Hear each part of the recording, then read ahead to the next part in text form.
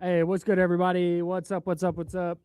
Chatty House. Chatty gang, what up? Yes. All right. Walk in, dude. All right. What do you guys want to talk about?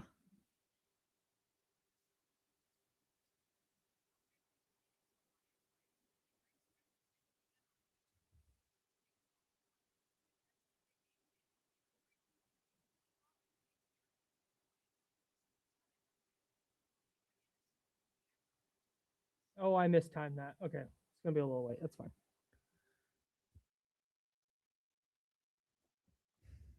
Hoffa. About in the same position, brother.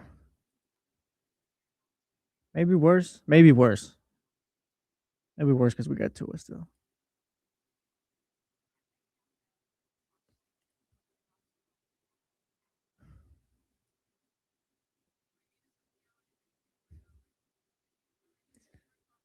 Yeah, sorry, Sakara. Fernando Mendoza.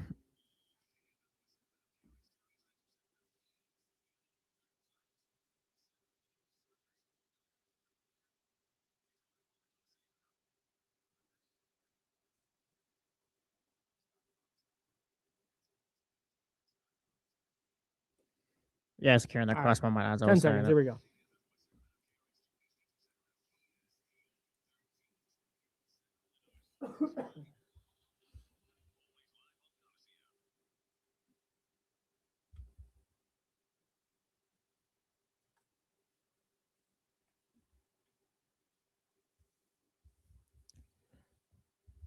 Hey, welcome in to the Sacramento Kings post trade deadline Extravaganza Palooza show roundtable.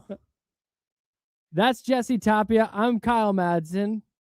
Damian Barling, Kenny Caraway will be back here with us momentarily. We're diving into what didn't happen. It didn't happen. Keep your feet up. I'm not surprised. Nothing happened for the Kings anyway, but some other trade stuff happened.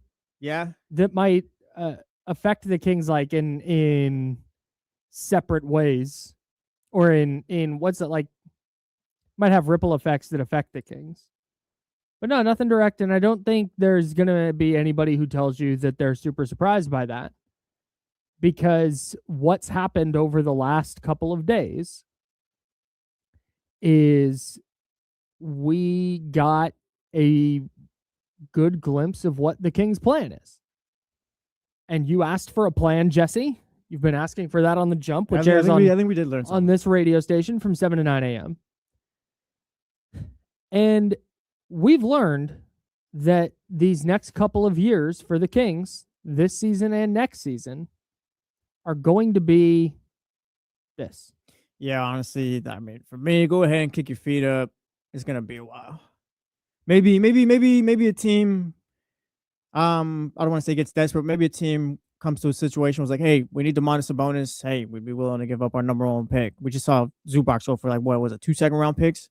I think it was. No, Zubats? Yes. No, it was a first round pick. Or two first round picks, I mean. Excuse me. Two first round picks, I think. First round pick this year that's protected 1 to 4. Yeah. 6 to and 10 to 30. 10 to 30, yeah. So 6 to 10. So if it lands in 5 to 9, that pick goes to the Clippers.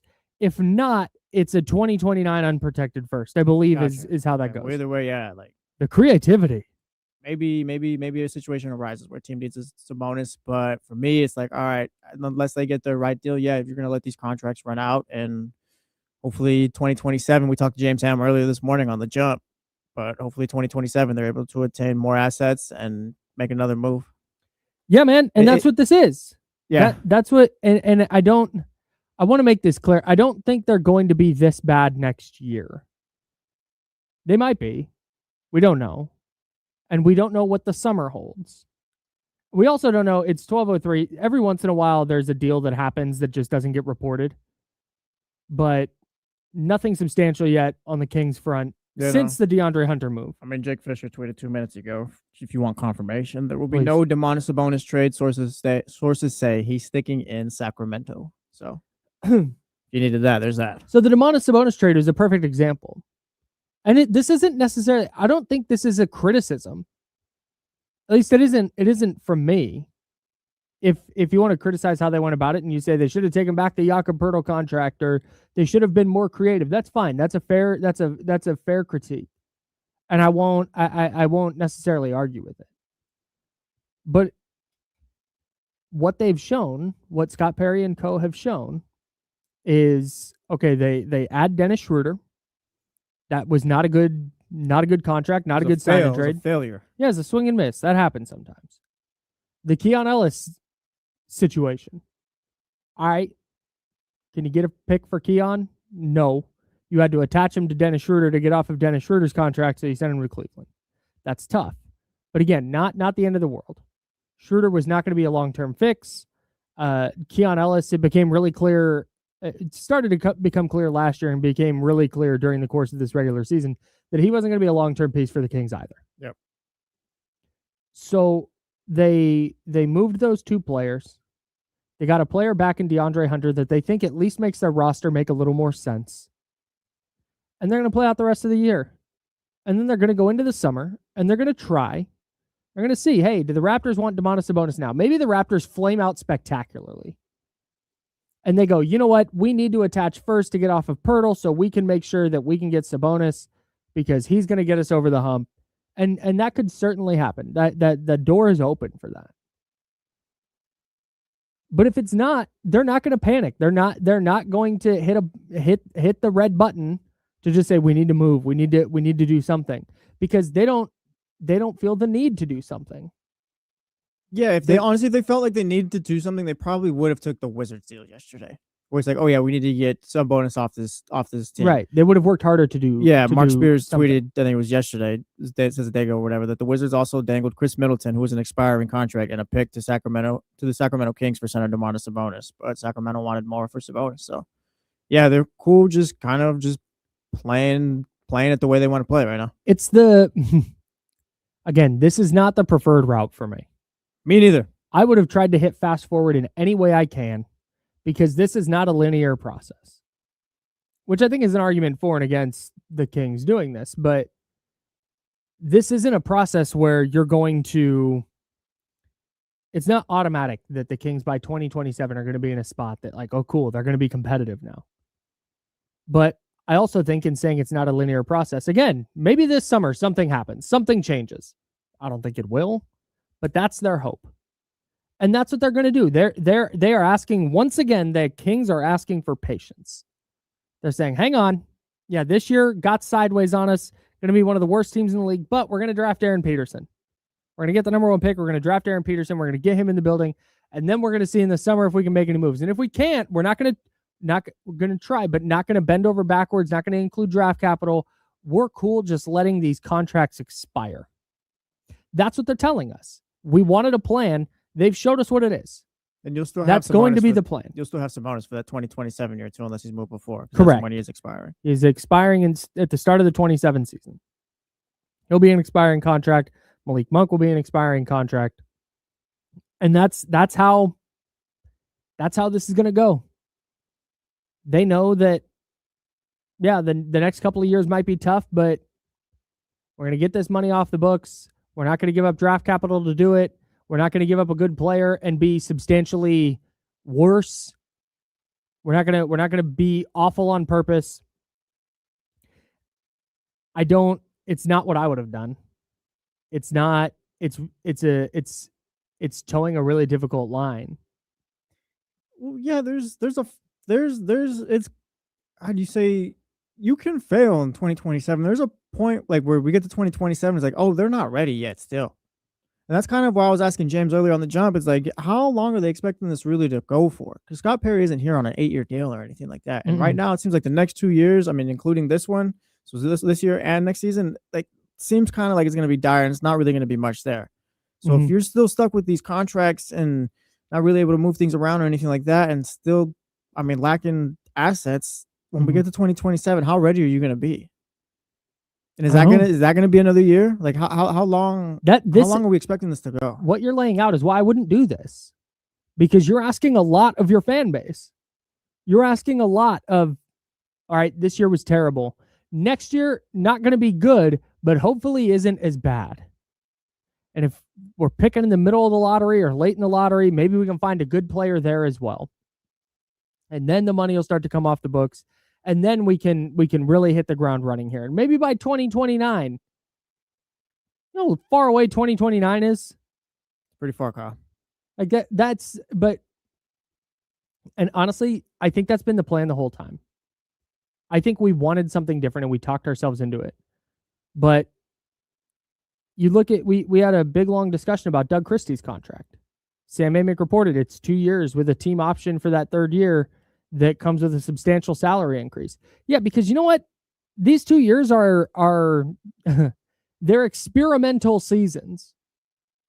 Yeah, we'll throw Dennis Schroeder in there. Yeah, throw Russell Westbrook in there. All right, we'll trade into the first round. Let's get Nick Clifford here. I got a second round pick. All right, here's Maxime Raynell. Here's Dylan Cardwell. All right, let's see what happens. Oh, this is bad. All right, let's try and make some moves. We'll get off of Dennis Schroeder. All right, the Keon Ellis thing not going to work out. All right, we'll move Keon Ellis. And we'll go into next year and kick the can down the road, barring some dramatic change with a team's desire to acquire Zach LaVine or a team's desire to acquire Domantas Sabonis. And that's hard. That's really tough. And they'll go into that second year with Doug Christie and they'll go, all right, another experimental year. Oh, it didn't go well. All right, that's fine. We're starting our real rebuild now. They'll judge Doug Christie then. Maybe they think he did a bang up job and they'll extend him. See, that's the thing too. It's like, what if you go through 2 years where you're bottom 5 team in the league, and then you come up to Doug Christie's third year or his team option that he's got in the third year, and it's like, yeah, 5-year extension. Welcome to the team, Doug. Like, I think a lot of people here would be pretty psyched. I think people would be psyched, but yeah, like, because people like Doug Christie here, but just more so, it's like, I don't know. That doesn't make sense to me. Why not just give him a normal contract in the first place in that case? If you knew or had this plan where it's like, yeah, the next 2 years we're gonna kind of just not get it by, but just more so like, yeah, we might not be very good. Like, why not go all in with Doug? Because I'm not totally sure the plan is to keep him beyond that second year. That's my point. Okay, and that's kind of what I'm asking too. Yeah, I think if Doug Christie had come in and just done an amazing job, which again, I don't know. Maybe he does next year. Maybe Dylan Cardwell develops like crazy and Maxime Raynell and Nick Clifford, and they bring in Darren Peterson, and that group is just this awesome young core, and they rally behind Doug, and Doug is their guy, and cool, we have a direct. In that case, yeah, okay, now you can extend this coach. But in the event that it gets sideways like this, they're bad this year, they're bad next year, there's no tangible growth, there's no real direction, they can go, okay, cool. All right, Doug, good work, thanks, you're done here. Now we're going to get an experienced coach who can kind of get us through the actual rebuild. And that's what these years, it's the same thing as, it's in a similar vein to me as, yeah, Domantas Sabonis is available for trade. If a team's going to give us a first-round pick for the guy, or a first-round pick and a player that we like in RJ Barrett, yeah, we'll do it. But we're not just going to do it for nothing. Like, Doug, if he shows something as a coach, yeah, cool, they'll extend him, but they're not going to, I don't know that the plan is necessarily like, oh yeah, Doug's going to be the coach long term. They would probably like it, but I don't think that's the plan. Yeah. If it was, they would do what you're talking about. They would have given him a real contract. They're going to make him earn it. And I think I was trying to be too optimistic maybe in thinking that there was a version of this that they were going to, there's urgency. That's the mistake I made. Urgency. I thought there would be more urgency inside that building. Not so much that you blow everything up, you shed a bunch of draft capital, and you try and make the play in this year. That's not the type of urgency I'm talking about. I'm talking about the type of urgency where they go, okay, we're going to bend over backwards. We're going to get super creative to make sure we can get off of Domantas Sabonis' contract. Oh, the Bucks are interested in Zach LaVine. Okay, we're going to work really hard. We will attach a first-round pick to Zach LaVine to get off of this contract. So we can, there was never going to be that button, and I think I was naive to think so. Yeah. Because everything laid out, every card that was on the table pointed to the next 2 years kind of being like, Well, yeah, because like you look at the Zach LaVine gap thing, years. the thing you held on to with Zach LaVine was like, hey, maybe the Bucks are just desperate enough to it's like, yeah, let's give it one more shot with Giannis. And I mean, we got the contract where it's like, yeah, they can, that's the one that fits or whatever. But like that was, who knows how realistic that ever was, because it was just one team we ever talked about. Mhm. Sabonis, again, was just one team we talked about. I mean, the Wizards offered something, but again, the Kings weren't interested. So what do you do with that? But I Yeah. mean, yeah, we're going to be here for a little while. Unless on the yeah, I'm it's disappointing. We said that a million times this morning.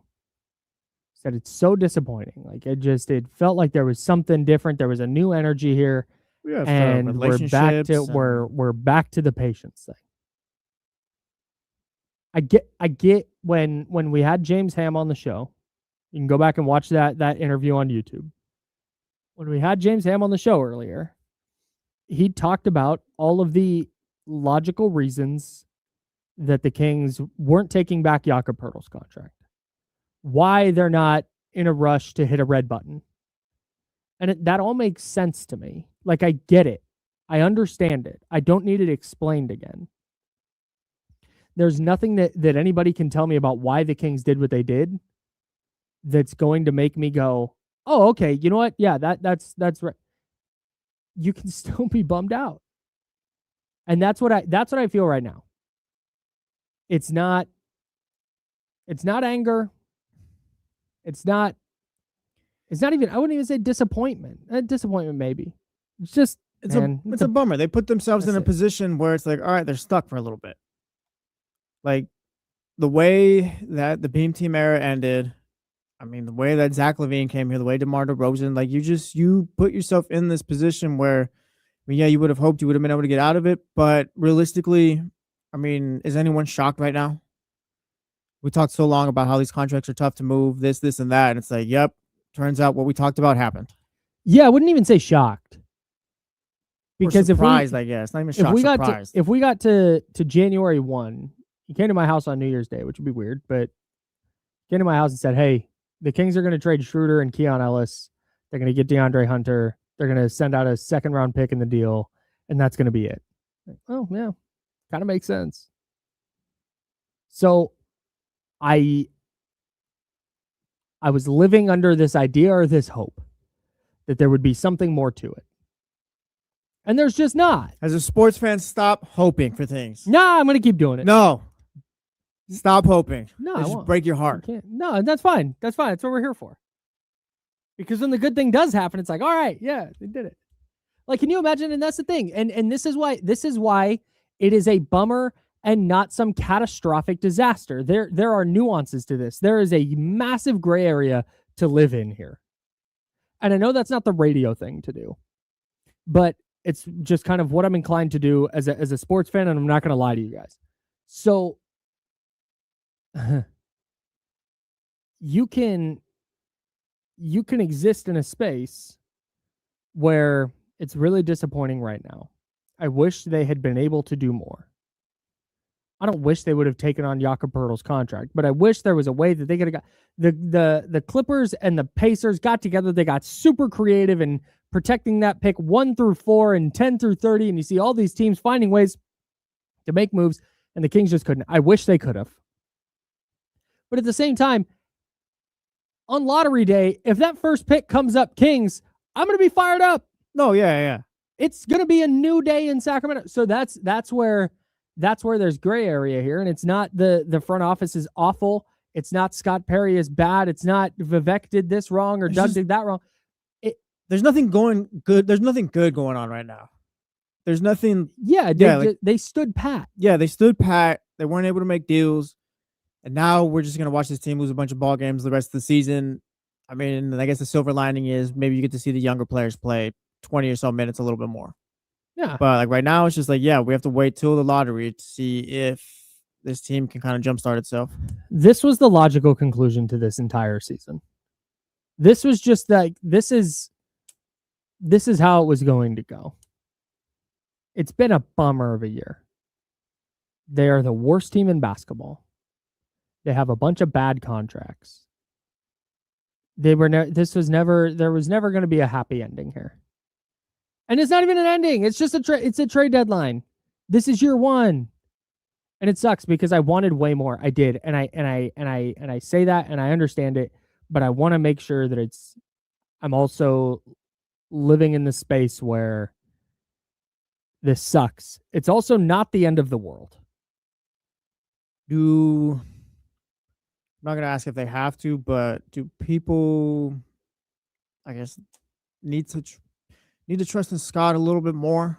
Because there was deals that presented themselves, and I don't want to say give him the benefit of the doubt, because like I don't even feel, I'm just mainly asking the question here, I guess, but deals presented themselves. We saw the Washington one from Mark Spears. We don't know what the pick was or whatever, but we saw the one from Mark Spears. We heard about the Toronto one, and Scott Perry, like that's just not what he's looking for. We're not even a full year into his tenure or anything like that.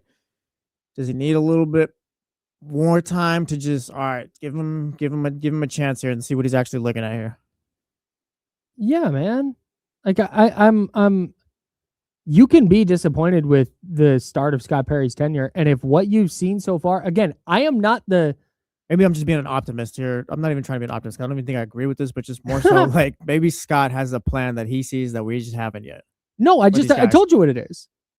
The plan is, the contracts are going to run out, and if we run into something, if we fall backwards into a deal that we're going to require draft capital to move off one of these guys, we'll do it. But we're not going to try super hard to get off these contracts, because you know what? These 2 years don't count. All right, that's fair enough. I don't like Scott's plan. I don't like it. No, I don't like either. It all, yeah. I don't either. And if what we've seen from Scott Perry so far is a deal breaker for you as a Kings fan, as a diehard fan who's been through everything with this team, if you've reached a point where you're like, yeah, he's not going to be able to do it, I've given up my optimism, because you're always going to be a fan. There's always going to be that thing in the back of your head, like, oh, I hope something goes right. Yeah. If you've given up on your optimism because of this, I'm not going to tell you not to. I get it. I 100% understand, but at the same time, for the people who do still have their optimism, who are like, yeah, I'm not totally giving up on Scott. It's not a great start, but I'm not ready to fire the guy. Oh, and that's it. Like, but on the other hand, I'm gonna say this. When you, I like announcing that I'm going to say something on an audio medium. Everybody, I'm about to talk. When you do it this way, when you say we're going to build through the draft, we're chilling, we're not going to move our contracts, we're here till 2027. You better hit that pick. Well, your pick this year better be a super freaking star. That is the thing. If this is the path we're going, you literally you can't miss. Correct. At all. Correct. Because when we do get to 2027, it's like, all right, Darren Peterson is here in place, or Agent DeMonsta, whoever. Go ahead, I don't care. Darren Peterson, we're manifesting. Darren Peterson, we're manifesting that. Darren Peterson is here. Nick Clifford has developed a little bit more. Maxime Reynaud is looking better. They look like there's things in place where it's like, now we need to fill this spot, but like now the vision is there. Because if not, then you're just gonna get fired in 5 years, 3 years, 4 years. Oh, 5, I'd be shocked. If you whiff on the pick in 2026, you're toast. I was just being generous, but you get my point. This draft pick now, because this is no longer okay, cool, you've given yourself a couple of years. No. You've now circled 2027 on the calendar. If you miss on the 2026 pick,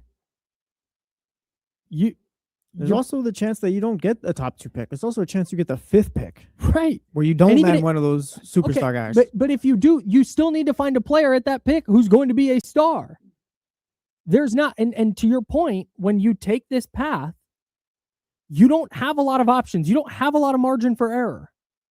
They need a star level player. We have established that over the course of the last, year and a half. They need a star level player. I guess the last year. They need to bring in a star. That's what they need. You don't get to whiff on this pick. You don't get to have this pick be like, he's a rotation guy. No, you need a star. If you get to 2027 and you're picking in the mid lottery again, all right, you better find a star, because at some point that is the path they are taking. Yeah. That's the road they've decided to go down. And that's okay. But that ramps up the pressure on your 2026 pick or picks. It ramps up the pressure on what you're doing in 2027. And okay, you can exercise patience with the guys you have on your roster right now, but we know those guys aren't going to be a winner. We know this team is not going to be a winner. There needs to be a massive influx of talent. And finding a Dylan Cardwell is great.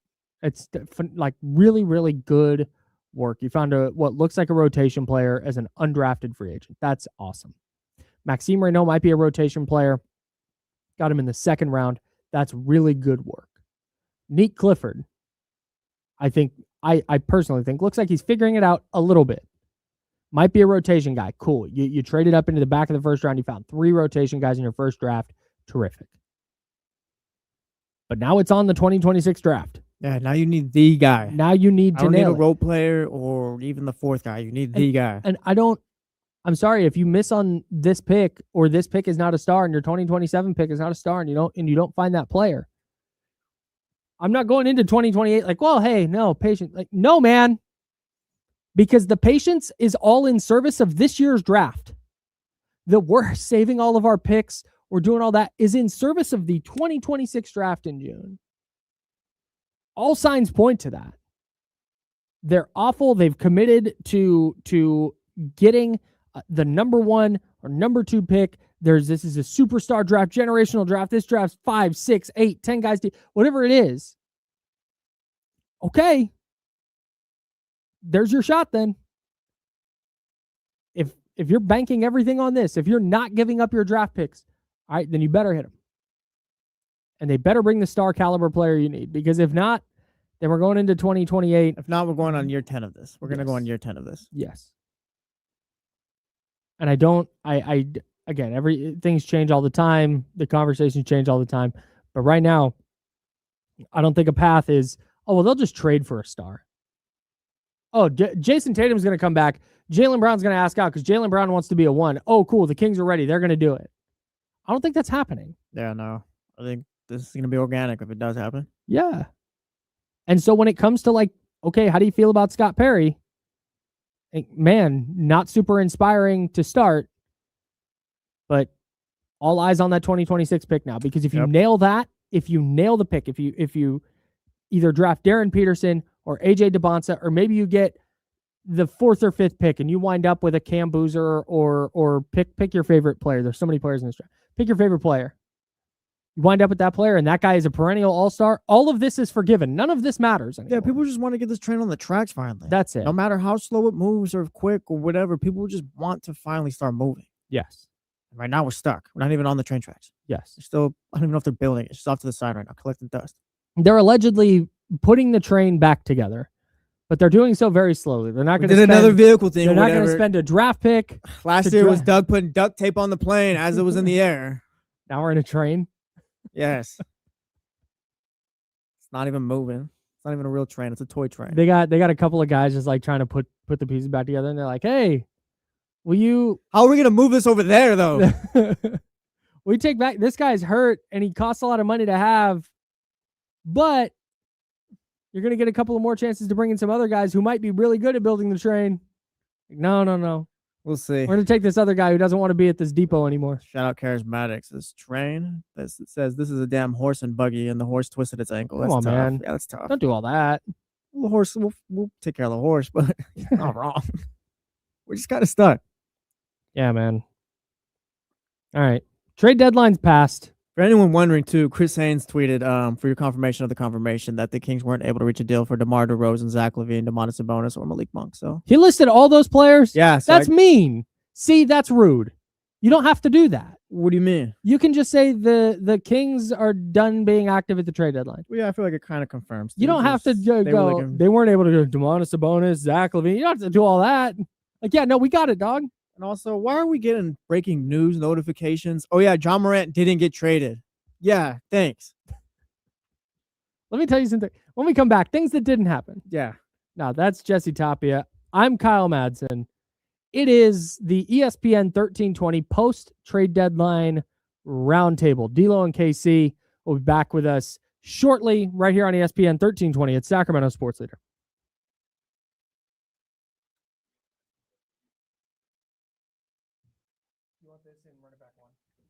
Yes, please.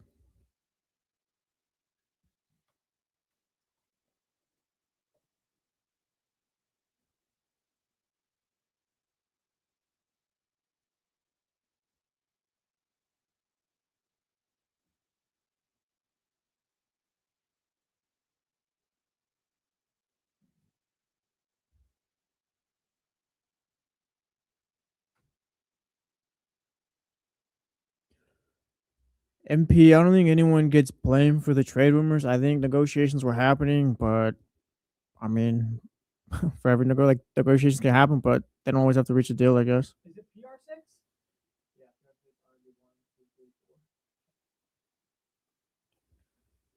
PR6? It's cool, Soren. I would have liked Zubac, but I guess I get why they didn't get him. So I'll take Vucevic. He's not like the starting center of the future or anything like that, but for this season, I'm with it.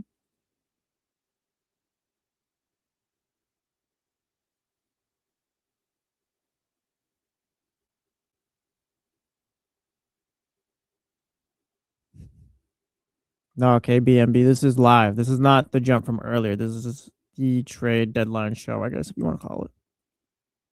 What's up, Spencer?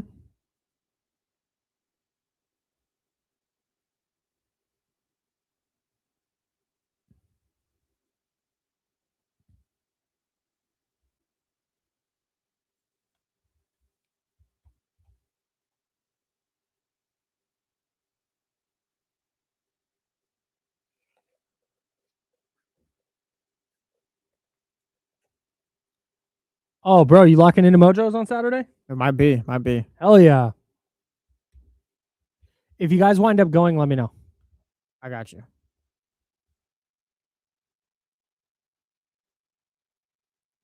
My man. Shout out Scooter. We're all getting used to the early time. Don't worry. No, I went to Trader Joe's. Got myself a little coffee. Got some work done. Yeah, I went home, cut some clips, made a bagel breakfast sandwich. Did you get a nap? No, dude. I Nah. told you. Ah, I got no nap, and I'm here to talk about no trades. yeah. If you guys wind up pulling up to Mojo's, let me know. Hey. Beer, food. What's at Mojo's? It's a bar and kitchen, man. It's a It's good actually time. a tap. That's It's actually a tap. a good room time and is at kitchen. Mojo's. Yeah, charismatic. Honestly, I'm a little disappointed. I don't understand why the East Coast has such a hold on the bagel breakfast sandwich. It feels like there should be more of a thing here.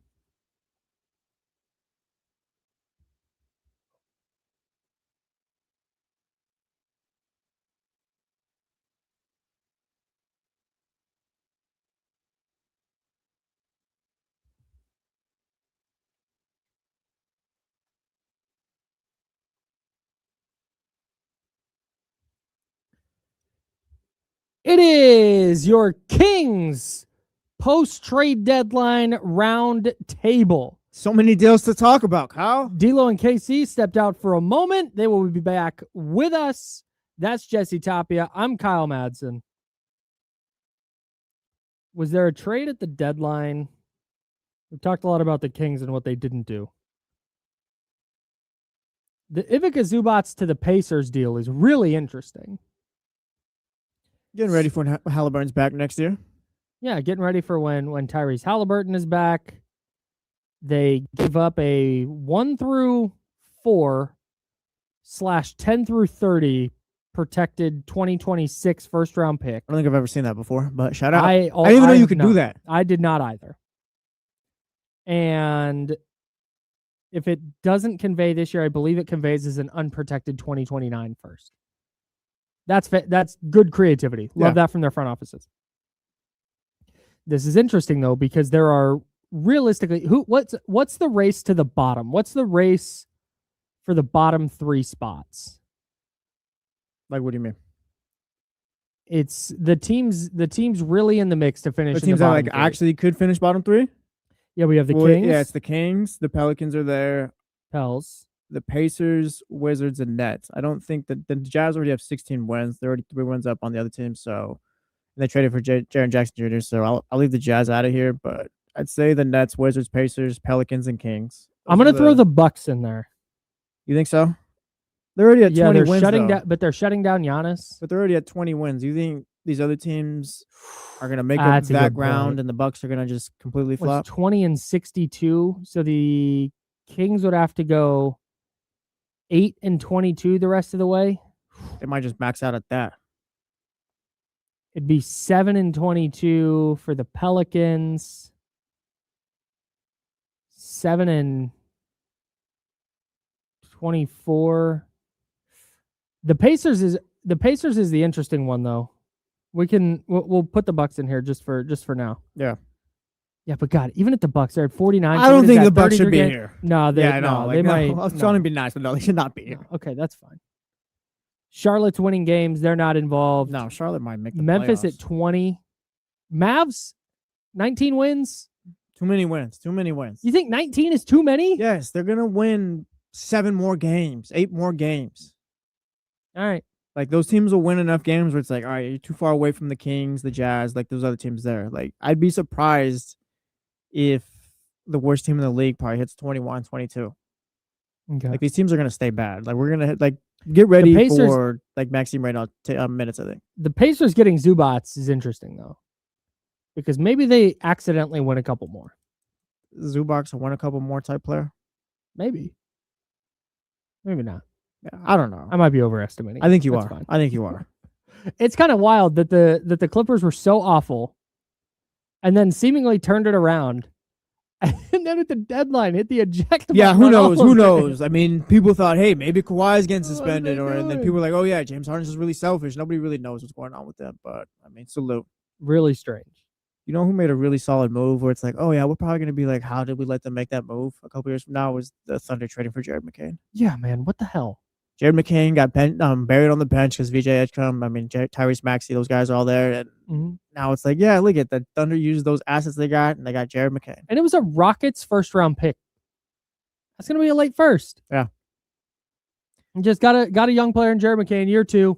Tore it up in the first half of last year. He's not a bad player. Just Sixers got good guards on the team right now. And he got hurt, so he lost his job. Yep. Like, what the hell? That's it. There are moves that teams make, and I feel like this is across sports. I feel like the Ravens do this a lot, where they just trade a 5th round pick for a player. Yeah, for Roquan Smith. And you look and you go, wait, what the? Why didn't Roquan? But same thing. You know what I'm saying? Why didn't another team do that? Jared McCain was just available? Why didn't a team with a better first than the Rockets first say, hey, we would like to have Jared McCain? I don't understand that at all. It's almost like as if people forgot about Jared McCain or just didn't realize that he was buried on the bench and Oklahoma City was paying attention. That's one of the things I would like to, and maybe Scott Perry already does this, but it's something that Howie Roseman, who's the Philadelphia Eagles GM, is famous for. And that is he will just call teams. He will call the Dallas Cowboys for Micah Parsons. Yeah. Like he did. And he'll just call, but it might not be Micah Parsons, but he might call and go, let's say before the Steelers traded George Pickens. Hey, George Pickens available for a 2nd round pick? No? All right. But every once in a while, you're just going to get a team that goes, or I say 2nd round pick, it might be, hey, is such and such available for a 4th round pick? Yeah. And sometimes the team will just go, oh, yeah, sure. And you fall backwards into a good player for a mid-level draft pick. That's the kind of thing I would like to see Scott Perry do. Because maybe you wind up with a player like Jared McCain for a Spurs 1st round pick. I don't even have the assets to do it though. Well, yeah. Sam Presti's back to square one. Loaded in that way. Back to square one again. Back to misery. Yeah. But as far as and that's if you're loading up on future 1st round picks, which the Kings have access to all their future firsts, they have that Minnesota unprotected first in 2030. I think so, something like that. 2030, 2031. I always get that confused. They have the Spurs pick next year. I know why right now they're not eager to start unloading their draft capital, but at some point they're going to need to. Yeah, 2031 they got Minnesota's pick unprotected. Because if you're stockpiling picks and then just kind of waiting and being like, oh, we might need that pick. No, man. You stockpile picks in 2031, for 2031, 2032, in 2026 with the idea of trading it to get a good player. And again, I don't think they're going to be doing that right now. I don't think their roster's in a place that you would do that right now. Jared McCain on the Kings right now wouldn't make sense. I disagree. Really? Yes, it's a young player that I think can be something. I don't think, like I said, he got hurt and lost his job just because Philly drafted well and there was other better players there. But I think Jared McCain is someone where it's that's not. I think necessarily. But you're not gonna risk giving up a pick this year for him. Oh yeah, I guess you get that. Yeah. That's it. Even if you wouldn't give up your own pick. Yeah, this year. Yeah. Never mind. So that's it. So that yeah. Sorry, that's what I meant. You're not gonna go do that for Jared McCain. If they want to make I'm gonna keep going back to Jaylen Brown just as a MVP. If the Celtics want to make Jaylen Brown available, then yeah, sure, let's have that conversation. But Jared McCain. Stephen Castaneda in the chat house asked, can we expect stars on this team to start sitting out? I don't think we'll see them sitting out, but Define stars. The guys who make hella money on this team. Those guys. Oh. But yeah, I don't think we'll see those guys hit the bench or anything like that. Well, I think it's gonna be a lot of what we saw yesterday. Doug's gonna get you 20 minutes for Sabonis, Levine, or whoever, but no, Max and those young guys are gonna get their minutes as well. I think everyone's still gonna play, but everyone's minutes are just gonna. The young guys' minutes come up. Vets' minutes will come down. Just received word from our Kings insider, James Ham, host of the Locked On Kings podcast, that he's going to jump on with us in a few minutes. He has some info. Oh. So some info from James Ham coming in just a few moments here on ESPN 1320 Sacramento Sports Leader. You are listening to the Kings post-trade deadline roundtable on ESPN 1320. D'Lo and Casey are going to be joining us in just a couple of minutes. I am... Oh yeah, there they are. They just popped up. So D'Lo and Casey are going to be joining us in just a couple of minutes. What was it that you just said? If about the minutes? Yes. Oh, like last night. Yeah. Yeah. So I think for the next, what day is it? February 5. I think for the next month and a half, it looks a lot like last night did, where in a close game, the young players are going to try and close it out. They're going to get that experience. If they happen to win one, great. We're talking about the building blocks and we're talking about growth and this player played well. And oh, look at Devin Carter gave him some good minutes last night. That's going to be the conversation. I think you might see, Domantas Sabonis knee injury management. Yeah, okay, he's going to sit tonight. Oh, Zach LaVine's got a sore ankle. He's going to be out tonight. Yeah, no, that makes sense. I think you'll start seeing that more often though in like a month or a month and a half, when the tanking really starts. It started now, but it gets really blatant as the season goes on. Yeah, no. I mean, we'll see. Do you think that means anything for Doug Christie? The fact that they are playing the younger guys, you're not playing the vets anymore, trying to win. I'm throwing that in quotes for the radio people. You kind of, there's a plan and Doug's going along with it, I guess. I'd assume Scott Perry and Co. were in on it as well. Yeah. Where it's yes, this is the lineups. Does that help him at all? James mentioned this earlier when he was on with us on the jump. From 7 to 9 a.m. on ESPN 1320. Set your alarms, please. Yeah, learn how to set an alarm and then do it. Yeah.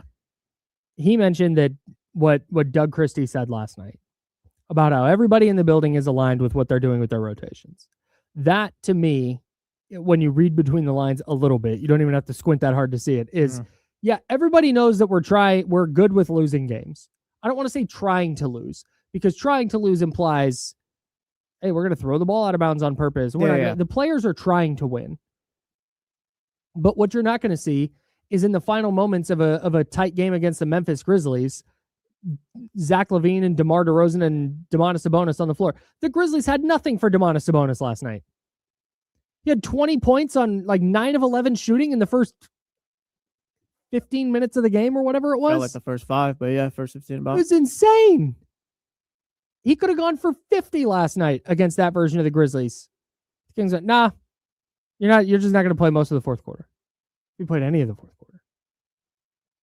And I think that's what it's going to be. I think everybody in the building's aligned with it. I think for Doug, this is the best thing he can do when it comes to the whole job security thing.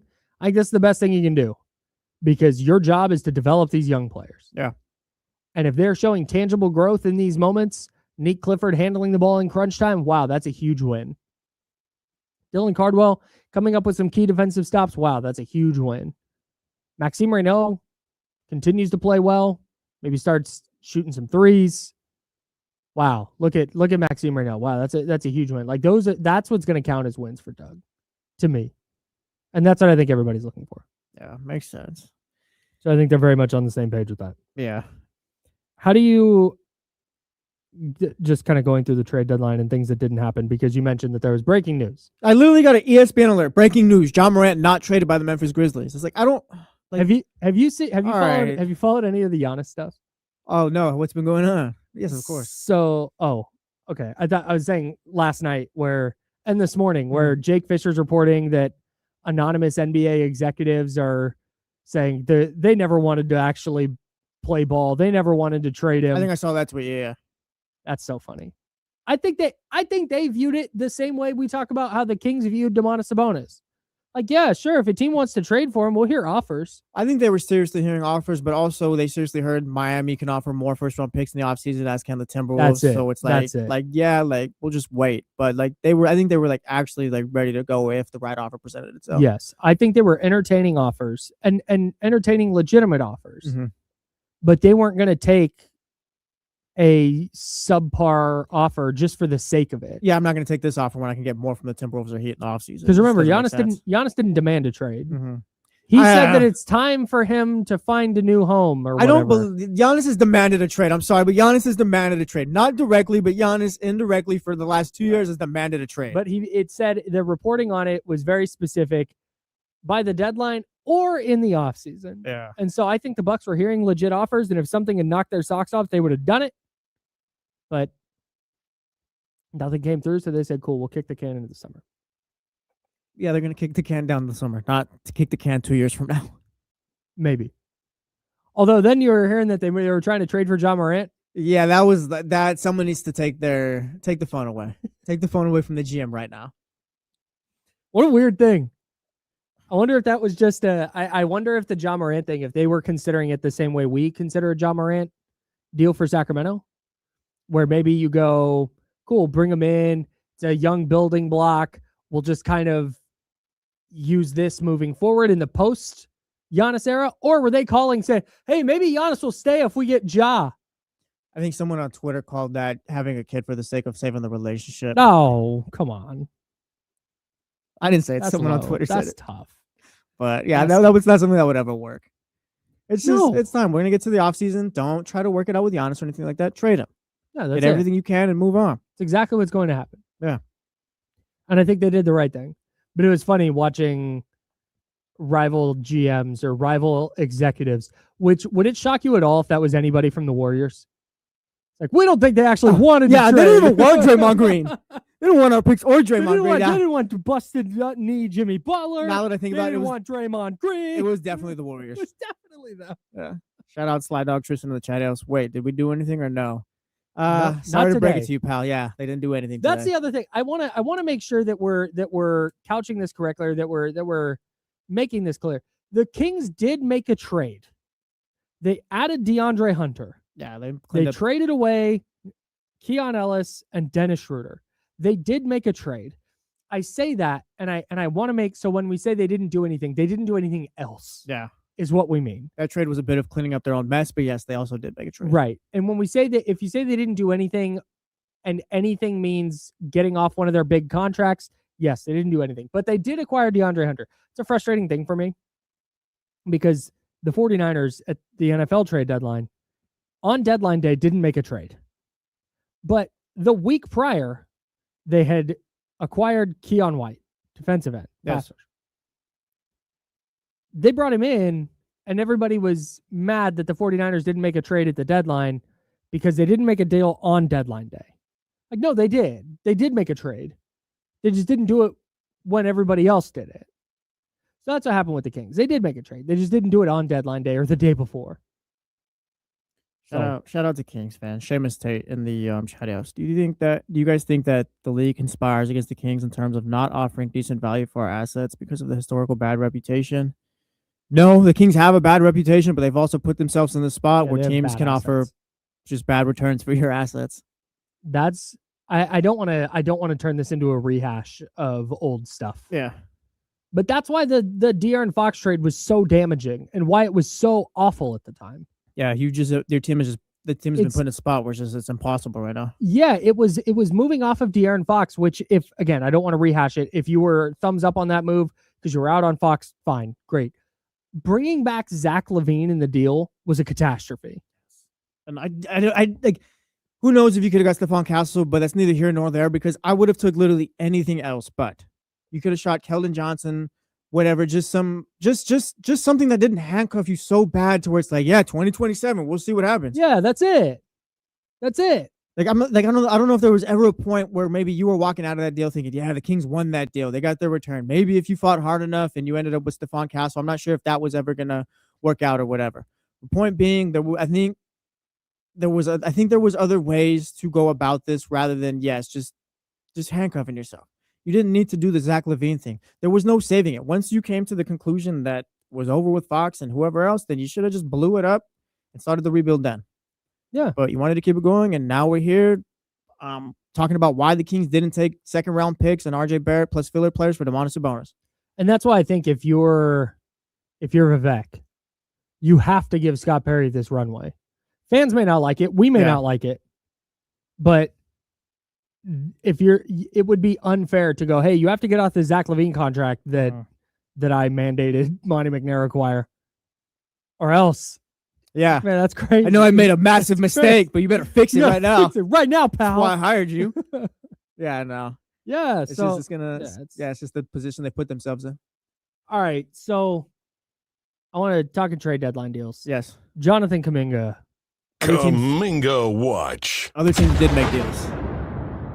Jonathan Kuminga was traded to the Hawks. The Warriors acquired the $30 million expiring contract of Kristaps Porzingis. And we have ESPN on the TV right now because of the legal mandate from the ESPN. Yes. That's a joke. We don't actually have that. But it was, which is a bigger deal?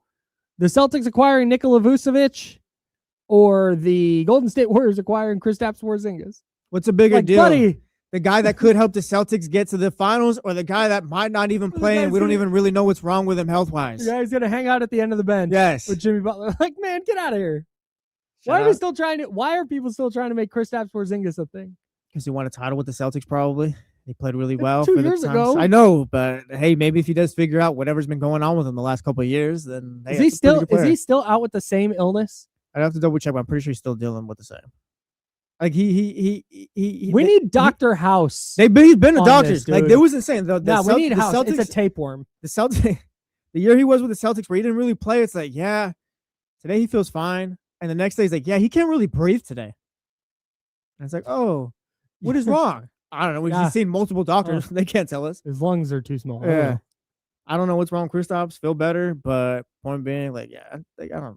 They were trying to push a lot of the Warriors stuff. They kept trying to tell us that they had the best offer for the Bucks, and watch out for the Warriors, this, and that, and then it's like, no. They might have had the best offer for the Bucks because they're going to be so ass in the post-Steph era that those picks might have been hella valuable. Yeah.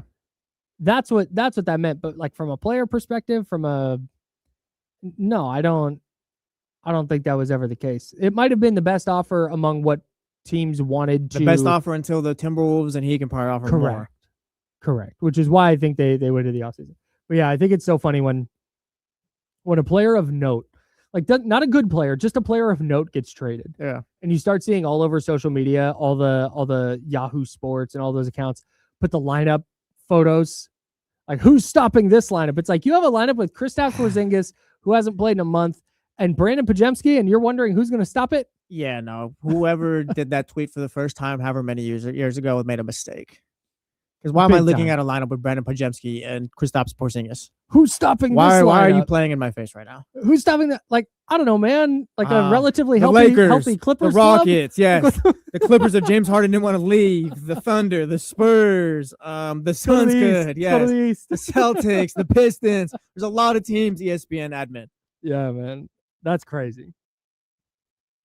They got Kristaps Porzingis. What's this mean for the Warriors? Not a lot. They've been trying to sell us on pods for a while now. Too. I'm out, dude. No, that's your boy. I'm so tired. You know, of being told that Brandon Pajemski is anything more than mid at basketball. I was out on pods the day he said, yeah, if I pursued baseball, I could have been like Shohei.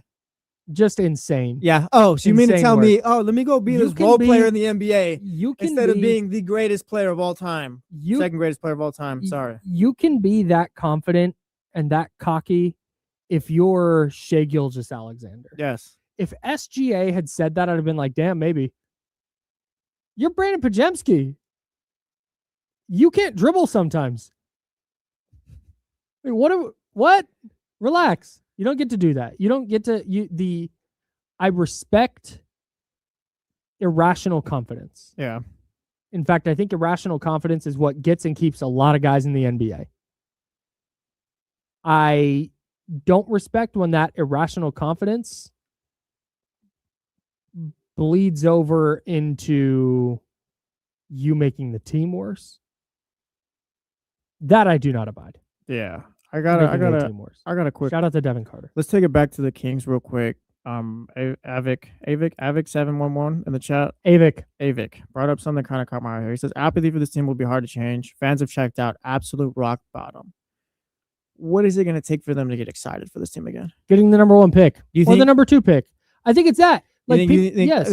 So you think just if they get one of those guys, it's like, all right, they're back, or do you think people are going to be like, all right, well, let's see how they do with this? Like, is it going to come with skepticism and caution, or is it going to be like, yeah, we're back? Until the Kings hoist a Larry O'Brien trophy, there's going to be skepticism and caution. Ask Buffalo Bills fans. Ask New York Jets fans. Like that is just how it goes. Yeah.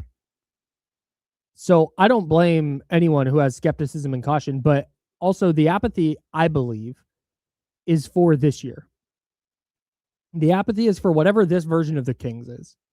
And maybe it's next year too. If they're just following this path, yeah, man, then fans are going to go down the same path they're on. But I also know Kings fans. I also watched Zach LaVine dunk against the Bucks this year recently to continue a run and get back into a game. And I heard Golden One Center go crazy. Yeah. Like I've seen it. We've all seen it. So I'm not gonna, I will never tell you how to fan, but I'm also not gonna blame anybody if they're like, hey man, I don't care. Like Kings game's on tonight. I'm not tapped in the way I was. Yeah. But if Darren Peterson or when Darren Peterson is starting at guard next year for the Kings, people are gonna be fired up. People are gonna be excited. Scooter says right here in the chatty house, a top pick isn't going to get fans excited, or if it does, it'll be for 5 minutes. He says once that wears off, it'll be the same doom and gloom. I could be way off here, and Scooter could be absolutely correct, but I think if Darren Peterson is on the Kings, when Darren Peterson is on the Kings, we're manifesting. Right on the board. Ooh, right okay, on the board. I'll do that at the break. Okay. I'll do that at the break. Darren Peterson going to be a Sacramento King. If that happens, when that happens, people are going to be excited for Summer League, for the preseason, for his first game, for his first home game. Like that's going to be a thing that people are very, very excited about. The second the card gets pulled for them to be the number 1 pick, it's going to be people in Darren Peterson Photoshops, people buying Darren Peterson jerseys. There's going to be watch parties for the draft. It's going to be a whole thing. And it's going to be Darren Peterson time in Sacramento. That's what I believe is going to happen. There's going to be a small portion of fans who are just like, no, he's going to suck because it's the Kings. Yeah. Like, yeah, man. But also that's self-preservation. That's cope. That's how I exist. Like, yeah, I'm excited, but oh boy. Yeah, it seems a lot of people crash and burn so many times. Yeah, it seems a lot of people in the chat house are saying that, like Tyler Jennings right here, he'll be excited if they get from Peterson, franchise changer. That's it. Yeah. Anything, and that's it. Franchise changer. Anything that changes the current course of the franchise, I think, is going to get people excited. And that's why this trade deadline was such a bummer. Yeah. Because they're staying on course to whatever that is. And people want something that's going to change that course. And they didn't get it. And I don't blame a single person who's mad about that or upset about that or bummed about that or whatever it is. James Ham, Damian Barling, Kenny Caraway, they're going to join the roundtable next. You're not going to want to miss this. James Ham said he's got some info for us. We'll talk about that. We'll react to that. We'll talk about Giannis not getting traded. We'll talk about Jonathan Kuminga getting traded. What does all of this mean for the Sacramento Kings? We'll get into that on your post-trade deadline Kings roundtable. I'm Kyle Madsen. That's Jesse Tapia, D'Lo, KC, our Kings insider, James Ham, all joining us next on ESPN 1320, Sacramento Sports Leader.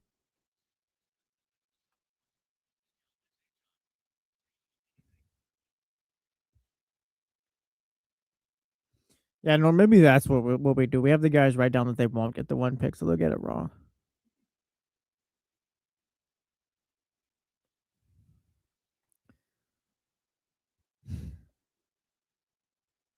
I think you guys' saving grace here is that there's a lot of bad owners around sports, and like the Suns got to the finals with Robert Sarver and things like that. I think you guys can. I think the Kings can win with Vivek still. As crazy that might sound. Just because we've seen other teams do it. So damn it, the Kings got to be able to do it, right? Yeah, man. If you're just at the point where you're just like, they're never gonna win, I can't help you with that. Oh yeah, Chad, I was getting kind of wild. Hit the thumbs up, please.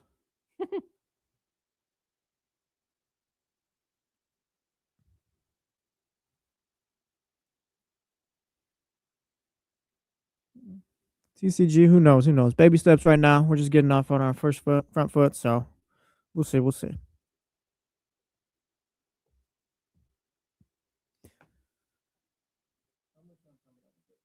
Oh.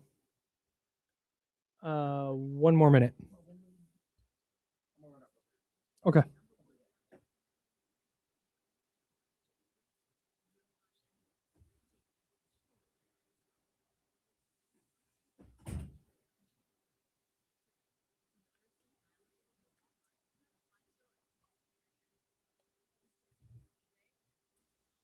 Hey, James. Yo, what's happening? Chilling. Let me get that up. D'Lo and KC should be in here in a little bit. And we got 45 seconds.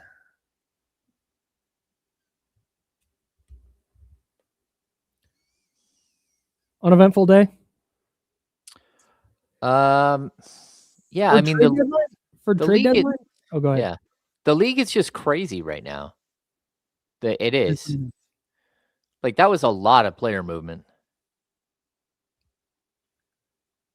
On trade deadline day, do you just hang out on the phone? Actually, answer that in 10 seconds. We're coming Yeah. back. Hang on. Cool.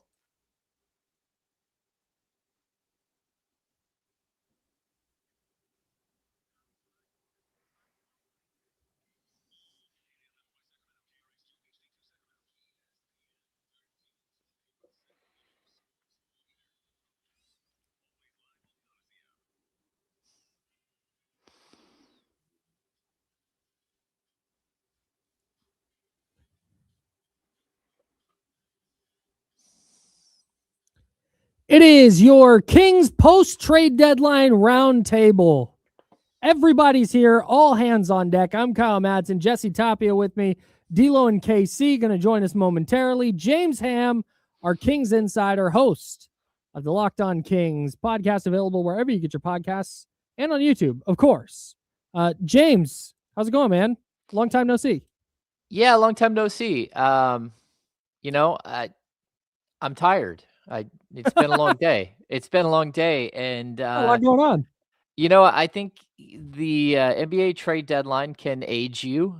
It can. It like takes years off your life. And I decided that I was going to shave my goatee and get all those years back. So No, okay, I thought it was just a lack of hat. But no, you did. You said, I was like, man, James looks a little different. I Man, you literally shaved. just shaved about 5 minutes ago. Wow. Yeah. Nice, man. Looks great. Welcome back, young James. I look younger when I shave. I It's do. crazy. You look No more different. white in the beard. No more white in the beard. Yeah. If you would like to see James, you can hit us up at youtube.com/ESPN1320 and twitch.tv/ESPN1320. This is the Kings Roundtable, Kings Post Trade Deadline Roundtable. James Ham, our Kings insider, joining us. So it sounded early in the week like the Kings were kind of heavily involved in a little bit of everything that was going on. What how close were they to squeezing another move out before the trade deadline? Yeah, according to a top source that I've got within the walls, it was close last week with Toronto. It got really close.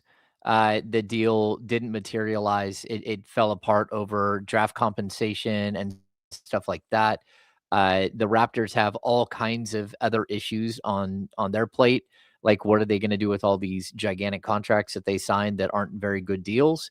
Oof. And the Kings just weren't in the market to be one of those teams. And I don't blame Scott Perry for not being in the market to take on a player like Jakob Poeltl, especially when what you were getting back was something like RJ Barrett. And I like RJ Barrett as a player.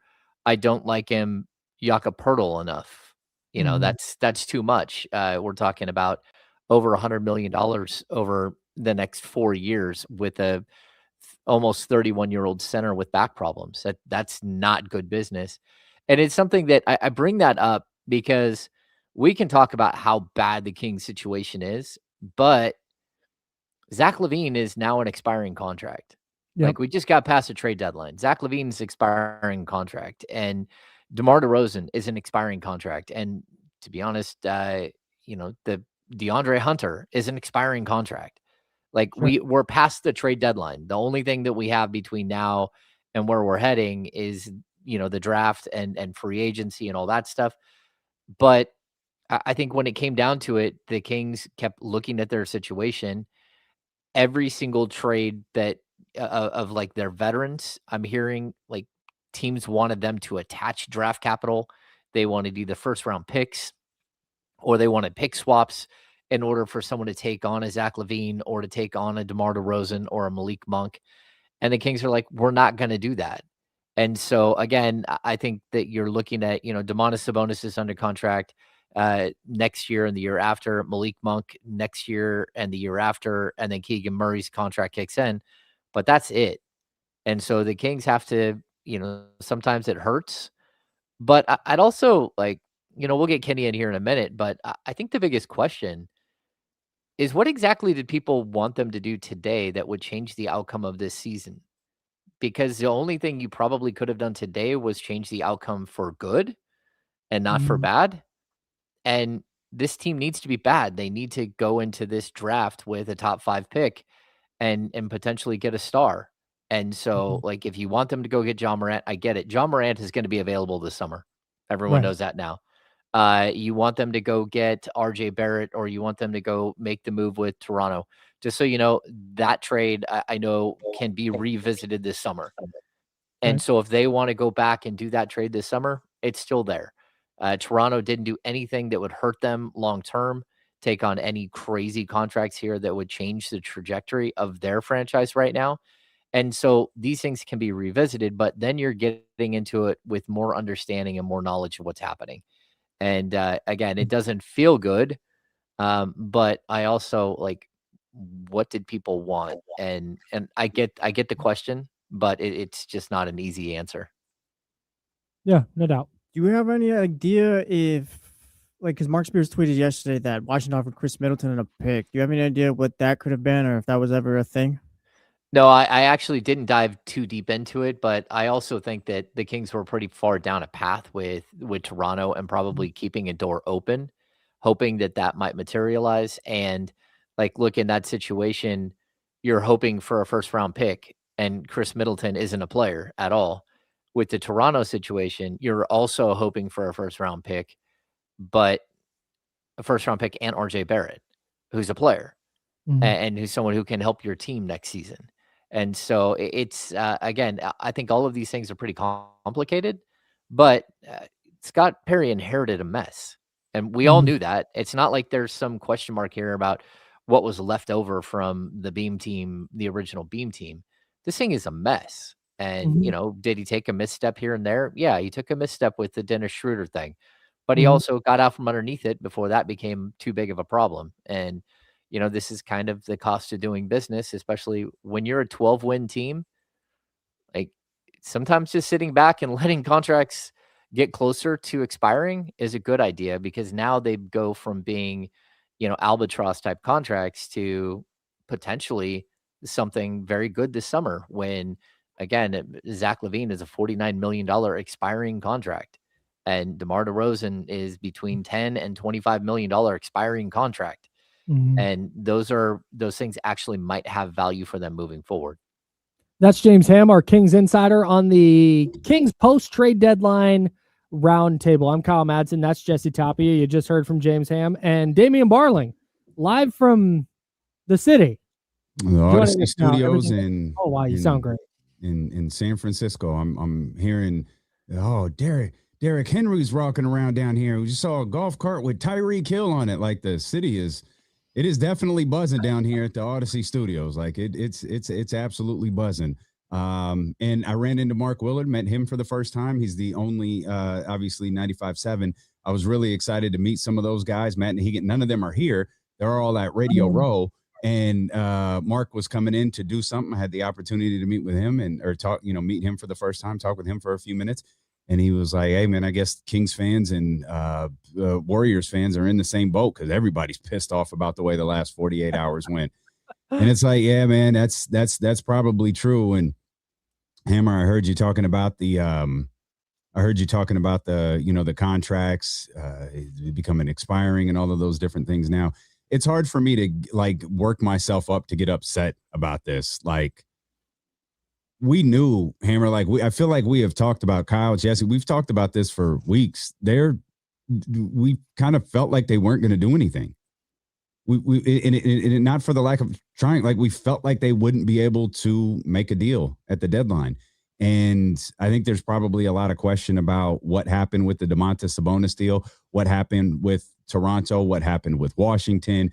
Was Jakob Poeltl a part of this? Was it just, did it just boil down to draft picks? How did it feel like every other team in the league was able to get things done, but somehow Sacramento wasn't?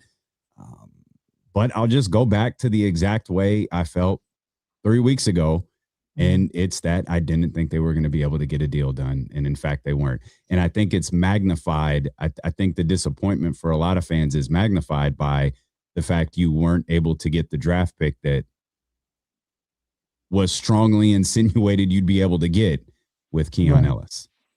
Yeah, I think a lot of the frustration comes down to that, right? It's that you did not get something for Keon Ellis. But I would tell you this, I talked to somebody today and they said, well, you do understand that the RJ Barrett thing, the DeAndre Hunter thing. DeAndre Hunter is basically going to make next season what Dennis Schroeder and whatever contract you were going to have to give Keon Ellis would be.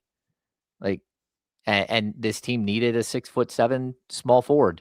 They needed somebody who can play defense. We've talked about it for years about they don't have the length and athleticism to compete at the NBA level.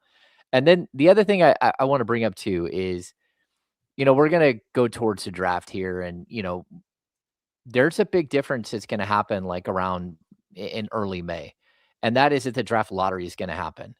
And from that moment on, we will know exactly what the Kings are looking at in the draft.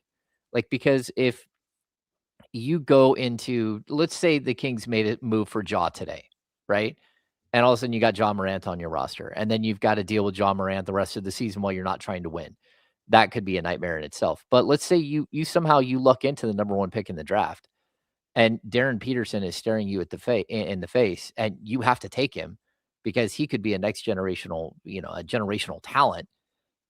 But you just traded for Ja, and now you have this question mark of whether you should.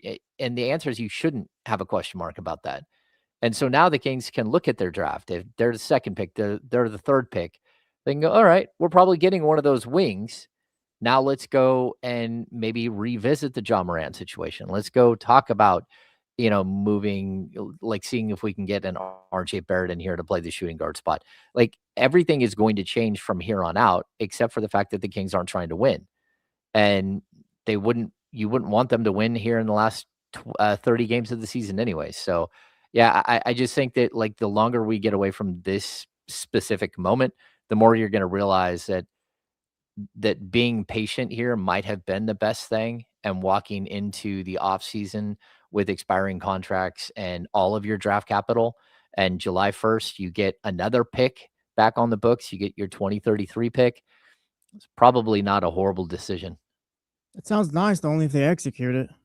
Like, I feel like we've been talking patience forever, whether it be whoever. And it's like, you can wait, but like, when are they gonna actually execute? Yeah, you have to hit your 2026 Yeah. pick. That's the bottom line for me. Like, that's what this all comes down to now. Well, we're talking about expiring deals and like just Zach LaVine and things like that. It's like, Mhm. all right, well, like, go ahead and execute it then. Like, if we're Yeah. gonna be patient, like, don't be patient for 3 years, 2 years. The frustration is patient for 20 years for Kings fans, but I think the frustration lies in, Jesse, was something we were talking about yesterday, is you might not like the plan, but the plan hasn't even started. Like, you're kind of just, it's literal purgatory. You're just kind of stuck here. Like, well, okay. Like, you don't even have the ability to fully execute what you want to do because you don't have, and I'll keep using Washington as an example. You don't have all of the young talent that Washington can decide whether they like or they don't, right? You don't have the movable assets that Washington had to decide, okay, this is the group of guys we like. This is the core group of young players that we like, and this is who we're going to go add with it. If you're Sacramento, you can't even start on that. And I think Kings fans were hoping at this trade deadline, maybe you would take a step into starting that. Maybe you couldn't fully like launch that plan into space, but at least you could take a step into starting that plan. And that wasn't the case. You weren't even able to do that with the Dennis Schroeder deal. Like, you know, maybe DeAndre is a compelling figure for this team moving forward. I think that's the RJ Barrett thing too. Maybe RJ would have been a compelling figure for this team moving forward. But in the end, you just have nothing. You're just finishing out this season with players, and it's not just contracts. It's not just lack of production. This fan base dislikes these players. They do not like Zach LaVine. Zach LaVine ain't never bothered nobody, but this fan base hates him. They hate his game. And I don't mean him personally. They hate his game. They hate his contract. They want nothing to do with him. DeMar DeRozan is an upstanding professional. He's busting his ass every night for the Sacramento Kings. Doesn't matter.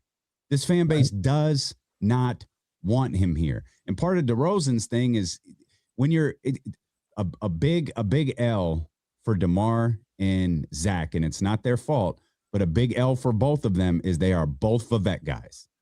Yep. And as long as you feel like there are Vivek guys on this team, I think it's why a lot of people are starting to turn a little bit on Doug.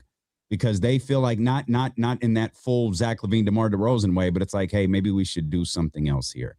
Is because they want to rid themselves so desperately of anything involving Vivek Ranadive and the basketball portion of this franchise. Yeah, I think the other part of it too, when it comes to frustration, is this team was also not supposed to be this ass. Like, they were not supposed to be this bad. Yeah. So I think there was an expectation, or there has been an expectation, that when they're at 12-40, that I think everybody understood going into the year, man, LaVine's going to be hard to trade. Sabonis going to be hard to trade. God, Monk's value, we talked so much about that. There's not a ton there. Okay, that's okay. Like, we're rolling forward. If they make the play in, cool. If not, that's okay. Draft pick. And then, like, the number 1 pick came into play, and it looked like, oh, maybe there's an accelerator to hit here. Maybe they hit rock bottom fast enough. You can get off of those contracts and kind of move this thing forward. And they're moving forward exactly how they were going to if they had won 35 games instead of 20. And that's tough. Yeah. Like, that's really, really difficult to get your head around, and just to be like, oh, okay, that's it. Oh, okay. So they're way worse than we thought they'd be, but nothing's going to be different. We're just kind of moving forward, business as usual. That's a really tough thing to wrap my head around and just be cool with. Like, regardless of whether they could have made a deal or not, it's difficult. It's difficult to sit here and just go, yeah, you know what? This is fine. Everything's cool. Everything's awesome. At least today, if they get the top pick, again, a lot of this will be water under the bridge, and we'll be looking forward to the Darren Peterson era. Excuse me. When they get the top pick, I'm manifesting. I'm writing it on the board. They're getting Darren Peterson. So you need to have Jesse write it on the board, not you. Jesse. Hey. Jesse gets to write it on the board. I don't want to mess up my perfect streak right now. I don't know. Yeah, that's a great point. I don't know if I can make that wish come true. Jesse has to feel. Jesse doesn't get to just write it down and it happens. He has to be confident. He's got to feel it. Yeah, I got to know. I got to know. Well, I want to add that, like, you know, again, Pete D'Alessandro asked for patience, and Vlade Divac asked for patience, and then Monty McNair and Wes Wilcox asked for patience, and now Scott Perry's doing it. And to be honest with you, like each of those people needed patience in the moment because some of them were drafting a bunch of young players, and it's like, hey, we're trying to get there, but they've got to grow, they've got to get better. This one is so unique because you have a general manager who inherited one of the biggest messes like this franchise has ever been in. And again, you can point directly at ownership for this situation. This is like it's clear cut. You knew you were firing your general manager and assistant GM. One of them walked out the door right afterwards and went to Utah State or wherever he went. But you knew this was happening. And instead of allowing basketball people to make basketball decisions, you didn't. And this is what happened. You absolutely got cooked. And so, like, there's no way out of this without like damaging yourself even further. So when I Mhm. hear I want patience, it's like, look at again what the Memphis Grizzlies just did. They traded Desmond Bane in the offseason for what, 4 first-round picks. Then they go and trade Jaren Jackson Jr. for 3 first-round picks and some young players. The Kings don't have a Desmond Bane and they don't have a Jaren Jackson Jr. to trade. So now here we are. That team has 13 first-round picks in the next 7 years, and the Kings have, maybe I think it's 7.5, something like that. But like that team has already jumped ahead of you in line as that type of build. And now you're looking around, okay, like how do we do this? And again, choosing a path is one thing, but choosing a path when you have the ability to move off of contracts, that's a whole different story. And especially if you have to give up first round picks to clear out some of this stuff, and then you're hurting the one thing that you do have, which is draft capital. Mhm. You can't do it. I mean, sometimes you got to sit back and say, okay, like, look, we can't get better today. And maybe we can tomorrow, but today we're not going to get better. And so it's got to be about bringing along the young players and losing as many games as possible. Well, it all depends on the player that turns out to be or whatever. But does this thing get set back anymore if they land the 4th or the 5th pick this year rather than, I mean, the top 3 pick in this draft? I think Because it, like, Bonsta and Peterson feel like the two where it's like, oh yeah, let's franchise, and after that, like, can you still get your guy with 4th, 5th? well, it goes back to what Kyle said. In that case, you can't get it. Like, you have to hit the pick. You cannot get the pick wrong under like any circumstance. And Yeah. if it's 1, you can't get it wrong. If it's 2, you can't get it wrong. If it's 3, 4, 5, you can't get the pick wrong. Like, you can't miss. Now, maybe Jesse, if those top 2, we'll say the AJ and Darren Peterson, if those top 2 guys are truly franchise changers, then like great. If you land at 3, 4, 5, probably in that vicinity because they're going to linger around the worst record in the league all year.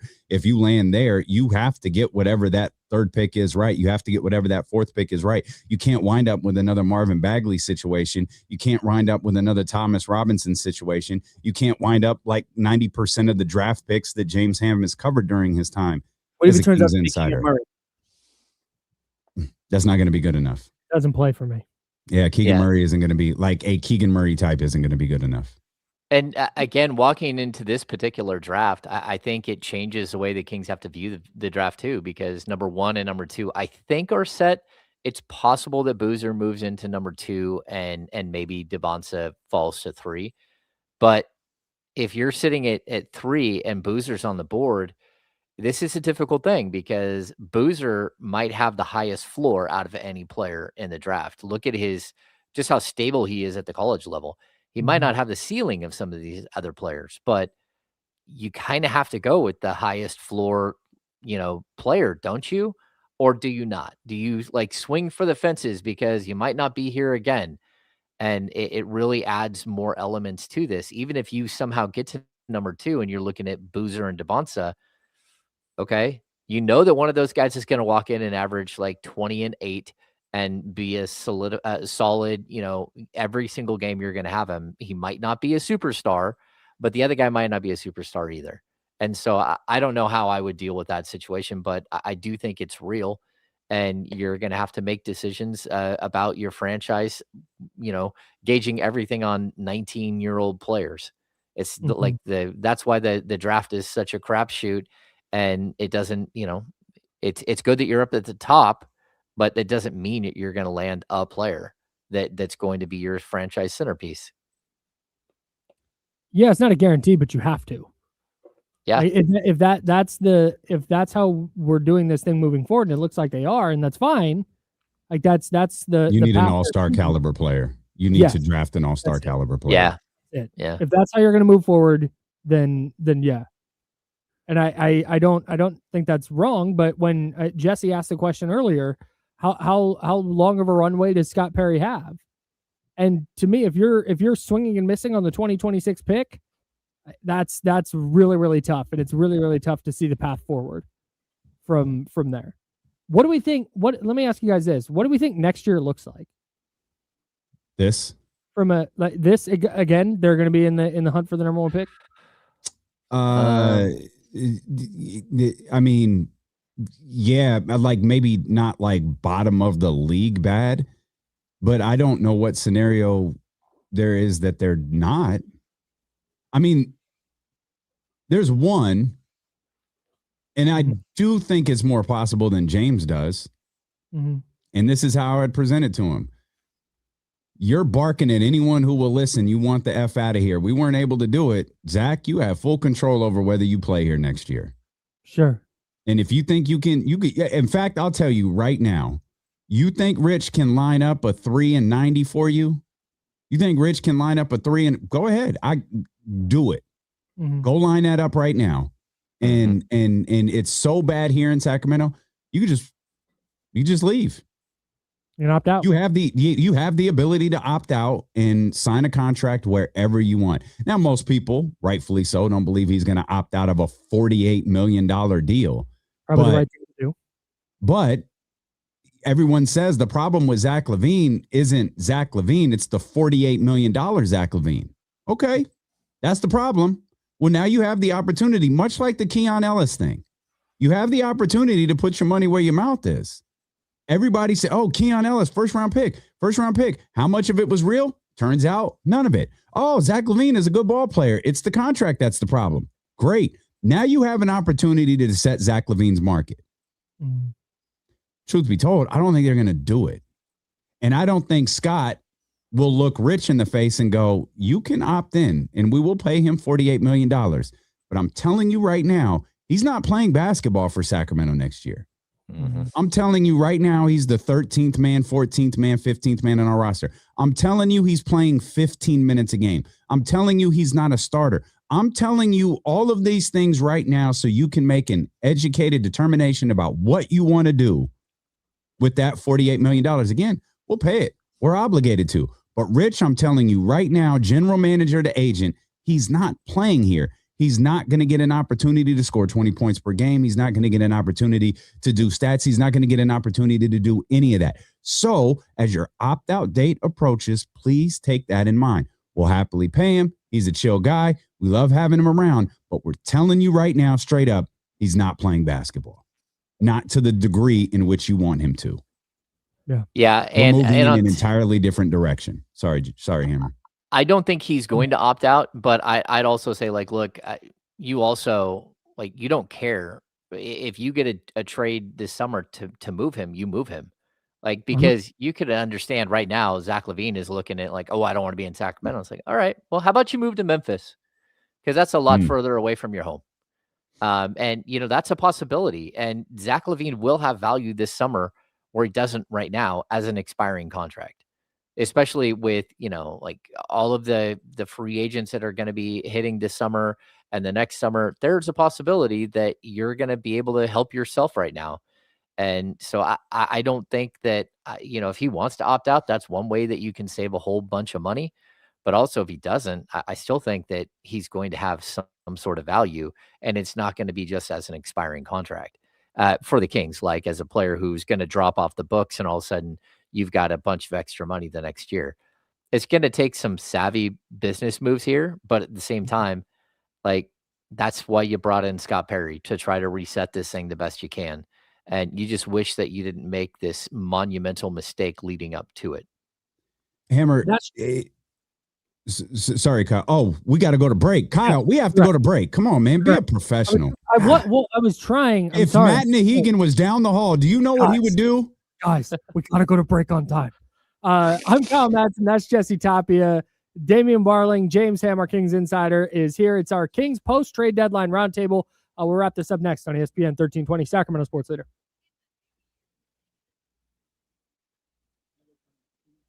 We'll wrap this up next. It's such a fire tease. I don't have my pin, and it's driving me nuts. Yeah. Yeah, I get this is trade deadline is always such a tough day unless your team does something amazing. And it just feels like everyone in Sacramento, you're the kid who goes to some party at Christmas time and you don't have a gift under the tree. That's what it feels like every year.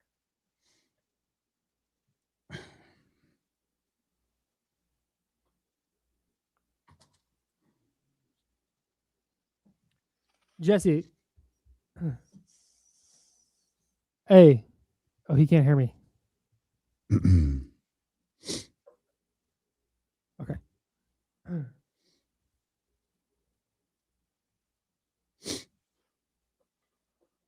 Where's Kenny? I'm not sure. Streets of San Francisco. Or Elk Grove. All right, about 30 seconds. All right, Hammer, I got a apron tax question for you. Yep. About the Kings.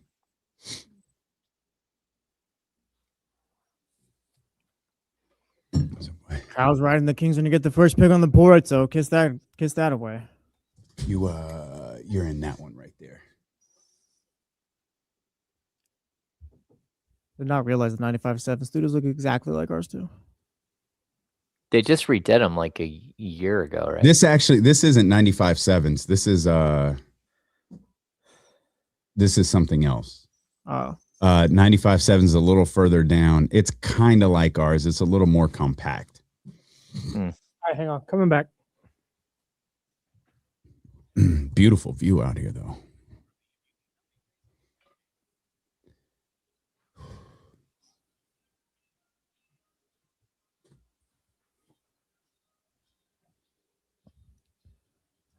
All right, final segment of the Kings post-trade deadline roundtable. The Kings didn't do anything, so we said, hey, we'll do something. Why not? We've been working harder than the front office has. Talking about how the Kings didn't do anything. What we should have done in honor of the Kings deadline is talked all day about how we're going to do this roundtable and then just go, couldn't pull it off. I didn't want to do it. We got people in San Francisco. We got James at home. If we knew that the Kings weren't going to do anything on the trade deadline, we just would have been like, hey, take the show off. We'll just go to this St. Jude dinner in San Francisco, hang out with Derrick Henry and Tyreek Hill, who I guess are just downstairs wandering around. We'll just go do that instead. They're just down in the 95.7 building, just hanging out?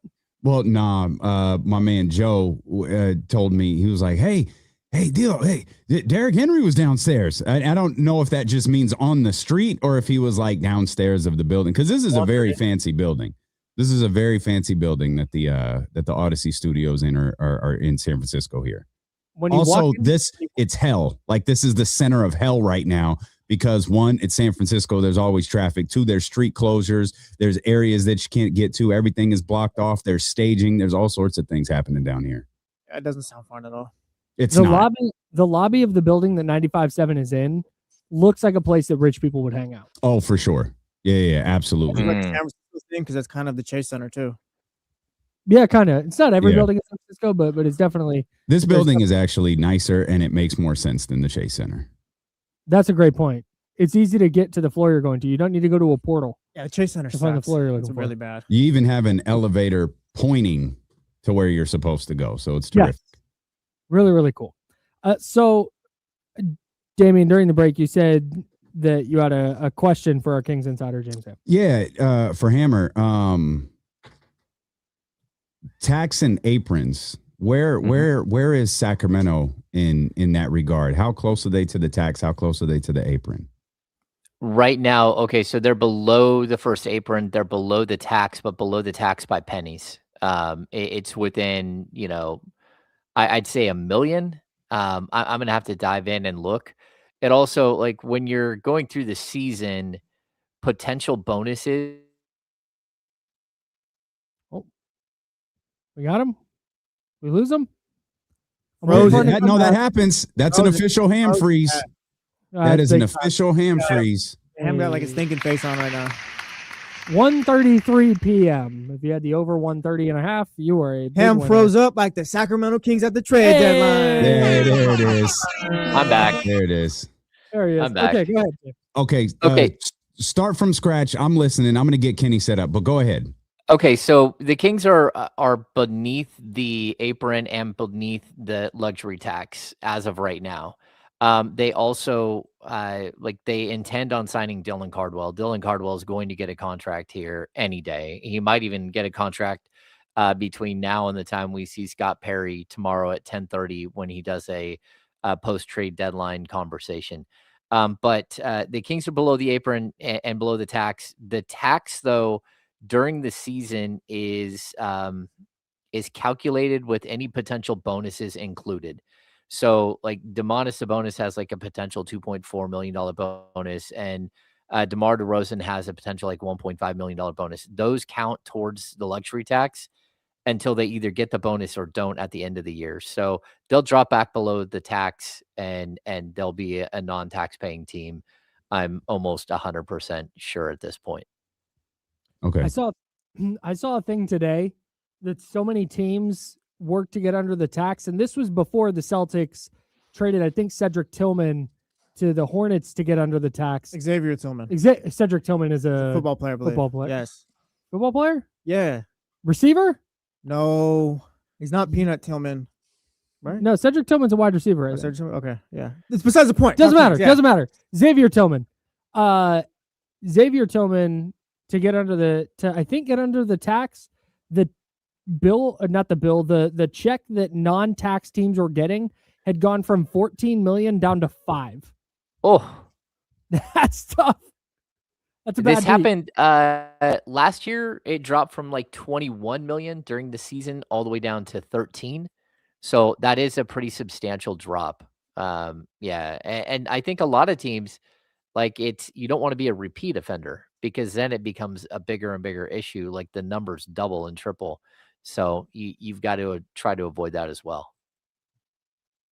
Okay. I think with the Levine contract, with all of those contracts still in play, I think there were some people who were a little uncomfortable about where the Sacramento Kings were in terms of finances. Yeah, for next season, as of right now, they are over the luxury tax, but the luxury tax isn't counted until the end of the season, so it doesn't really matter. And again, they won't be hard caps next season at the first apron unless they do another sign and trade that hard caps them. And just so we reboot a bit for a second, I did hear that the Kings were extremely close with a trade with the Toronto Raptors last week, and then it just kind of lingered and sat there, and then they weren't able to get it over the finish line. So there was some hope last week that they were actually going to make a move. But it didn't materialize, and that's one thing. And then, as they got closer and closer to the deadline, teams around the league were calling and wanted the Kings to attach first-round picks to get off of their contracts, and the Kings weren't going to do it. They just can't go into their war chest of picks, which is, I think, like, again, 8.5, I think is what I kind of judge it at this point. But they did not want to dive into that and try to pay to get rid of some of these players because they know this summer some of those guys will have value as expiring contracts, and there's no reason to give them up now unless you're a tax team. I don't have a problem with that, though. I don't have a problem at all with them not using draft capital to get off of those contracts. Yeah. Yeah, that's fine. If they were in a position where they were going to go sign a big name free agent next year, then I'd feel different. But getting off the contract just to get off the contract at this point, and giving up draft capital to do so doesn't make a lot of sense. I'm glad we got here though, because I want to get your guys' thoughts on this.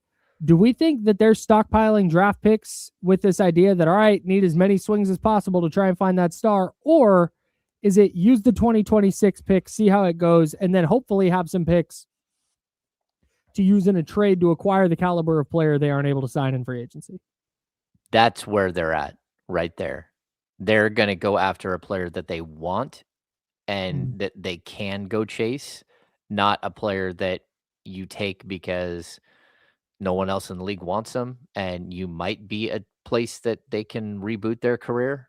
I think that they are going to center on that. They're going to look for the right player once they get one or two of these draft picks under their belt. Right. Okay. Very good. You said stockpiling draft picks. I don't think they're stockpiling draft picks. They're just keeping theirs. They're just having draft picks. They're just having draft picks like Oklahoma City, Brooklyn, Memphis. They are. I think Cleveland has like 4 million. Somebody just acquired. Maybe it wasn't Cleveland. Somebody has Memphis. a ton of second round picks.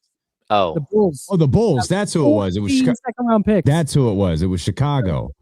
Yeah, they have a bunch of second round picks. I think what I read about Cleveland was they traded the last two that they had. They have no second round picks. They're going in a completely different direction. F them picks indeed. But Cleveland might just win the East this year. So what the hell? Why not? Maybe. It's all worth it. Maybe. I'm just joking. They got James Harden. They're not winning anything. Go get a game 140 piece. Kenny, is Kenny here? Well, that's Kenny. Kenny? Yeah. Kenny, can you hear us? Can he hear us? Can we hear him? That's what I was asking. I don't know. Can you? Oh, he can't. Nope, he can't hear you. As a matter of fact, that's great. Can't hear us. Okay, That's terrific. That's Kenny, that's fine. Damien, I'm going to ask Kenny a question. You relay it to him, and we'll hopefully hear him. Okay, that's a great idea. Kenny, do we feel different about the Kings 24 hours later? Do we feel different about the Kings 24 hours later? No. Perfect. Very good. All right, everyone go home. Yeah, man.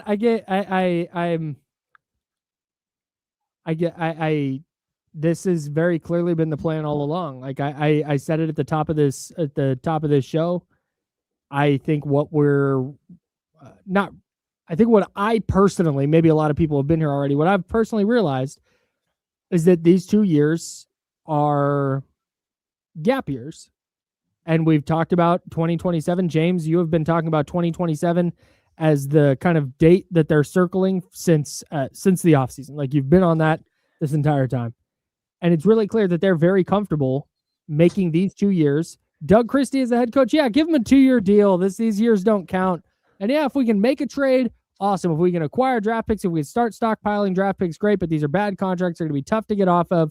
And we may not be able to trade them. So we're just kind of waiting out these 2 years. And then in 2027, we'll get really serious. Like that's kind of what it seems like to me based on how this really, I don't want to say the deadline because it's not just the last few days, but really just on how this entire Scott Perry era has gone so far.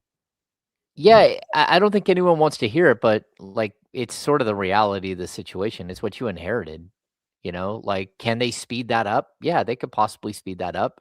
Again, let's look on the week leading up to the draft. Let's look at the week leading up to free agency, the week after free agency is over. Can they make moves there that help speed this process up? It's possible. But they should also be choosing players that they want, not players that they have to take on because they've got such bad contracts and nobody wants them. And not only that, but you have to pay a premium to get rid of a player. So that's something that you got to get to a point where you have your own flexibility, and the Kings just didn't have it right now. And like, could they have taken a stab with John Morant? Sure. It's very possible they could have.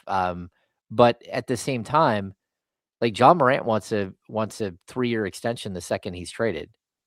And now you're banking $180 million extension on whether John Morant is going to be on the straight and narrow, 1, and also 2, stay healthy. That's tough. And so like all of these things, they have a cost, and you have to understand that. And, again, you get into a long drawn out situation with the Raptors. Like the Kings should never have taken on Jakob Poeltl's contract under any circumstance. I don't care how many first-round picks they were giving. It would have had to been a lot because that pushes you out so far as to what you can do. And for a player that may have zero value around the league the entirety of the deal. And that's tough. You know, again, you could have traded for him, waited till this summer, stretch provisioned him, and paid $20 million. Well, no, $10 million a year for 9 years, if that's what you wanted to do to like free up money. But like it's just not, it's that bad of a deal. And so it's tough. Do we know if there was ever a third team that could have been involved, or was it always the Kings were gonna have to take him back? Talking about Poeltl. No, like there's talk that Memphis could have been involved, but again, the cost to get rid of him was so prohibitive for the Raptors that they wanted that to be part of what the Kings were giving up. And the Kings are like, why? We're not giving up anything so you can move off of a contract that you don't want. We're willing to match salary for Domas in a separate deal and take back a first-round pick because we're giving out the best player. But what we're not going to do is help you get rid of the players that you signed to bad deals. And that's sort of where the deal stuck. James, let me ask you a question real quick. Kenny Caraway, everybody. What's going on, everybody? How you guys doing? I want to ask, and these mics do sound fantastic too, by the way. This is great stuff. Yeah, I told Seth, hey, you guys sound amazing. We need to bring this. We need to bring this on home. Man, that boy sounded Just good. like We need to- sneak them in your bags, man. Just we like we need to bring this on home. Act He was like- like, everybody here hates this studio. Not me. That boy acts sounded like his good. Super Bowl swag. Just like, oh, we thought it was free. No. Not saying that I would do the Jakob Poeltl situation, but I do think there is a point when you have the conversation about whether or not you would do it. And I came with the hypothetical yesterday with Damien. I said, let's say 3 first-round picks. They offer 3 first-round picks, part of the deal, and you got to take Jakob Poeltl. I asked the question, in their rebuilding stage, do you think Sam Presti would have took that deal? I don't think he ever did. Like he took deals that were 2 years, but not a 4-year deal after the year you acquired him. At least not that I remember. I mean, again, we're talking about like $110 million after this year. So no, I don't think Presti would have. But maybe I'm wrong. And you also remember that Sam Presti, like his like point of genius is him. So if you think you're going to replicate what they do in OKC, but you don't have Sam Presti, it's really difficult. Like how many times do we hear about the process that yielded absolutely nothing? It's tough. I only ask because, and like I said, I'm not saying I would. Once again, I think there is a point where you have a conversation about it. That doesn't mean you take the deal, but Sam Presti, and everybody looks at him as the GOAT, and rightfully so, or whatever. His thing with Oklahoma City was, I'm going to have as many swings as possible. That was his plan. Like, did he always get a hit? No. You can make the argument he was 2 for 18 or something like that. But he's like, I'm going to get as many swings as possible. So you got a bad contract, attach a pick to it, I'll take on the contract. Or attach 2 picks and I'll take on the contract. That seemed to be his mentality for about 2 years while he tried to build this thing up. That's the only reason why I asked, do you think he would have in that situation? Because his number one priority seemed to be assets in that situation. And it kind of worked out, not necessarily just for the players that he drafted, but the deals he was able to make on the back end of all of that. He had the assets to be able to do that, and he's still doing to this day. So that's just why I asked that. I think 2 things. One, it's important to point out what James said. The Poeltl contract is like uniquely awful because it hasn't even kicked in yet. It's expensive, and he's dealing with a back injury, and he's 30. And he's 7 foot tall with a back issue. Like these are like none of those things line up toward him like being on the floor at all for you, much less being an impactful player of any sort. 2, I think if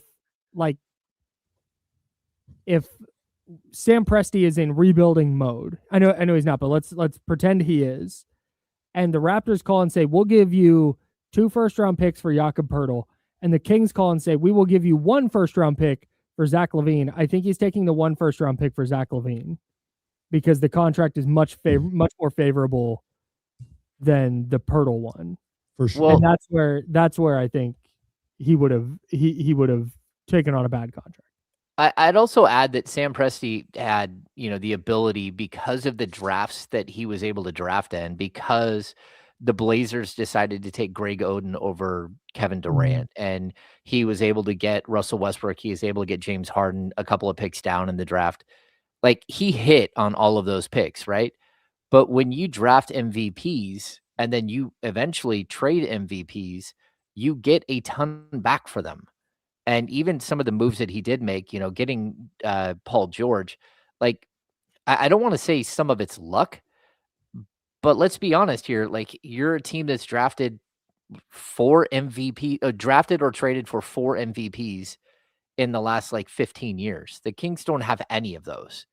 And, again, yeah, I guess they do. They have a 37-year-old former MVP in Russell Westbrook that they signed to a league minimum deal. But when Presti goes to make a move, he's not trading Zach LaVine to go get 5 first-round picks and Shai Gilgeous-Alexander. He's trading Paul George. Like, the trades that the players he is able to acquire because he had great players that he drafted, like, it did help him.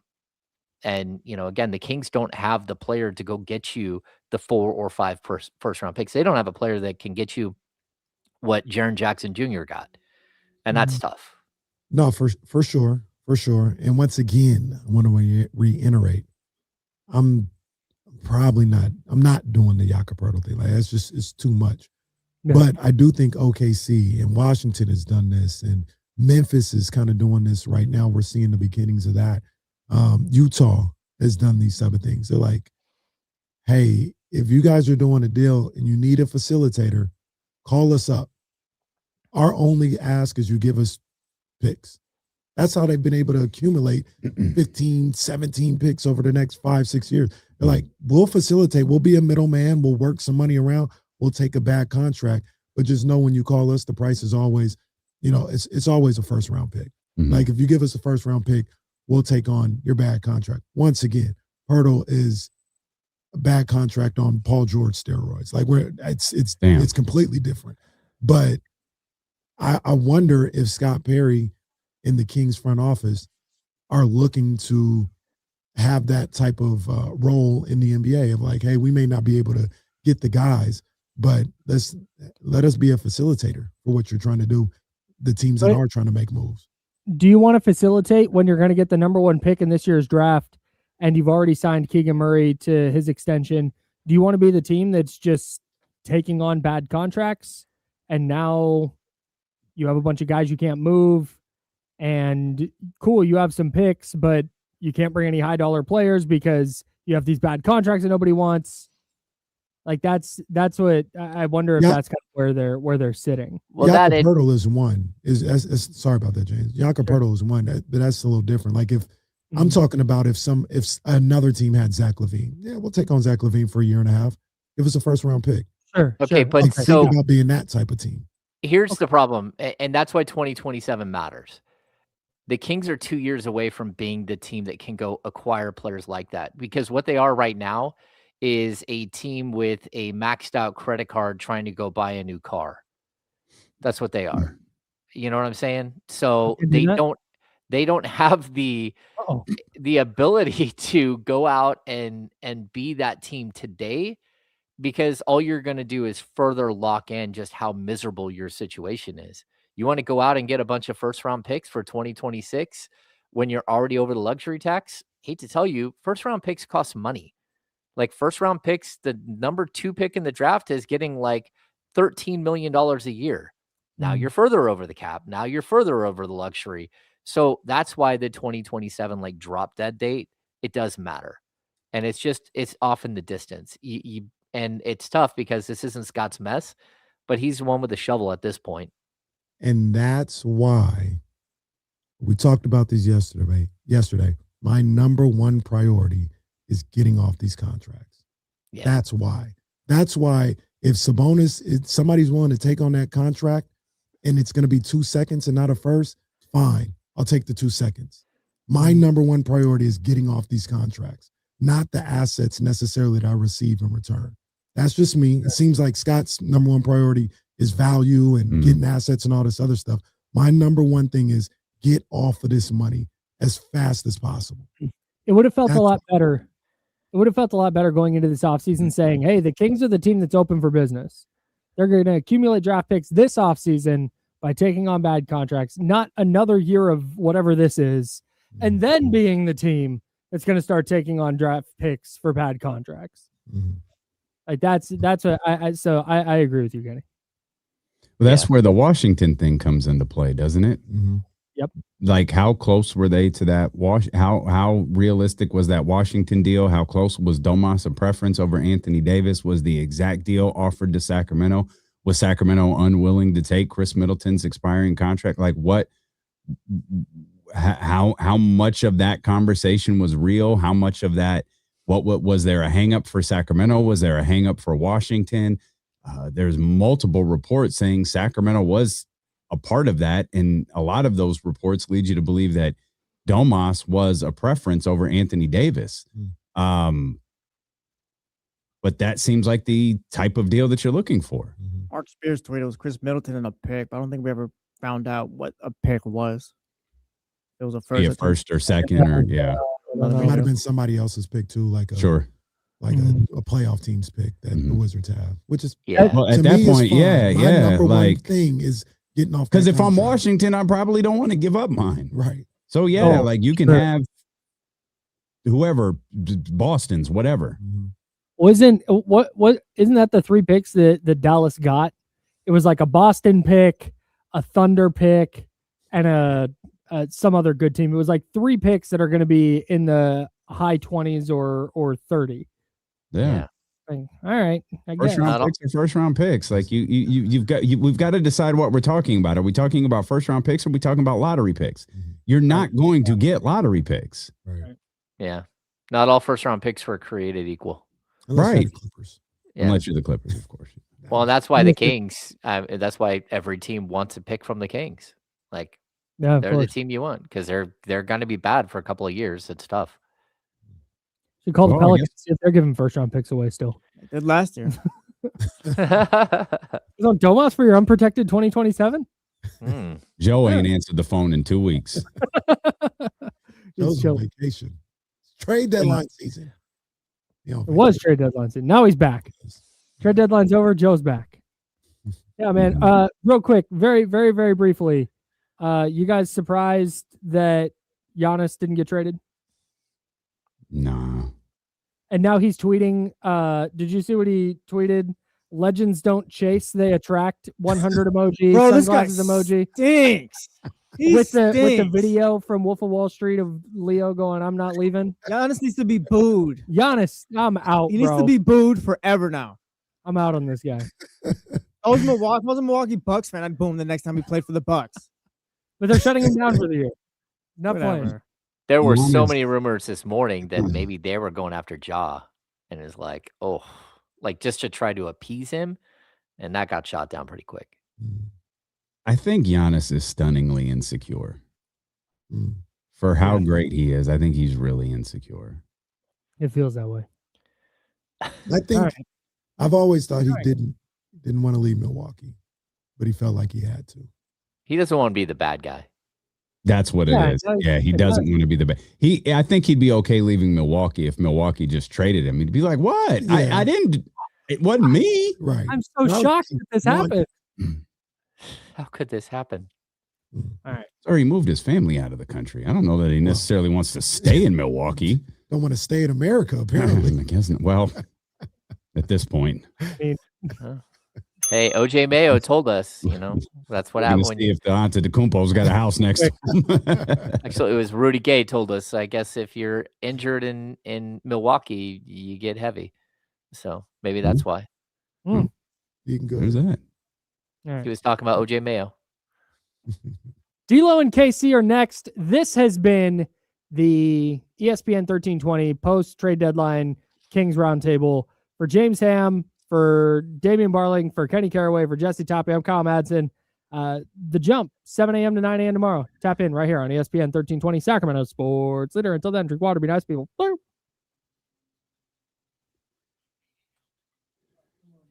We did it. I'm gonna get Kenny situated a little bit better. Okay, very good. Thank you. Thanks, Hammer. See you, Fred. Thanks, James. Appreciate you, bro.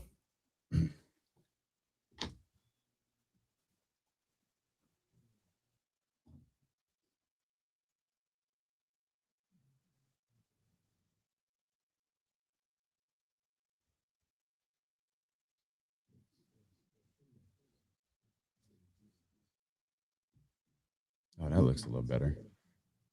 Huh?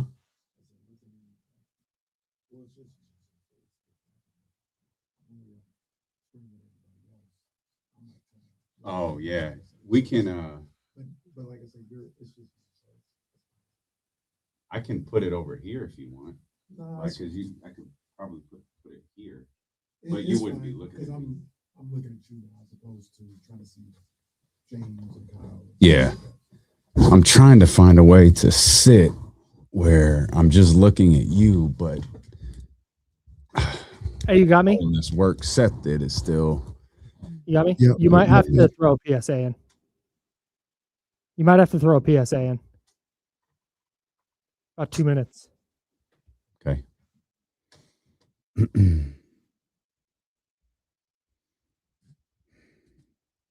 This is nice though. Okay, great. They're ready yet. Okay. Oh, that might have been a little too close to my boy. Uh-oh, don't fall off. There we go. Okay. There we go. There we go. Okay. All right. You guys see me. You know what it is. I'm here. It took me almost longer to Off the freeway? Yeah. Oh, I know.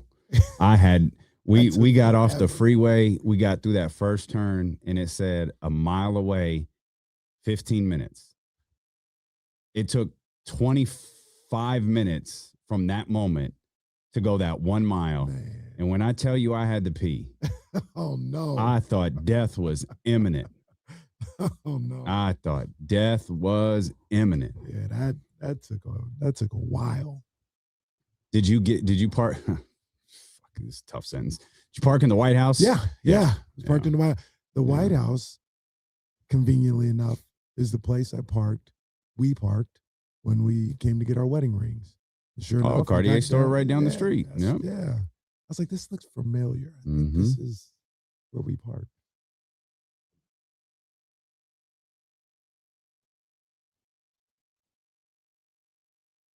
Nice parking structure.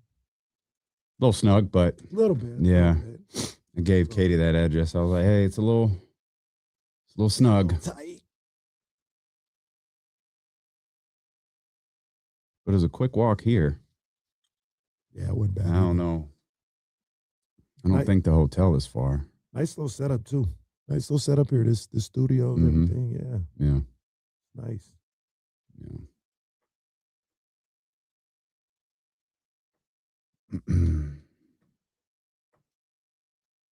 Is this for real? Shovels in the ground. Yeah, they've been building Shovels on the ground for who?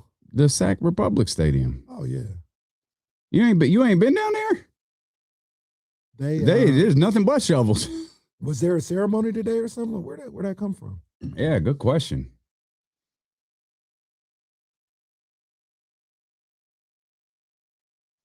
Are we we got to be live. I can't hear anything. We got to be close to live. Jesse, can you hear us?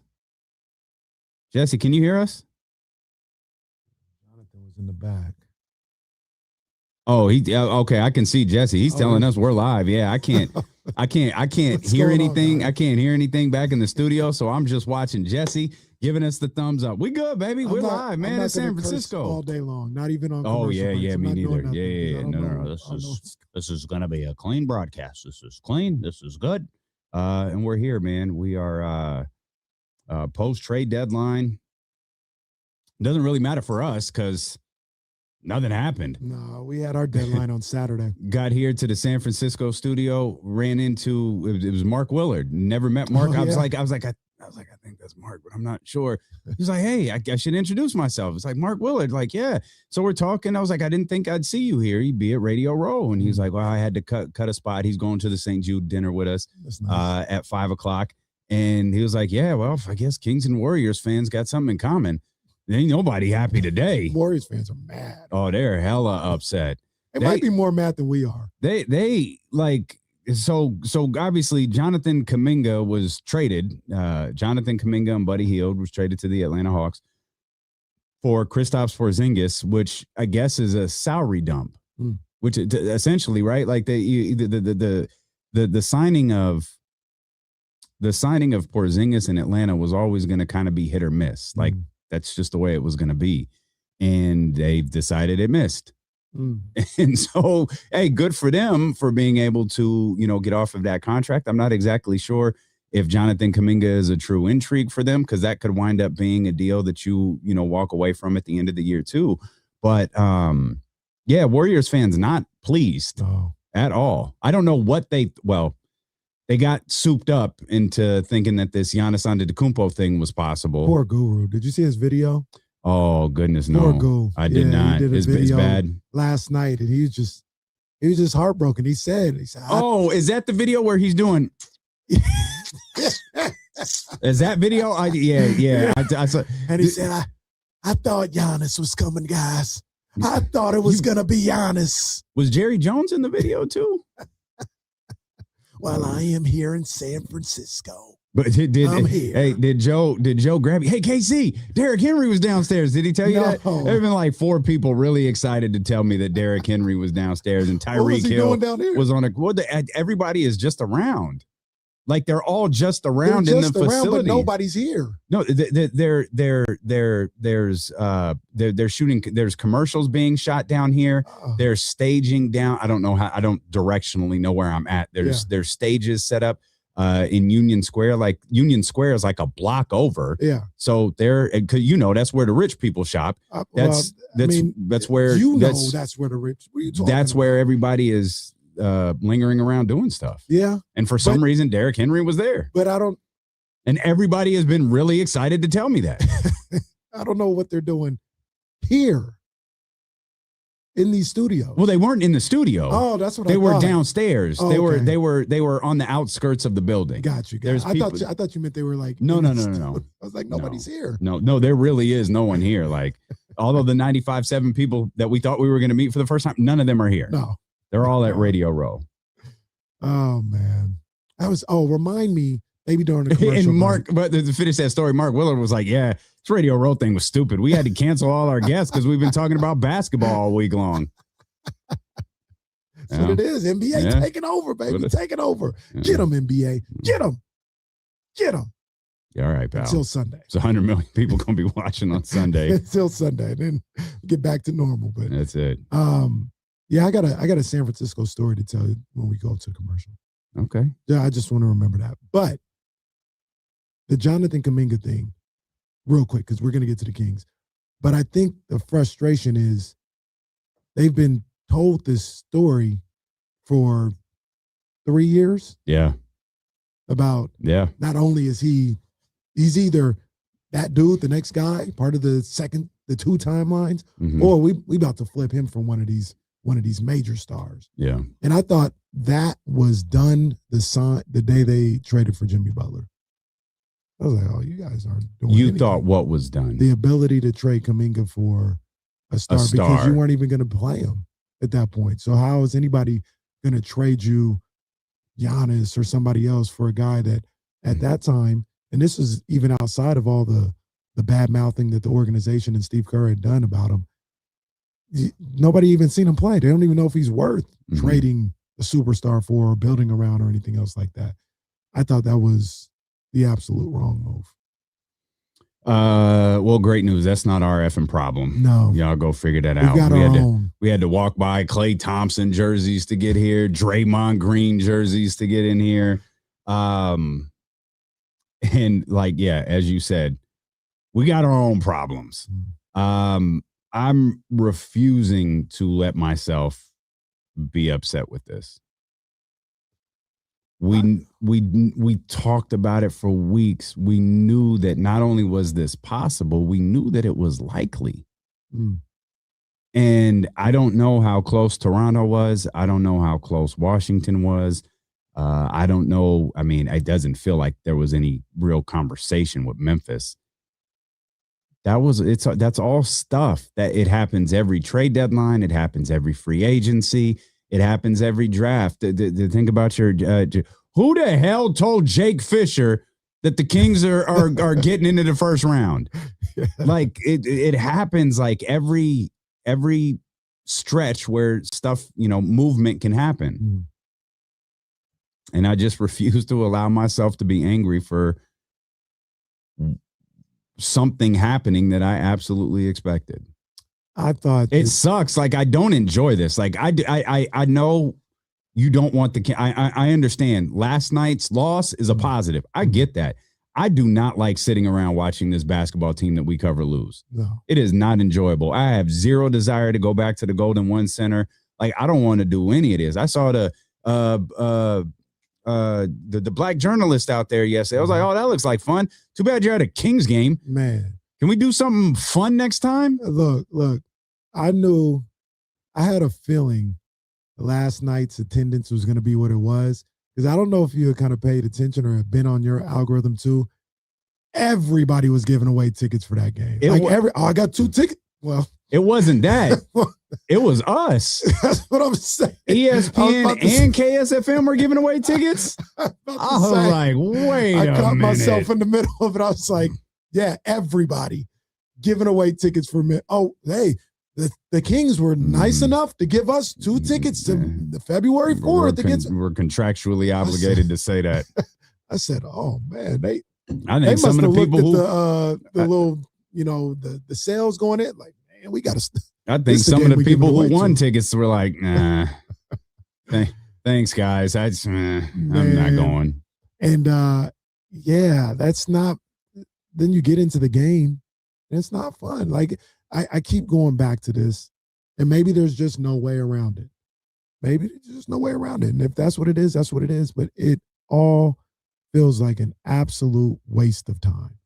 We're not moving towards anything. The only thing that we're moving towards is the next day on the calendar.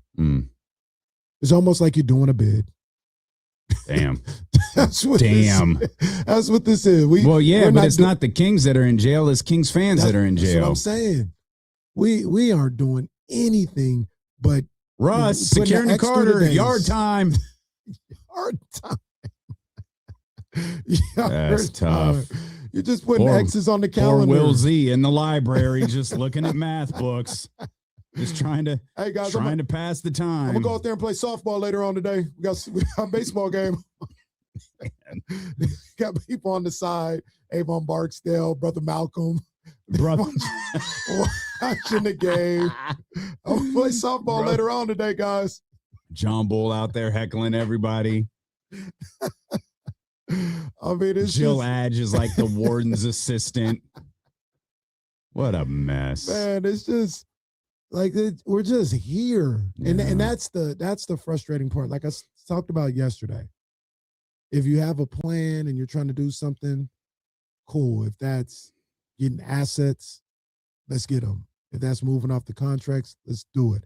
If we're looking to kind of poach a young star and get better out of it, let's do it. But we're just kind of just sitting there. If we're Scott Perry and BJ Armstrong, we're just sitting there. Look, it's going to sound disrespectful. I'm not trying to be disrespectful, but anybody could do this. What they could, if I'm Vivek Ranadive, and I don't know, I think he's still paying Monty McNair. I could have just paid him to do this. Instead of paying, you did pay him to do it. Right. Still could have been paying him. Instead of paying 2 people, I got to pay Monty. I got to pay his contract still, and I'm paying you, Scott Perry, to be general manager. You did nothing. I could have just paid one person, and I could have called you up a year from now. Like, it's just very frustrating that we're not making. Jesse and Kyle were talking about it earlier. Like, we're not even on the tracks. Talking about get on the train. We're not even on the tracks. Yeah. This thing ain't moving. This thing is looking like the rail yards, just Damn. moldy and rusty, non-usable. Can't do anything. That's what this is looking like. We can't even take a slow walk towards a new era of Kings basketball. What's bro's name who we don't like, who made all those promises? Oh, Burkle. Burkle. Yeah, these are the Burkle rail yards. That's what Ron Burkle. That's what it is. These are the Ron Burkle radio It's all rail rusted yards. and moldy. We can't even do nothing yet. We haven't even started to clean up the rail yards yet. Mm-mm. just No. just there. And I just wish something would have been done. And people talking about, oh, don't make a brass trade for when. That's not what I'm talking about. If you would have moved on from somebody to start the process of clearing the books, I'm not really concerned with what you get in return. Can Clear I? the books. That would have been something to me. I don't think Domas is the first guy you have to do that with. I might be holding on to something with Domas that's not there. I might be holding on to the idea, like I still think Domas is. Let me work through. Domas, I think, is the best player on the Sacramento Kings. I think DeMar is the best scorer. I don't think Zach is in this conversation anymore. I think it's Domas. He is it, and if we want to talk in the terms that we've been talking for the last few days, weeks, I guess, he's the best asset that they have. I understand feeling like you have to have the perfect deal for him, or you have to have a deal that makes you feel good, or maybe most importantly, you have to have a deal that doesn't involve Jakob Poeltl. You have to have a deal that doesn't involve an additional $100 million or whatever it is. But maybe this is watching him last night. Maybe this is just kind of accepting the realization that he's not going anywhere. I just kept bringing myself back to, does he have to? Like you said this a few months ago. I don't know. It could have been a couple of days ago. I can't remember. Zach LaVine has to go. Like Zach LaVine has to go. That's very true. He wakes up. Good morning, baby. Zach LaVine has to go. Oh, morning, baby. Yeah, like it's the first thing he said. Casey says every day. But like Zach LaVine has to go. I don't know that I've centered on Domantas Sabonis has to go. He's terrible defensively. But then again, who's not? Like if that's the last, if it's a move you don't make or it's the last move you make, I'm okay with that. If you have resigned yourself, if you're this front office, to I'll move Domantas Sabonis, but it's a specific price point. Don't talk to me unless we're talking about first round picks, plural. If we're talking about first round picks, Domantas Sabonis could absolutely be moved. But outside of that, we're not doing it. So it's like similar to what you were saying earlier. Don't call me about Domantas Sabonis unless you're offering first round picks, because there's no conversation starter. I'm content with keeping him. I'll have a conversation about everybody else. I'll have a conversation about Zach LaVine, DeMar DeRozan. I'll have a conversation about Russell Westbrook, whoever you want to have a conversation. I'll have that. But unless you're calling with multiple first round picks or something of that ilk that is going to get my attention, don't call me about Domantas Sabonis. And I think I'm okay with that. If I would be significantly more upset if there was a Washington-Toronto situation out there and it was Zach LaVine instead of DeMar DeRozan. Because I think Domas is close to a lost cause here. Zach LaVine is. DeMar DeRozan, there's just no point in him being here. Like not because of him, the play. There's just, he is better utilized somewhere else. Like he could absolutely be helping a playoff team right now. But with Domas, it's like, no, you don't have. All right, man, I can't help you. Sorry. And your ability to move or your inability to move Jakob Poeltl doesn't have anything to do with me. So get your situation situated and call me back. Here's the thing that I feel about Domantas Sabonis. You said he is the best player on the team. I think so. Probably right. You are right. Okay. I didn't think you were going to say that. So I thought we were going to be arguing about this for the next hour. We're not. Okay. But if he's the best player on the team, you're on a fast track to nowhere. No, that's facts. If he's the second best player on the team, I think you're on the fast track to nowhere.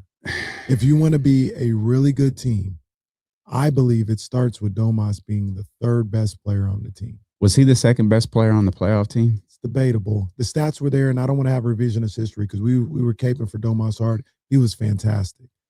But when it really got to go time, Malik it was great. Fox and Malik. But on a night-to-night basis, was Malik the second best player on the team, or was it Domas? Come on, man.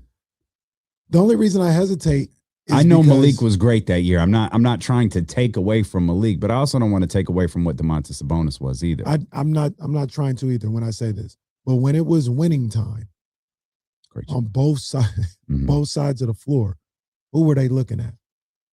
Malik or Domas? Nah, it was a lot of Malik. Every time. It was a lot of Malik. Playoffs. Think about the Clippers game. Think about it was in the fourth quarter. It wasn't about Domas no more. That's why I hesitate. Like I understand the numbers were there. He was the rebounding champion. He's an all-star, all-NBA. Like I'm not trying to disrespect that at all. But in the final 12 minutes of the game, it was like he could kind of be out there or not. He even said that. Fourth quarter, I'm asking Fox, what you want to do? And Malik the same way. So it's hard for me to say the way I look at best players when it comes to winning time. If you're not first, second priority in there, it's tough for me. So that's why I hesitate. That's the only reason why I hesitate. I'm not going to argue at all with anybody that says he was the second best player on that team. I'm not going to argue with that. But we seen when it got down to winning time where that ball was going to and who people were looking at. They were looking at Fox and Monk to bring them home. But even then, let's just say he was the second best player on that team. That's a first round ceiling. So yeah, you're right. It's a first round ceiling, but it's all next year they didn't even get out the play-in because they didn't do anything else to improve that basketball team. And then Mike started to try to make tweaks to it that didn't need to be made. I'll ask you this though: if they would have made the tweaks, getting OG or Siakam, would they be better than Domas? That would de facto move him down to the third best player. Yeah, OG. So OG Siakam, I feel like yes, unquestionably would have been the second best player on the team. OG would have been the best defensive player on the team. He would have been. I think he would have offensively. I think he would have taken the Malik role where sometimes Domas is having a night similar to what he had last night, or similar to the nights where he has 24 and 15 or something along those lines. And then there are nights where OG goes crazy for 32, 36, something like that. On a night-to-night basis, though, I think it would have been Fox, Domas, OG. On a season-long basis, it would have been Fox, Siakam, Sabonis. I agree with that assessment. But you needed the point is, be it 2 or 3 or maybe even 4, you needed to build. Like you didn't need to ask, in my opinion. You didn't need to ask a group of guys who lack the skill set to become great at that skill set. You needed them to improve. You needed to go get someone who was great at that skill set, and that was OG. Or you just lean further into how great you are offensively with Siakam, and he works with both Domantas Sabonis and De'Aaron Fox. And he's a good defender too. Good defender, yeah, absolutely. But that's not what happened. I'm not going to fault Domantas Sabonis for being the reason that team took a step back the next year. No, or another year, or another one the year after. Just like Kevin Pritchard isn't faulting Domantas Sabonis for not being able to progress in Indiana, but man, that rang true to me when he said, "We just felt like in today's NBA, you can't, unless you have one of them ones, you can't build your team around the center," and that's why they went to go get Tyrese Halliburton. And yeah, I think with Sabonis at that price tag, he needs to be a 1 or a 2. And I don't think he would have been a 1 or 2. That's why I think Toronto would have been a fantastic place for Sabonis, because the price is the price. But he goes there, he's behind Scotty Barnes or Brandon Ingram. Mhm. Then they got other guys. If they kept Emmanuel quickly or RJ 1 or 2, you got other guys that can allow Domas to just do what he needs to do. Rebound, dribble handoff, finish, from the dunker spot, finish off on offensive boards and stuff like that, bring the ball up. He could do all that. He could have 15 points and 15 rebounds. And that'll be good enough, because the other guys he's kicking about 6, 7 assists. He's kicking the ball out to other guys. He can focus more on that. Here, we saw last night, that wasn't enough. That wasn't even close to being enough. Yeah. Because if he's the best guy on the team, you don't have a shot. Yeah, there's no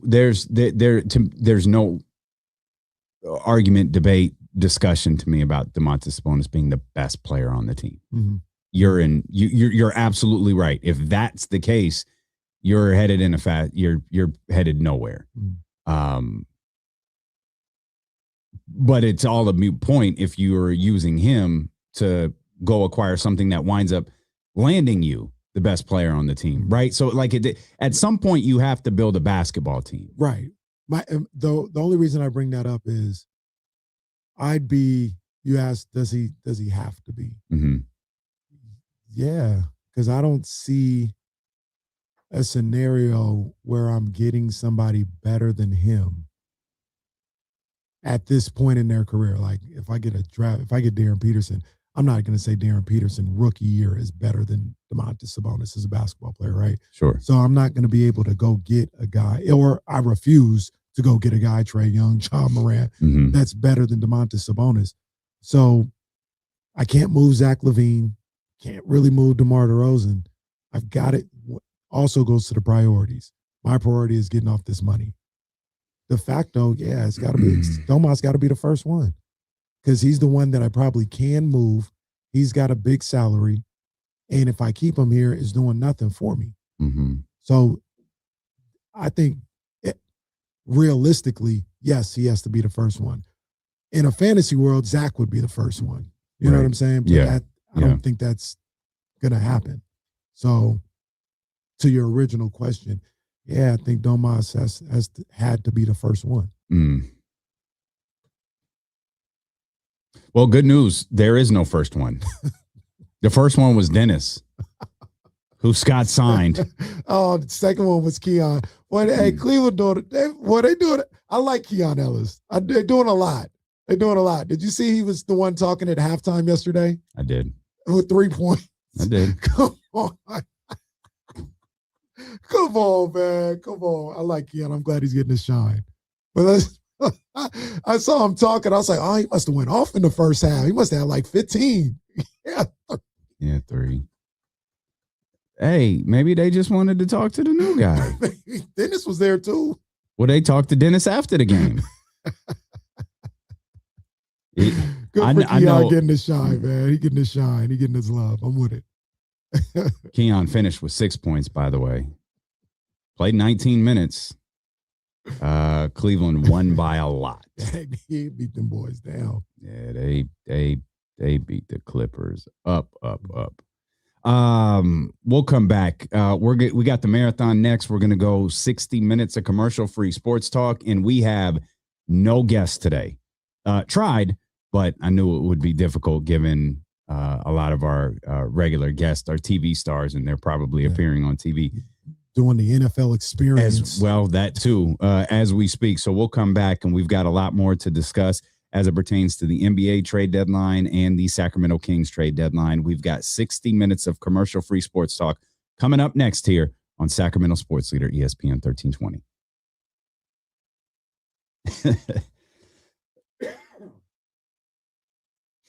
Yeah, I didn't even think that I can't hear Jesse all day. Man, as soon as I moved the screen down, the light changed. Man, I guess that's the other day I was working out and I was doing this thing. Do you know who oh man, it doesn't even make sense. I can't remember his name.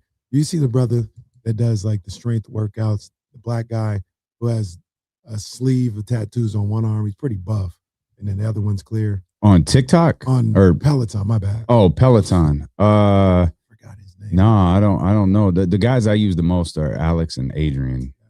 Anyway, I'll be working out with him, and he put me through this work, and they had this something where you got the dumbbells and you're in a plank position and you pull one back, pull the other one back. And I was pulling them back and I was feeling it in my quads. I was like, damn, like, do I need to stretch or whatever? I felt aching in my quads. And I was like, that's crazy. And then yesterday when I left the studio, I was like, oh, I don't feel good. I feel it relax. Feel it in my throat.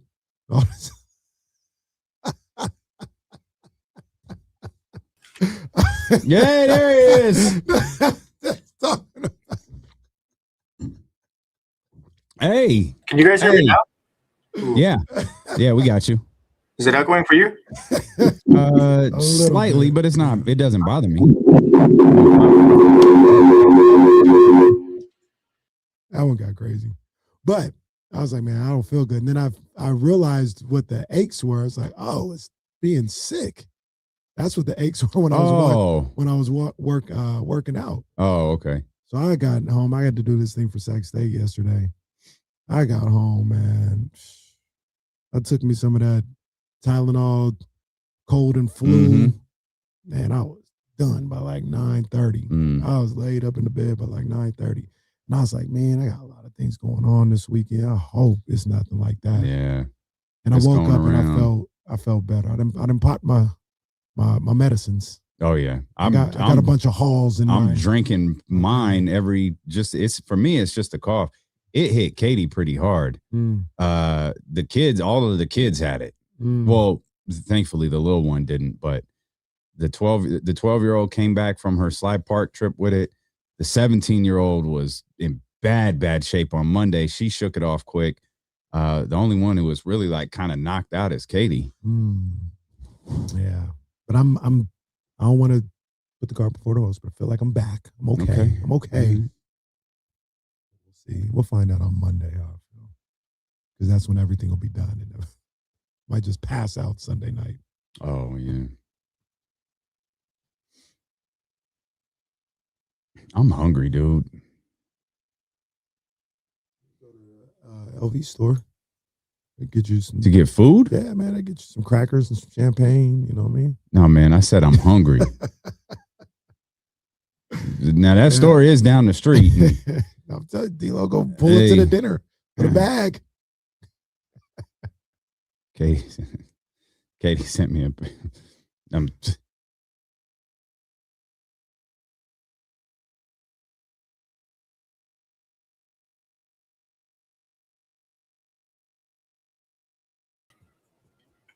if you don't get your ass out of there. Oh, we're back. We're live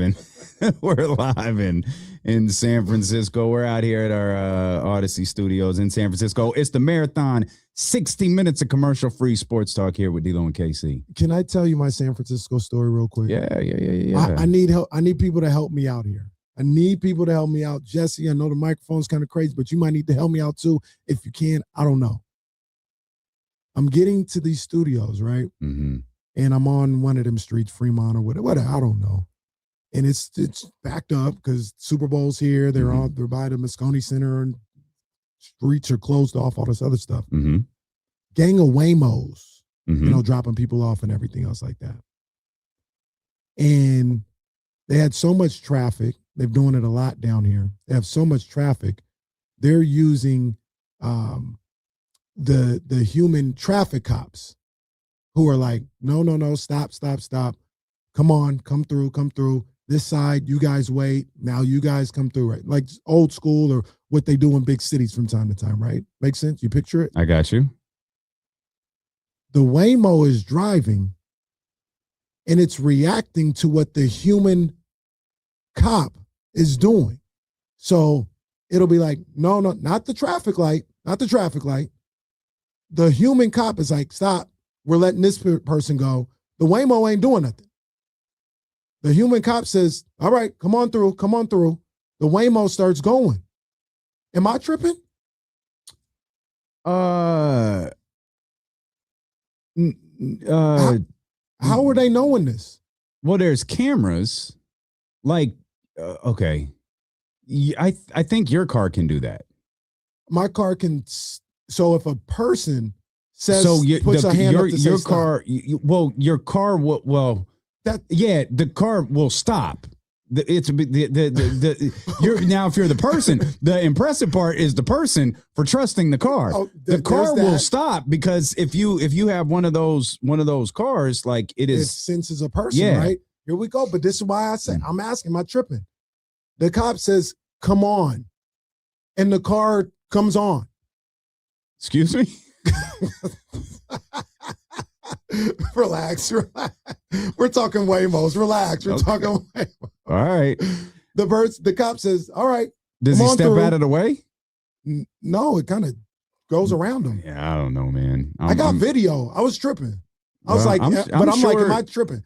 I'm gonna show you the video. I'm sure there's just some software in there. Like, bro, everything is smarter than we are. We're the dumbest entities that are out there.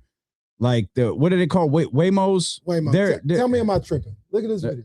All right. Tell me, we're talking about a Waymo. So there's the Waymo. Yep. There's the lady. She's like, stop. Oh, yep, nope, come on through. No. Yep. Oh yeah. No. Go this way. Oh. I'm like, am I missing something? Okay. No. Is this weird? No. I think you're putting a little too much on it. You're putting a little too much on it only because the lady got out of the way. That's a lot of Waymos, though. Oh my gosh. Did you see them stop when she stopped and then go when she said go? Yeah. I'm watching it again. San Francisco really is a different place. No, it is. It is different down here. And shout out to wherever you were on this street because traffic never moved this well where me and Complex were. Yes. Yes. Yeah, she kind of pirouetted and said, this way. Yeah. And the car moved that way. It's almost time for the Jetsons. Like we're almost there. It's almost time for the Jetsons. Like, man, I was just like, am I tripping? I guess I am. I guess I'll wear that one. I mean, it's a fair question. It's not crazy. Fair. Was Siri talking now? No, the thing has a battery life of nothing. Is that the company computer? Yeah, man. That company computer ain't gonna work. I text Jonathan on the way. I was like, I left my computer. I don't even know what we needed it for. Like this setup, if you're watching, you might not know that we're not in Sacramento. They're like, hey, let's make all of our studios as boring as possible. And that's what they did. One of the things they did do. Shout out to Seth, though, our engineer, for getting us set up. He's an engineer for Northern California, so Sacramento and San Francisco. He got us set up out here. I like how shout out to that guy who showed up to work in a sport coat and tie. We don't really do that at the Ridge. Who's that? Jonathan Coachman? I don't know who that is, but he's got a suit and tie on. Oh, shit, like a coach. I love at the Odyssey Studios how they got this. Looks like Jason Ross, if we're being honest. That's what it looks like. If you're watching, you can probably see Jason Ross back there. I don't know. This is why I hate being out of like our studio because it's so distracting. Shout out to the Ridge. Shout out to the Ridge. What do they call this one? The 8? I don't know. No, I don't know what they call this, but their little meeting area is called the Arena. All right. It's called the Arena. And what's funny is Matt Nahigian's office is right out 95.7. The game is right outside. Yeah. So if he needs to yell at them, he could be there in like 2 seconds flat. Did you see Matt? Matt's not here. He's at Radio Row. At Radio Row. Yeah, he's at Radio Row. Yeah. Oh well. Everybody at Radio just met Mark. That was it. That's it, man. Everybody met some great people here in San Francisco, but they're all really excited that the Super Bowl's here again. Yeah, man. I did have a little FOMO driving through here. Like, Super Bowl. It is pretty, like, it's cool. Like, it's kind of the center of the sports universe right now. Like, it's pretty dope. And like, we're not in the area. Like, if you flip on the TV, you're not in the air. We're not like right there. But it's like a block over. Right. It's literally like one block over. You'll see the set of, NFL Live and all of the shows that are out there along the Embarcadero and all of that. But yeah, it's pretty dope to see, especially once you park and you're no longer navigating traffic. Like once you do that, it's like, nah, it's pretty dope. Did you drive past where I think I saw this correctly, where CAA is having a party? If I did, I wasn't paying attention. I just happened to see it. Like I was driving by, and there was a lot of people not waiting outside, but just like going through the entrance of the door. I was like, oh, what's that? And I saw, didn't see. And I came back and I said, did I say CAA on the window? And yeah, so like little stuff like that. Like that's pretty cool. Yeah. That's pretty cool. I don't know. I might have to go down to LA next year, man. I might have to go down there. Oh, that's right. That's right. Second straight year in that's the other California. aspect of this is like it doesn't feel like these things are always in California. You know what I mean? Like was the All-Star last games. one was 10 years ago, right? Super Bowl, yeah. Yeah. And then what about 3 years ago it was in LA.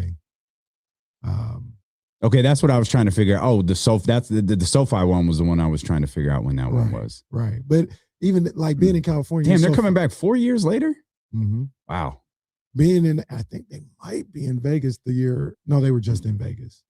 But it just feels like being in California, you're so far away from these events. Because if it's in New Orleans, like a lot of people are close to New Orleans. Atlanta's there, Texas, Florida people in the middle of the country. They're not far from New Orleans, but from us, it's far. Miami's far. Yeah. Dallas is far. Like to have it within a Southwest flight or a drive down the road, it feels like that doesn't happen often out here. So I don't know. Next year, I feel like I might have to slide down to LA.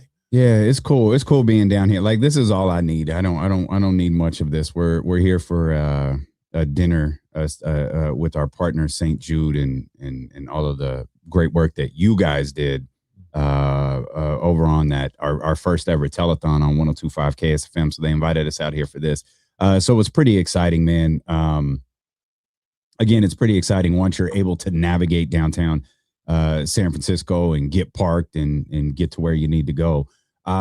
We've got 60 minutes of commercial-free sports talk. The trade deadline has come and gone. It was a pretty active trade deadline, not for Sacramento, but it was pretty active in the NBA. We saw the Boston Celtics do some moves that freed up cap space for them and took care of some tax issues that they had. We saw the Clippers and the Cavs make that point guard swap. Then you saw a bunch of course, the Anthony Davis move, the Trae Young move, the annual Dennis Schroeder trade, I guess. Dennis Schroeder Invitational. Yeah. I think it's a weird tweet, but I did read it that Dennis has now moved into the top 10 of having the most teammates of all time. Oh man. So man. Congrats, Dennis. Yeah. I don't know. Everybody around the league know Dennis, man. They got Dennis. And good for Cleveland good for Dennis for being a professional. He's his crowning moment in Sacramento wasn't seen, unfortunately. He would have been a legend forever. That would have been statue worthy. Even if he was traded, it would have been statue worthy if his Luka Doncic moment was. Did I tell you about the neighbor that I had that had painted that as an accent wall? Doug Christie punching Rick Fox. I don't think you did. Yeah, when we first moved to Elk Grove, the guy was really nice, and he's just just a nice guy, neighbor. So like we're getting to know him, and then my mom goes, "Hey, he's got a picture of Doug Christie punching Rick Fox painted on his wall." I was like, "No, he doesn't." She's like, "Yes, he does. Like, go over there. He'll show you." And I was expecting like just a little something, right? His whole accent wall. But where is this wall at? In his living room. No, stop. and the man's not married. He wasn't married. No. Okay, yeah, he wasn't married, and he didn't seem like a sports guy. He didn't seem that way. But I think he really loved the Kings, and I think he loved that moment. Or he really hated Rick Fox. Could have been that too. But his accent, that's a painting that he crazy. Painted and he painted like on the wall, not like he hung up a painting. Yeah. He painted on the wall Doug Christie punching Rick Fox. So Dennis could have had somebody doing that for him if he would have done it on the court, like you said. Well, salute to him. That's amazing. That's amazing. But again, a very active trade deadline. It just didn't involve the Sacramento Kings. Giannis Antetokounmpo wasn't traded. Ja Morant wasn't traded. And that goes back to something we were talking about yesterday where it felt like there were 4 really big names that had an opportunity to be moved this trade deadline. It was Trey, it was Anthony Davis, it was Ja Morant, and it was Giannis Antetokounmpo. 2 of those 4 were moved. Milwaukee told teams, I guess, pretty early today that they're not going to move Giannis. They're going to start making other deals. Those deals were announced pretty quickly, and then Giannis went to social media because I guess he started tweeting, started posting on Instagram stories, and it's like, good for him. Maybe Milwaukee does believe there's a way that this relationship can be salvaged. Maybe they feel like, I know I read a tweet yesterday. This was a bad one. This was the worst one I've read. Oh, the Milwaukee feels like if they can get in the lottery and hit on the pick, that might convince Giannis to stay. And the writer, can't remember the writer's name. I can't remember the writer's name, but he was like, this is the closest thing to having a baby to save the marriage I've ever seen in the NBA. And it was a spot on analogy. And it also just makes me wonder, like, what's the rest of the season going to be like for Milwaukee? Like, what are the Bucks attempting to accomplish over the course of the next 2 months? Like, Giannis, he's going to come back and play when he's ready. Cool. Why? Like, Giannis says, I'm playing for championships. Not this year. So you've been banged up a good chunk of the season, and we're talking to calf. Maybe chill, dog.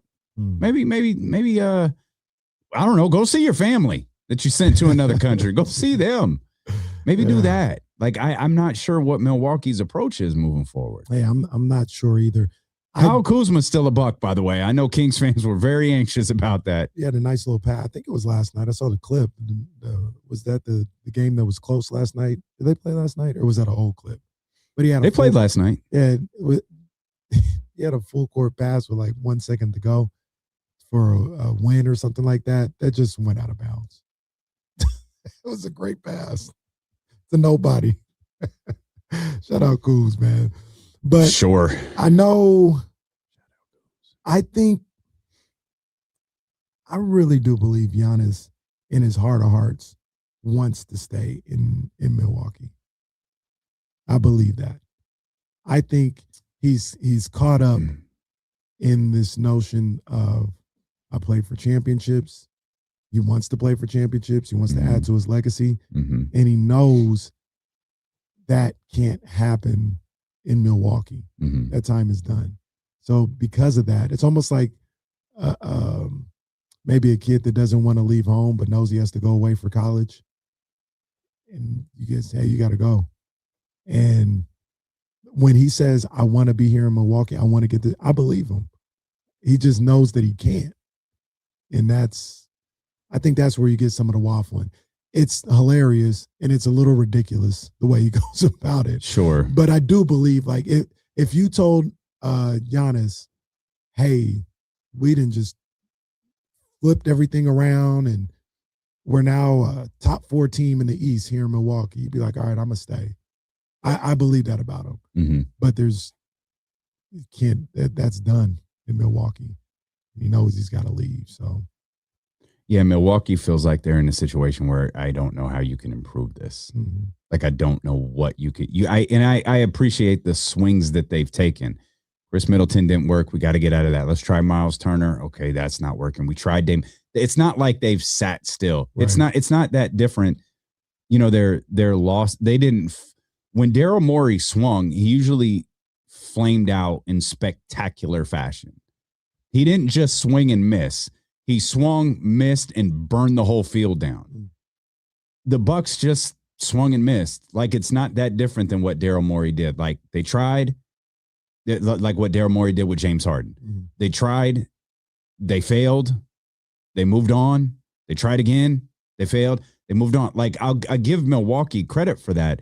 But there is a certain point where, and we talked about this with Domas and Ja yesterday.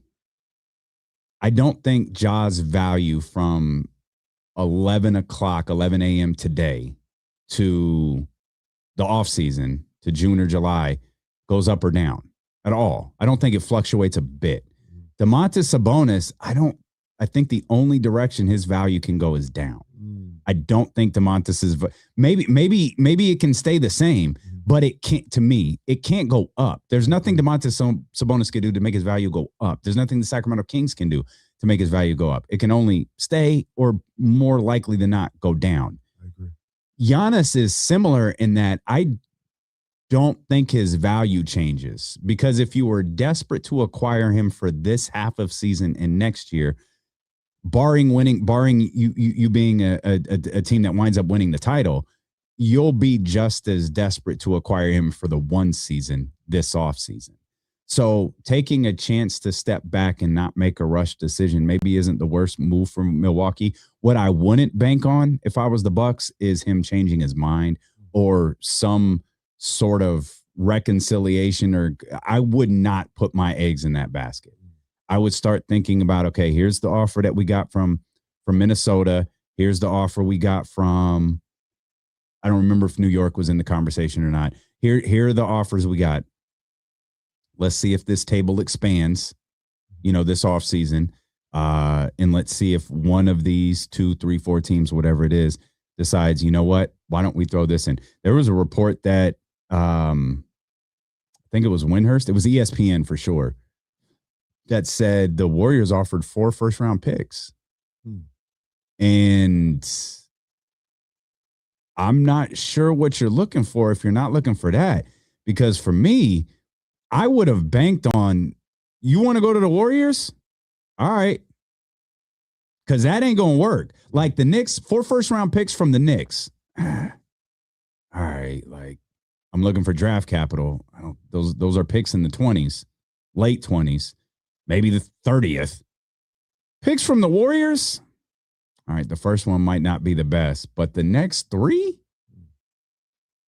This basketball team isn't good. See, this is the difference between the Giannis Warriors conversation today versus maybe 3 years ago. You're not a Giannis away. This Golden State Warrior basketball team is not good. Draymond is done. Jonathan Kuminga is not even a Warrior anymore. Like he would have been a part of that deal had they chosen to pursue that. Like there, you don't have nothing to hang your hat on anymore. I would have thought, and maybe they did, I would have thought long and hard about that if that report from ESPN was accurate. I would have too. I think if I'm Milwaukee, I need a player. I got to have a player because those picks, a lot of the times. Tell me why. Because a lot of those times those picks don't even amount to anything. Like in NBA history with these trades and all this other stuff. Like, oh, they got X amount of picks. Even I believe OKC got J-Dub in the Clippers with all the stuff they have with the Clippers. I think they got J-Dub there. 49ers got Fred Warner. That worked.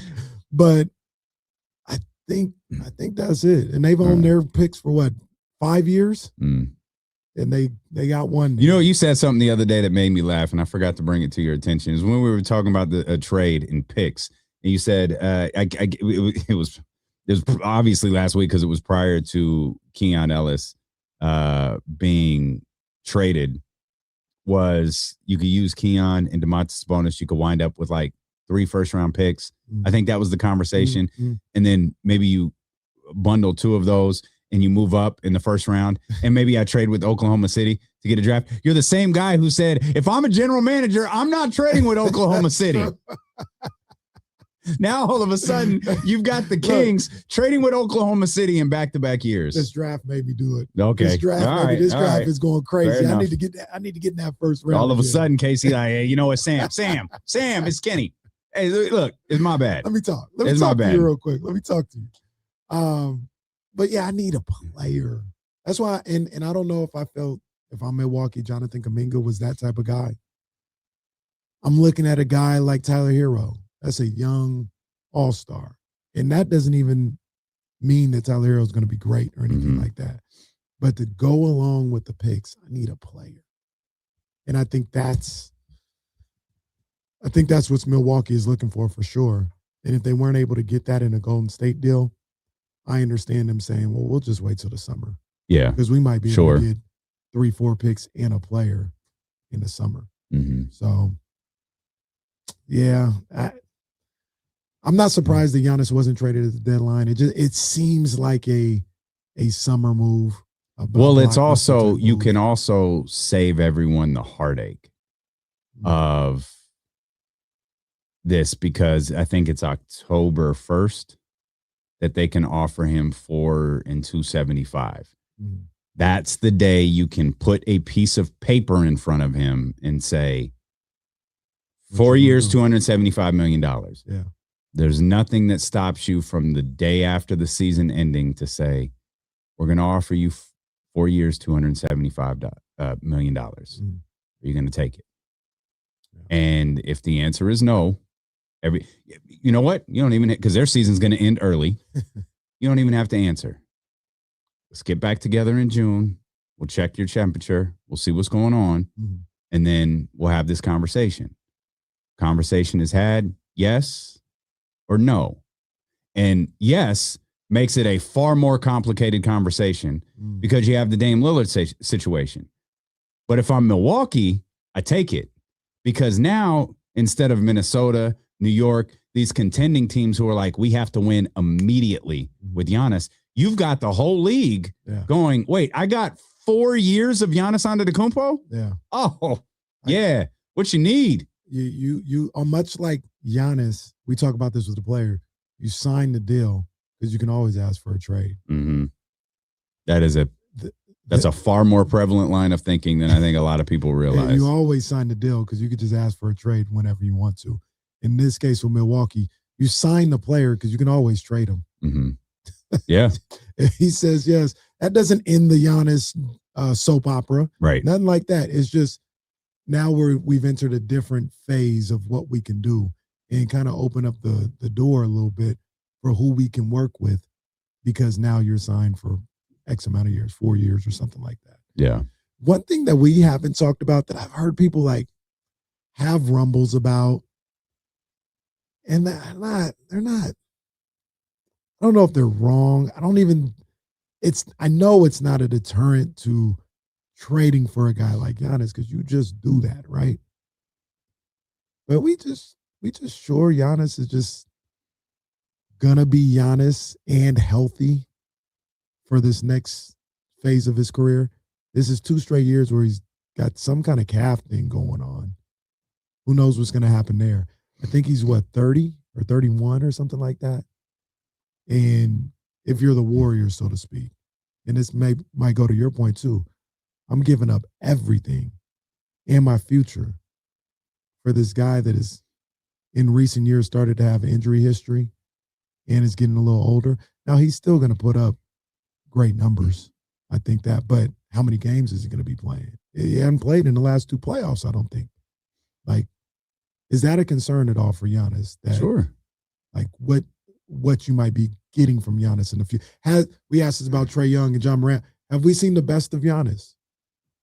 Oh, probably, but that is a very, very that's not the same. It's really below high. That is still great. Still great. Yeah, it's still great. But his below that has included injury history now. So, yes, I would say like a 31-year-old guard, I wouldn't even blink at, especially if you're a 31-year-old guard like Russ or Ja. I'd be that's a little nerve-wracking. Pretty physical. Like you're explosive, you're violent. That's the term. You're a violent basketball player.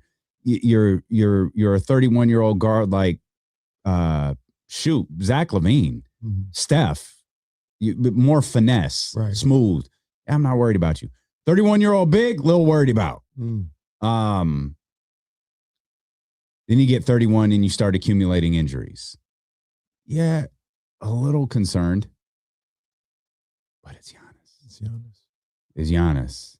And it's not quite like the Joel Embiid thing, where like Joel gets hurt, like you freak out. Is this it? Like we thought Joel. I absolutely thought Joel was done. He's not. He's back.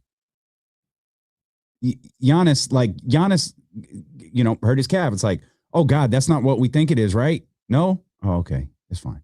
Whew. All right. And then you look back and you're like, all right, it's been a couple years in a row. Still Giannis. Still do it. Every time I'd still do it. I don't blame the Warriors for doing what they're trying to do or what they tried to do. I'm more of like, I'm kind of surprised Milwaukee didn't do it. But I hear you in the sense of, and we don't know what that deal looked like. I mean, I assume Jonathan Kuminga was a part of that before anything involving Atlanta took place. Maybe Draymond Green was a part of that, but which was the real reason I would have loved for all of this to have been done. We would have been here the day they had to take the Draymond Green jersey off the wall. That would have been amazing, which they wouldn't do because it's right next to a Kevin Durant jersey here in San Francisco. But yeah, I mean, you factor it in. I wouldn't worry too much about it. I agree. I'm still doing. I wouldn't worry too much about it yet. Yeah, but still do it. I'm still on the deal. And here's 4 years. He's 30. He'll turn 32 in December. I mean, that's 36 years old. I'm still doing it. I'm just asking the question. Now, here's the part of the show when I compare myself to a world-class athlete. I talked about this before because you guys know how deathly afraid I am of calf strains. I hurt my calf. I don't know how many years, X amount of years ago. I've never felt the same. I've never felt comfortable with it. And I only bring that up because isn't this like the third calf strain in a year and a half for Giannis? I think so. The one that kept him out of the 2 years because he played last year. The year before he got kept out of the playoffs. Yeah, because last year he got into it with Mr. Halliburton. But the year before, what a sentence! Not Tyrese. No, John. The year before he didn't play in the playoffs because of a calf strain, and then I think he went through most of last year, no worries. This year he's had it twice, and I just feel like once again I'm not a world-class athlete.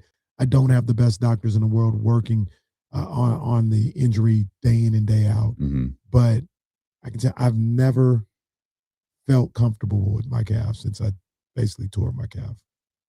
I didn't tear my Achilles; I just tore my calf. I've never felt comfortable again. And if I do too much, like it flares up, and I got to chill for a week or two or something like that. And I just wonder.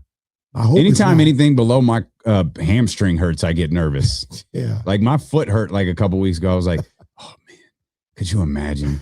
I'm just out there going for a run with Alex Toussaint, and all of a sudden, pop. Alex talking about, all right, open up. And then all of a sudden my Achilles snaps. What a terrible story that would be to tell on the air. No, bro. No, you're getting this third gear and that's it. Oh, come on, man. You got to hit that fourth gear. I'll break down. I'll just, man. Like, you can do it.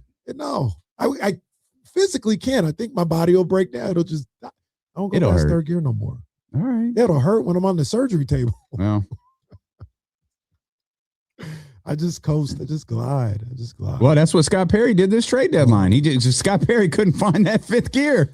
He just stayed in third. He just coasted. Third. He just coasted and glided. Third. He had to get the third to trade Dennis and Keon. Went right back down. He just shifted into neutral. Just let the car ride. Let me ask you a question. Was I a little too hard on my boy? And this is my boy. Was I a little too hard on my boy Scott Perry yesterday? No. Some people thought I was. Who? Scott? Just Scott. Hey, Kenny. I ain't talked to Scott. Kenny. No, you weren't too hard on him. Like I feel like we've done a good job over the last, 5.5, 6 years of not making this show personal. Like I know that.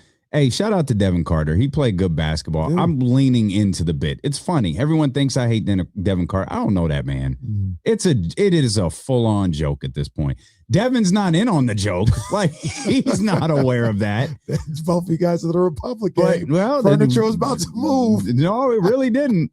So it was funny about that is me and Devin were sitting next to each other at the Republic game. and Kenny was at the same game, but we weren't sitting with each other. And as soon as I sent the text that, hey, Devin's next to me, my boy, he came over and he said, hey, I'm here. Just in case. In case he walked over to make sure. Cube, what's up? Yeah, what's up? It's good.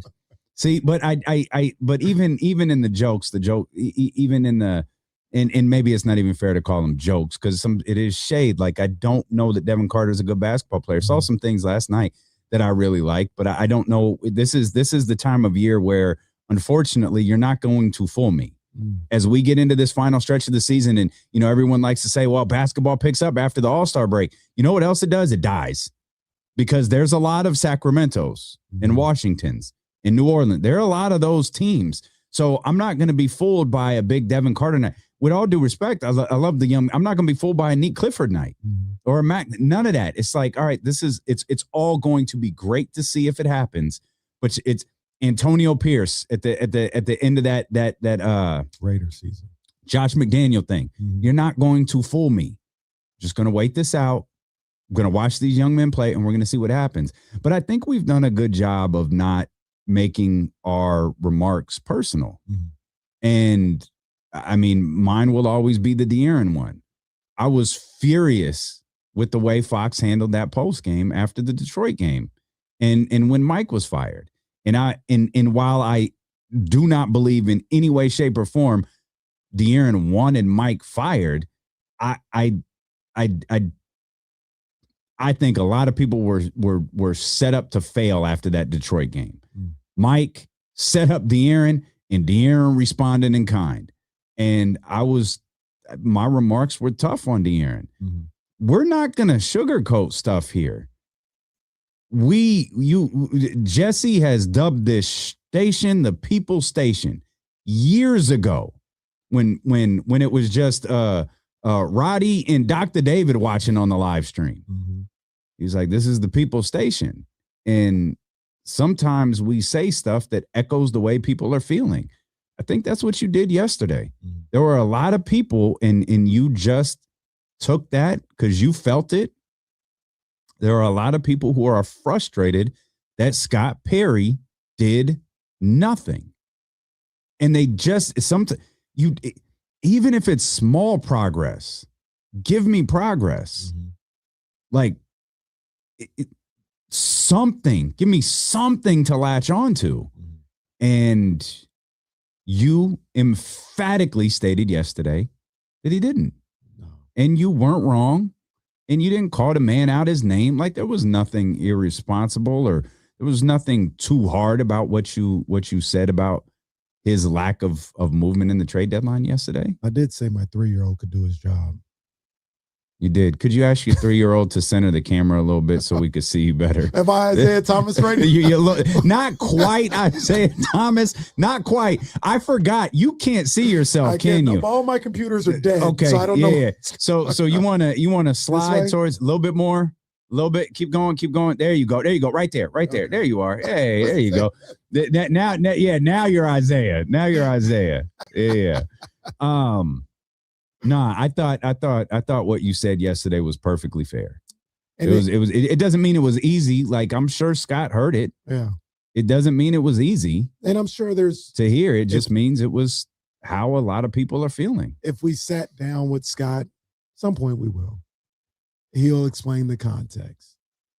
And I think the context will make sense. All of it, like we talked about before, he can explain something and it have context and it makes sense and I understand it. That doesn't mean I'm going to agree with it. I always go back to, I don't agree with Trae Young's decision. I would, especially for that price that he ended up going for. Yeah, I would have went and got Trae Young, but he reportedly didn't feel that way. He doesn't like Trae Young. And that's fine. My whole thing, like you mentioned, was taking any small step towards moving in the next direction, whatever that would be. And then I also thought about it, our priorities and what we deem is the highest priority might be different. I'm looking at this situation. People in the comments, with the post were like, no, Scott Perry's, some people were like, Scott Perry's right. Like, I don't want him to make a rash win now move. And that's okay. Well, I'm not asking Well, for that a move win wasn't now. happening. I don't know what move they're talking about. I'm not asking for a win now move. Yeah. I'm asking to make progress towards the next era of Kings basketball. Mm-hmm. That can be done a number of different ways: shedding contract, getting draft assets, getting a disgruntled star. Mm-hmm. Just do one of them. Don't do nothing, especially when you have the opportunity to do all three, it feels like. But like I said, our priorities, or I shouldn't say that, what we deem as the most important thing in the Kings franchise right now might be different. I think shedding salary is the most important thing and getting rid of those contracts. And if you can do that without bringing in more a contract, the same value or something like that, just exchanging bad contracts, if you don't get the exact compensation that you want, Mm-hmm. I'm okay with that because my number one priority is shedding the salaries. Seems like Scott's is getting the assets, most importantly, getting the correct value for whatever that you're sending out. All right. I disagree. Once again, I disagree. I see it differently. I just think the tough part is Scott can only set the value so much. There becomes a point where, like, dog, you're not setting the value. To Washington is, Toronto is, like, the other teams in the league are setting the value for Zach LaVine or for Domantas Sabonis. Hammer was emphatic that Zach LaVine right now at 309 is significantly more valuable than he was at 1109 because Zach LaVine's contract's now expiring. Mm-hmm. So as you head into this offseason and you make that deal, that's the Chris Middleton, contract. That's the Kristaps Porzingis contract. Like, I don't know what the Warriors' goal was with this move to Atlanta. I think there was I really believe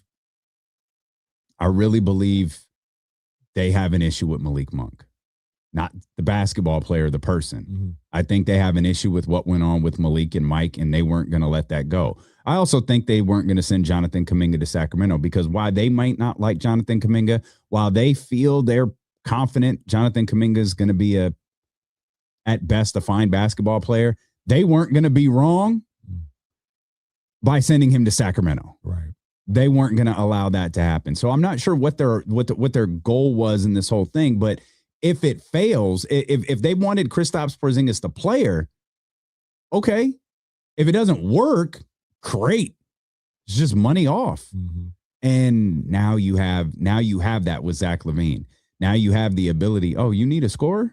Great. I got one for you. Mm-hmm. And if it doesn't work, and unlike Porzingis, with all, no shade to the big fella, but unlike Porzingis, Zach gonna play. Mm-hmm. Like, he'll be there. You'll have other struggles with Zach LaVine, but he'll be there. Mm-hmm. He's going to frustrate the hell out of you through the course of 82 games. But if you need a scorer, we got one for you. And then again, if it doesn't work out, oh well, you good. A team like the Clippers next year, they're going through everything that they've gone through this year. I don't know what the Clippers are doing, man. I'm telling you. I don't know either. Aspirations. There's some trees on the way. something. I thought about this earlier because Chris Haynes was like, for anybody just wondering, the Clippers are not moving. This was when the trade deadline hadn't come yet, but they're not moving Kawhi Leonard because it felt like they were starting to start a rebuild or something like that. They got them picks, yeah. They got them picks back, and I think they just gonna ride out this Kawhi Leonard thing. He might try and get another contract. I think he's gonna retire a Clipper. Not like this year or whatever, but they're not trading him. Like, he's not going nowhere, and he'd retire before he was anywhere else other than the Clippers. He's not James Harden. He's not like, I'll just go to Cleveland because I want another deal. Mm-hmm. It feels like Kawhi is like, I want to be here in Southern California, and if the end of my career is coming close, so be it. But don't send me to Indiana. Don't do that. I also think Zubac, because when I was looking at this the other day, I think Zubac was the one contract that went past 2027. Okay. And now they got that off of there. I don't think they have not one player that goes that's 2027. Well, no, it's Garland. Garland does too. So Garland, and then whatever they're going to do with Benedict Mathurin. I think those two would go past 2027, but that's it. So you said something yesterday. I think it was yesterday. That was really. I started to draw this comp in my head. I thought what you said about James Harden was brilliant. Just looking out for the Clippers. That's what he's doing. And I was trying to think, does this comp work? Because James Harden has navigated his contract situations flawlessly, like perfectly. He's left money on the table with Philly. Daryl Morey is a liar. I repeat. He hasn't earned the maximum amount of money he can as a player, but he's been able to navigate his contracts and trades in a way to where he can get the most he possibly can. He just keeps getting them. It reminds me of Darrelle Revis. I was thinking about this as you were talking about it yesterday. It felt like Darrelle Revis always knew how to navigate his contract. I mean, I don't think anyone's better than Kirk Cousins, but that's a different position. Right? Kirk Cousins had the franchise, and then went into 3 games. Kirk Cousins is the only quarterback in history. Even Deshaun Watson didn't do this because they restructured his contract. Yeah. 5 straight years of guaranteed money between the 2 tags and the deal he signed with the Minnesota Vikings. But in terms of navigating, Darrelle Revis was brilliant. Darrelle and James Harden, the player version of Bill Walsh and Bill Belichick. I'd rather kick up dust a year early than kick up dust a year late. Like, that's what James does. Nobody even really thinking about James's next contract. But James is like, no. Let me ask for this trade demand in LA right now, a year early, so I can get to Cleveland. And by the time I get there, I'll play well at the end of the season, and then I can tell them I need an extension. I hadn't thought about it that way. Yeah. These two, Darrelle did that. Did he hold out? Yes. The Jets? Yes. It was on Hard Knocks. Hard Knocks. The last episode was him running into the huddle. That's right. And then I think a couple weeks later, he's gone. Well, that hamstring was gone. A couple weeks later, that's when Moss got him. And on that play, no, Moss got you, dog. No, he really got hurt. He did really get hurt, though. Yeah, no, I think it was a hamstring. Yeah. He really got hurt right after he came back. Yeah, because it was that play. Him and Moss. Moss gets him. And I think Moss gets a one-hand touchdown in the end zone. One-on-one brief. No safety help, nothing. And on that play, Revis trying to chase down Randy Moss towards the end zone. He pulls up lane with the hamstring. And that was it. That was it. But he made sure he took advantage of Revis Island before he did. Yeah, I forgot about Darrelle. Yeah, he was masterful at like the Darrelle Revis. We can't play because of our current setup. So I'll just give you the numbers. Darrelle Revis, 9 years in the NFL, non-quarterback. 9 years, non-quarterback, $124.2 million. $2 million. That's a win. I said I was going to say 124.2. Count it, Jesse. Count it. Jesse just gave you the finger. Also, erase my John Morant. Oh, man. No, better yet, take a picture of that. Put that joint on social media. Oh, man. We got it. Everybody's takes get erased off the whiteboards except Kenny's. Kenny's stay up because they are legit Hall of Fame worthy bad. I blame you guys. It's part of the reason I don't have a rooting interest Sunday. But for Seattle to win, while Kenny writes, the Seahawks won't win a single playoff game on the board is just terrific. And I think they're going to win. That's the crazy thing. I'd be surprised if they didn't. I'm sure we'll talk a lot more about that tomorrow. I don't know. I guess I just don't feel the way you guys do. Yeah, they're the favorite. Like, not just the betting favorite, but in my mind, I'm like, yeah, anything can happen. It wouldn't be USA beats Canada if the Patriots in hockey, if the Patriots were to win that game, it wouldn't be that. Oh, no, it wouldn't even be close. No, I'm not. That's what I'm saying. I'm not saying it would be that, but I would be surprised if the Patriots win that game. I'd be surprised. What did you think when the Jump was talking to Turbo a couple of days ago? Mm-hmm. What did you think when the Seahawks played the Broncos? Remember the Seahawks beat their ass. I hoped, obviously, hoped, yeah, I understand. But I knew the writing was on the wall. Really? That offense, I felt that Broncos. The way I'm conditioned with football, I'm always going to take the dominant defense. The dominant defense is always going to. Seahawks are dominant. Mm, But the Patriots aren't bad. It's not like they're not. I don't think they have the weapons on the It's not like inside. they're the Rams defense. Oh, you mean I'm talking about Patriots defensively. defense? Yeah, no, yeah. they're Sorry, really sorry. good. That's their shot. That's their chance in winning. Oh, okay. That's their chance in winning. Suffocate that Seahawks offense. Get this into a rock fight where we're looking at a game in the teens going into the fourth quarter, and then see if you can, I don't like to bank on turnovers, so I'm not going to say that. But if you can get ahead, maybe you can control the game on the ground. But here's the crazy thing with that.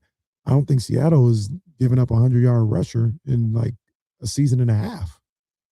Like this, they don't allow you to control the game on the ground. So Drake may gonna have to make some plays. It's tough. I always, going back to that Broncos Seahawks Super Bowl, I was like, as great as Peyton and all these guys in, these guys are, I don't know how that finesse offense is gonna deal with the Legion of Boom. Like, I just don't know how. And from the start, it was a massacre. They couldn't get no yards. They couldn't That's the most famous. That's got to be the most famous first play from scrimmage in Super Bowl history. That was crazy. I was so frustrated. I said, really? I think I might have, just based on my pure hate, I might have started to talk myself into it as the week went along. Like, oh yeah, Broncos might be able to do. I went against my better judgment. I was like, nah, Peyton Manning.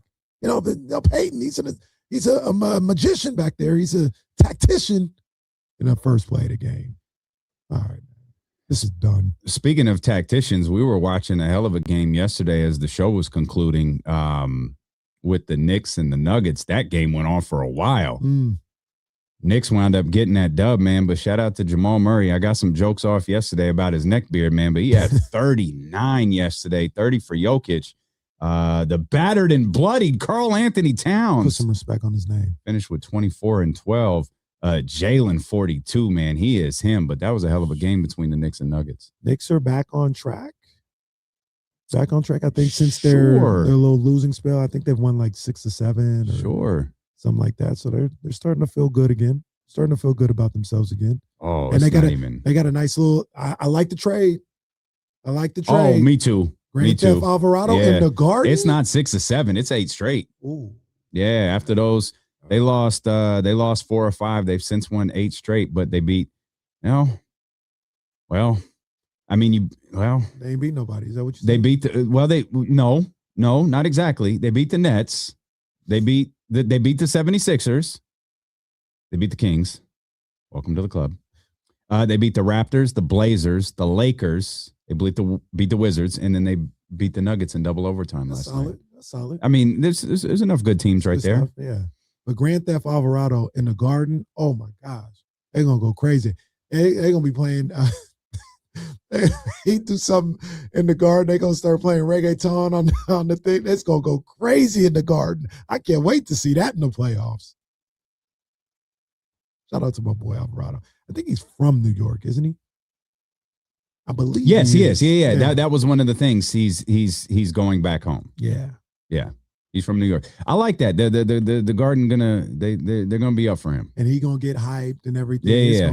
He's one of those. He's one of those players where the hometown crowd, the very literal hometown crowd is they're gonna eat that up. That's gonna be fire. Yeah, they're gonna eat that. Nice little sneaky acquisition there for. That's a good one. Yeah, that's a good one. Yeah. That's one of that's one of the better acquisitions today especially for a team the likes of a contender like New York. So let me ask you this. How would you feel if the Kings did what the Pacers did today? And for those that don't know, they traded for Zubac, Yep. and they kind of rolled the dice with their 2026 first round pick. There's 2 different protections on that pick. Mm-hmm. One of them is it's 1 through 4 protected. Yep. It is not protected 5 through 9. Right. But it is protected for the rest of the lottery. Yep. Hey, man, I don't know if I need Zubac that bad. That that is risky. I don't know if I need him that bad. That 2029 is unprotected. Zubac a good center, but I don't know, man. I like the basketball aspect of them getting Zubac back when Tyrese is back, or getting Zubac and having him back in the fold with Tyrese next year. They got players too. Like, so we're just collectively done with Benedict Mathurin? I mean, I'm not, but I guess they were. It was also, I think, a scenario where felt like they were going to have to pay him. I'm sorry. Can we go back to something we were talking about earlier? Sure. What are the Clippers doing? I don't know. I don't know. I mean, that's what you tune into this show for. for. That's what you tune into this show for. I'm gonna be honest. I don't know either. I saw this. They started making moves yesterday where it was like, well, all right. Like I get maybe the Harden thing that's just beneficial for everyone. Just move on. Darius Garland's younger. If you get him on the floor, like it's not so bad. And they made a couple of small moves where I was like, And then when this one popped up, I was like, okay, wait a minute. Yeah, I don't get this one. I don't get it. But I would say, other than that, getting younger, you get Harden out of there. Now you're going Garland and Benedict Mathurin potentially as your backcourt of the future. Maybe they felt like this is good enough to keep our pick. We're not competing anyways. Let's just be good enough to keep our pick, and we'll figure this out in the offseason. Yeah. What's the protection on their pick this year? I was hoping you weren't going to ask. 7. I couldn't remember. I think it's 7. I think it's top 7. Because I feel like it's 8. But I could also have that confused with Washington and the Washington Houston thing. But yeah, they do what you got. They didn't got out of the danger zone of losing that pick with the way they've been able to play. But I'm not exactly sure what they got going on. I really don't, because the Zubac one, that was a good contract. He was actually pretty young. Didn't feel like they needed to move him, especially. I know you got some future picks, but you couldn't get anything a little bit more concrete. I don't think it's a protection. It's a swap. It is a swap. That's right. It is a swap. It's not a, it's they. Yeah, they don't. So now they just they're just not giving them Darren Peterson at this point anymore. Though I say it all the time, team that got Cooper Flag won 39 games last year. This is true. This is true. Nah, they better give it to us this year, though. We didn't wasted our time. I really don't believe they're getting the number 1 pick. Talking about the Kings, I really don't believe that's the smart way of thinking. Yeah, I won't believe that until I see it. They could have the worst record in basketball. They could have the second worst record in basketball. There's no way I'm gonna be watching on June whatever as Adam Silver says the Kings are on the clock with the number 1 pick. Don't believe it. Might have 3. That'd be good. Don't even have 2. Probably gonna have 5, buddy. 5's all right too. Is it? I'll be disappointed at I was thinking about this yesterday. It won't be at the lottery party because that's not That's happening. on Mother's Day. when Luke Walton was not fired. I'll be disappointed on lottery day when it's 5. But this is brutal, bro. Good. This is brutal. The Kings have 12 wins. That's brutal. There's the Pelicans, Pacers, Wizards, and Nets all have 13. The Nets are really making a push. The Nets are making a push. They say, we're going to make sure these games aren't even close. We'll come back, man. It's the marathon wrapping up here with D'Lo and KC. 90 minutes into the show. There was a game last night. We talked about it. Devin Carter looked fine. Oh, we moved on. He actually did. He looked all right. We'll talk about the game last night. And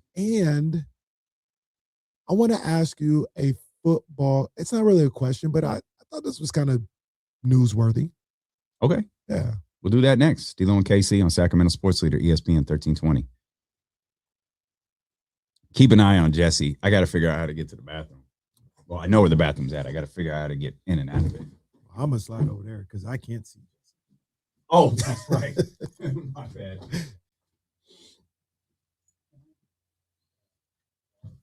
What's going on, y'all? Man, this is the first time I'm seeing the chatty house all day. I don't even know what's going on. People talking crazy.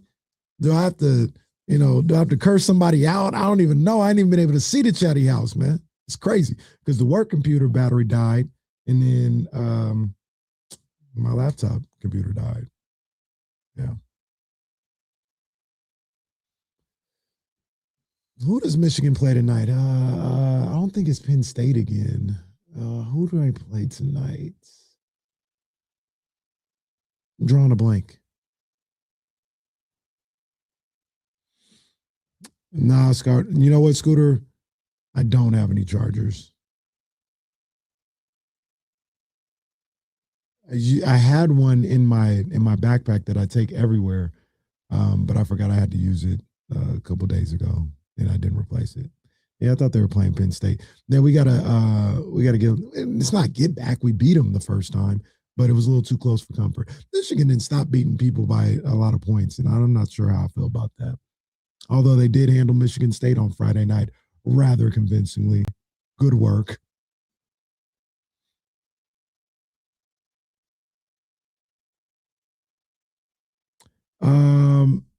No clothes shopping. I don't have time. Once we leave here, we got to go straight to the dinner. So no clothes shopping. That's a good callback, Stephen. That is a good callback. I did have a charger when I was here for All-Star Weekend. I just didn't have it on me. Is Jay-Z here for the Super Bowl? I'm not sure. Not sure. Couldn't tell you.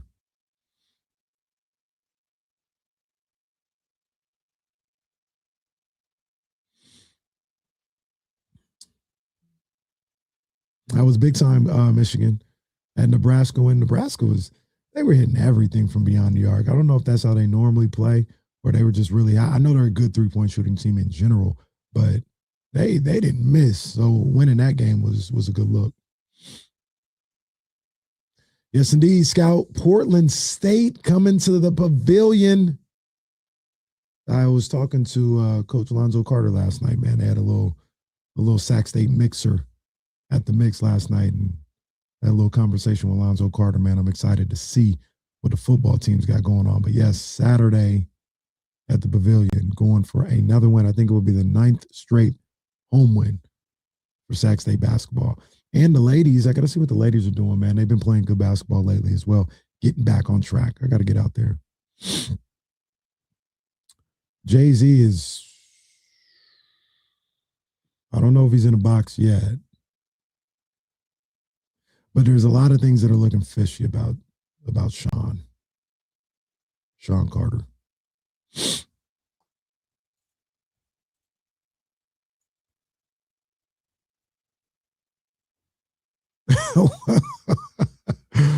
Look, I mean, all right, TC. Robert had a video. I don't know if there's a video of, I don't know what Jay-Z was, but it's not looking good for S. Carter, man. It's not looking, I don't like what I'm hearing from S. Carter right now.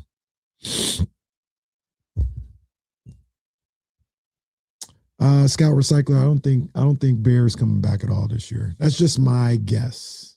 Just my guess. I don't think he comes back at all this year.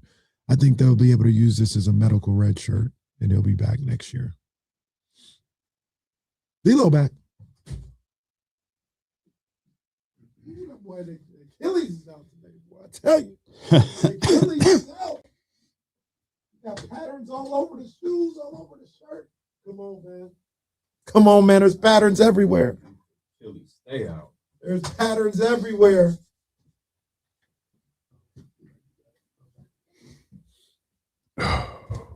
And we are live. You are listening live. All right, man. That's just the worst way to come back from like I've never done this a day in my life. I'm sorry. I do such a bad job on like I'm out of the element and out of like my norm and like it's not our studio and I had to ask the nice young lady out there for her key fob so I could like run to the bathroom and then like I'm the guy who's coming back in like looking around like wait I go this way. This Do you way. have a good sense of direction? Terrible. See, that's terrible. I have a very good sense of direction. Katie does. Katie has a really good sense of direction. I do not. I do not. It's bad. Yeah, Jazz doesn't either. Jazz.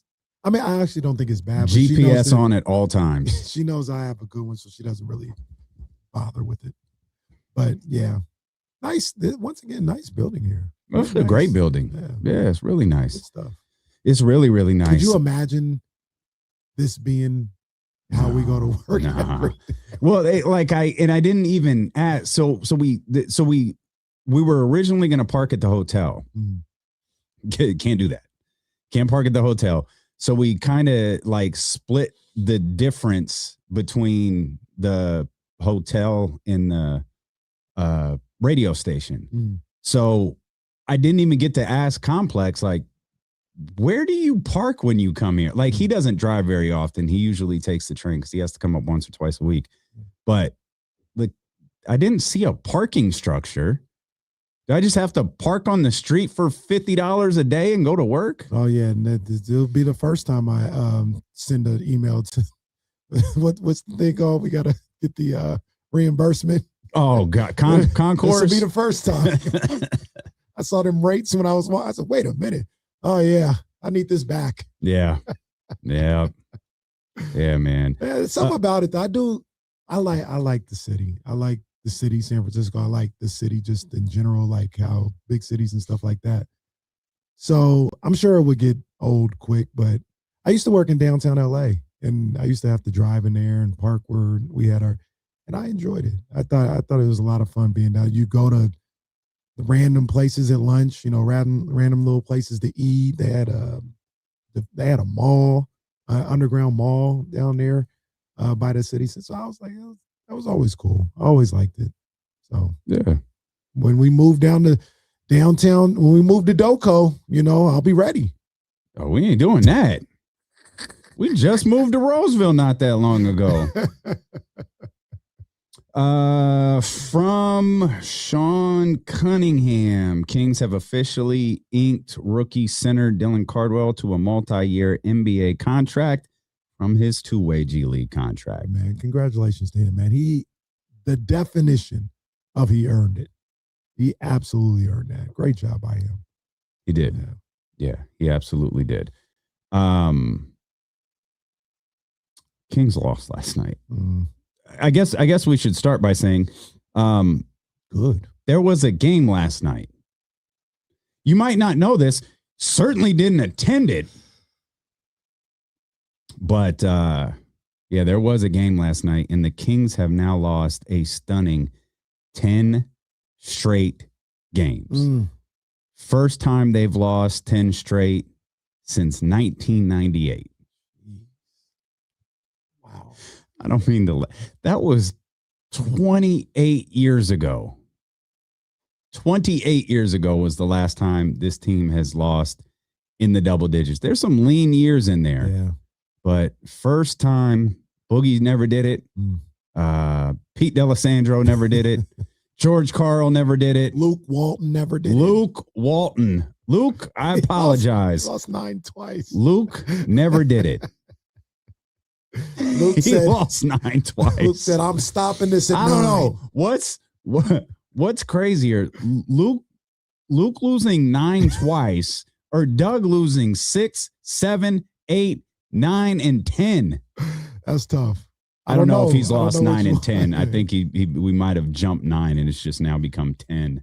That's a tough one. It is tough, man. Yeah. It is tough. So I want to, because the game is the game. Like there wasn't much to take away from it for both teams. Grizzlies didn't have nobody playing either. Do you think what we saw attendance wise is what is going to be the norm?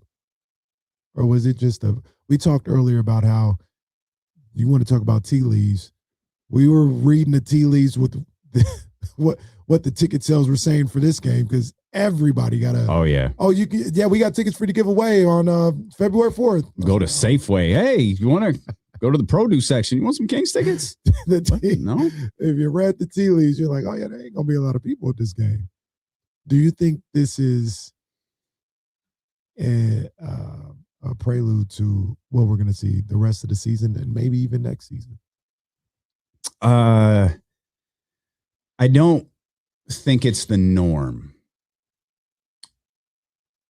But I don't think it's going to be unique either. Last night felt exceptionally bad.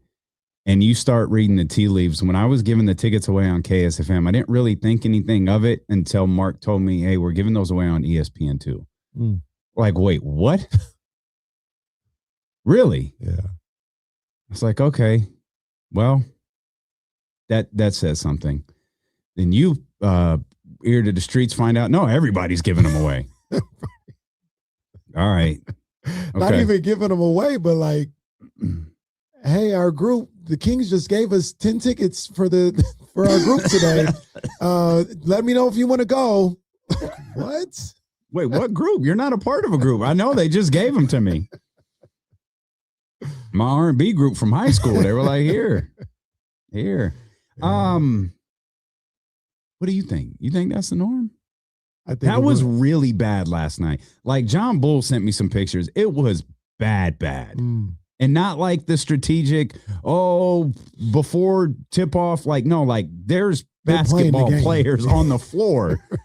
And it's like, oh man, that's tough. I think depending on the opponent and depending on the day, that's going to be the norm. What I mean by that is I think they have a game in a week when they come back from the All-Star break at home on a Thursday against Orlando.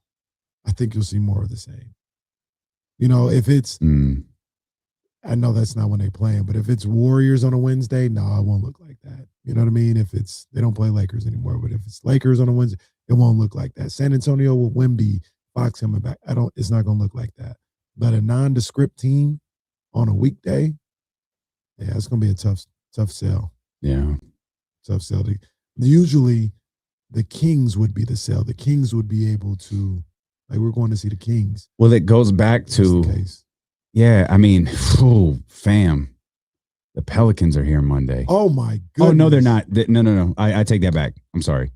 The Kings are in New Orleans. Well, with that being said, I think the Pelicans still got to come here. I don't think they've been here yet. Yeah, it looks. You know what? The Sacramento Kings might just be better off playing the rest of their games on the road. I'm just looking at some of these. They're gonna be the 2021 Niners. Yeah, I'm looking at these. Y'all just go ahead, stay on the road. Stay on the road. The Kings play their games at the Suns Arena. COVID is hit. The state of California says the Kings can't play here anymore. The Kings record says they can't play here. Man. The residents of Sacramento have said the Kings can't play here anymore. Yeah. Those middle of the week. I mean, they got Indiana on a Tuesday in March. No Tyrese Halliburton. That's going to be bleak. The Hornets on a Wednesday. That's going to be bleak. Did you see, did you see the Nets waived Cam? I didn't see they waived him. I heard they just let him go. He can sign. He's a free agent. That's crazy. That is crazy. Hey, just waive him. Dude scored 20-something points per game last year. This league really was like, so what? like, so what? Like, real talk. How many points did Cam average last year? I think it was like 20 points. I feel like it was 20-something. It was last year. Last season. No, that's it was 24 point. It was 24 points per game. Wow. That is wild. I don't like where basketball's going, man. He averaged 22 the year before. This guy shouldn't be teamless. I'm not saying build your they team just cut it. him. They're like, hey, man, live long and prosper. I'm not saying make him franchise, but he shouldn't be teamless. My goodness. Although I saw a clip a couple of weeks ago. Maybe no, you know what it is? Brooklyn saw, hey, man, Kings have 12 losses. There's 4 of us with 13. Get Cam out of here. We don't want to. They didn't even send him home. They said, we're not taking no chances. Yeah, You're we not on the roster. We don't need any accidents. I saw a clip a couple of weeks ago, and this may go into the mindset of a Cam Thomas and why maybe they said just let's move on from him. It was in the middle of the game, and balls being passed around, shot clock was going down. Cam Thomas gets the ball with like 2 seconds on the shot clock, maybe at around the 3-point line, and immediately passes it to the next guy. Or might have passed it back to the guy who passed it to him. And we all, he was like, I ain't messing up my shooting percentage right now. And Jordy saw that and got him out immediately. Oh, I saw that clip. Yeah. Jordy was like, I saw that clip. Yeah. And like, it's one thing to just be like a chucker or something like that. But when you're actively just like not even for the team and all for yourself, maybe that's what the Nets see in a guy like Cam Thomas. It's tough, man, because he can score. Yeah. Who's going to sign him? I have no idea. I'm sorry. I'm still confused about what the Clippers are doing. Like, I'm still so confused. Would they do it like if Darius Garland, like if you don't know like when Darius Garland is going to be available? I don't know, man. I'm trying to think. I think he'd be a backup to Benedict Mathurin. And I think Bogey's there too. So you got to work around it. Yeah, I don't think the Clippers would do it. Yeah, I don't think so. That's a good question. I don't know. Phoenix need another shooting guard. I mean, if you're one of these teams that are a play-in team or a fringe playoff team, I think you got to look at it and be like, what does this even look like? You can sign him for nothing, and if it don't work out, just not play him. Yeah. But see if you can get him in there. Yeah, that's an interesting one. That's an interesting one. We got diverted. We were talking about the Kings losing 10 straight for the first time in 28 years. Ironically enough, this is not a guy I want the Kings to sign. It's not. Typically I would, but no, there's no need for that. When does the streak end? I think we did this already. Is it Monday? Because they got the Clippers tomorrow. No, they're not beating the Pelicans. Okay. They're not beating the Pelicans. Let me go back to my calendar. I got the Clippers coming up. I got Cleveland after that. Those are both home games. That's Friday, Saturday. Then it's the Pelicans game that we referenced. And then they got the Jazz before the All-Star break. Do they win before the All-Star break? No. I went into March. I don't think it's going to be that long, but I went into like they're not beating the Jazz. Keontae George about to go off on them. Like that ain't happening. Jaren Jackson Jr. going to block every shot that they take in the paint. Like that, they're not beating the Jazz. Not beating the Spurs. Maybe they beat Memphis when they go to Memphis on February 23rd. Or maybe they lose by 30 or 40 again. Could happen. Not beating the Rockets, not beating the Mavericks. Like I said, I got to March, and I circled the Bulls on a Sunday at the Golden One Center on March 8th. Did we see the shift in philosophy that we've been talking about last night from Doug? Pretty much everyone who played 20 minutes. Even Devin played 20 minutes. DeMar played 27, but like in the 20s.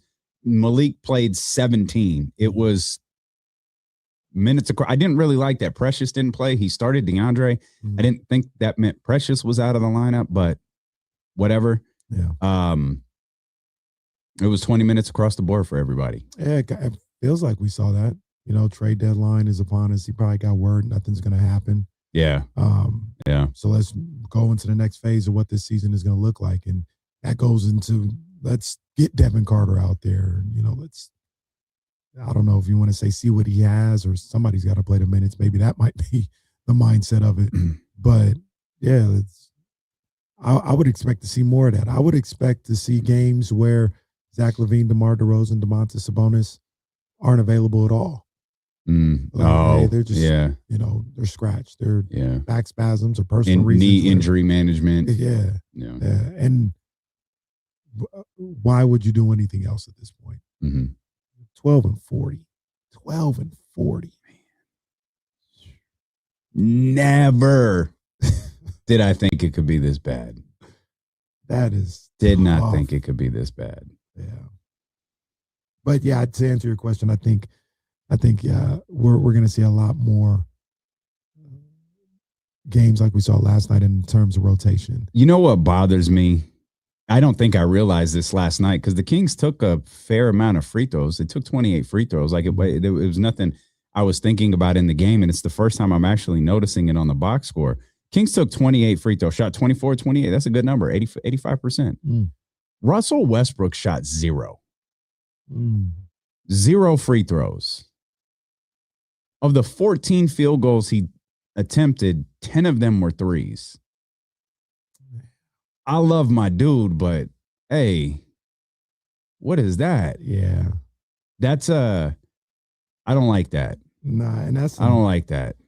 That's another one where it's like, why is Russell Westbrook playing again? I love Russ. I love him being here. We could even go as far back as to say, why did you sign him again? Like, what was the point of signing Russell Westbrook? Once again, I've enjoyed the Russell Westbrook experience. Every time he hits a three, I, at the same time as him, hit the top of my head, because I love the celebration. I love it. But what are we doing with him out here?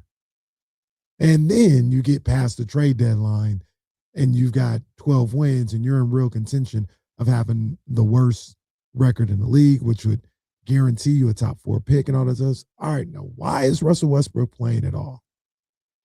And then you talk about his box score where he's shooting a bunch of threes and all this other stuff. And it's, do you think we see those type of games with Russell Westbrook where he's just out, like not playing, like I talked about? Yeah, I think we should. Yeah. We should. But the point guard position right now is a little bit different, though. I don't want to see Neek playing the one, man. I know. I do not want to see that. If you want to start Malik at the one, that's fine.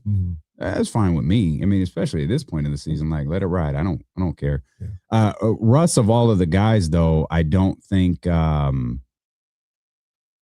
he's really one that if you don't sit him, you're sacrificing someone. Right. You know what I mean? It's not like, oh, it'd be really great to get so-and-so minutes. Like, nah, you don't have that. Right. And we don't need to put, in my opinion, we don't need to put Neek in that position. So if the point guard position for the next, rest of the season, 20 whatever games lives between Russ and Malik, I'm fine with that. I think it should be, Russ should be in there. But you could have games where it's Devin and Malik. Okay. Yeah. All right. Yeah. Okay. That's fine. Yeah. I know they talked about Devin at the one, during summer league. Like, oh, Devin can, he could play a part of that. He could play a part of that. This was before the Kings signed. I think it was before they signed they had signed Dennis. They hadn't signed Russ. All right. Yeah, I'm not crazy about Devin as a point guard, but that if he's going to be in the league, that's about what his position is going to be. So, see what he's got. I don't know why this stood out to me last night, because as I looked around the league, I guess it's fairly common. I literally just never paid attention to this, and I guess it happens all the time. The Kings took 100 shots last night. I guess that just happens all the time. I was looking at the Knicks game. Denver took 105. I think the Celtics took 101 or whatever, but it's 100 shots in a game. That's a lot of shots. I feel like if you would have told me this before I looked at the box score and you say, how many shots on average do you think NBA teams take in a game? I probably would have said somewhere around 80.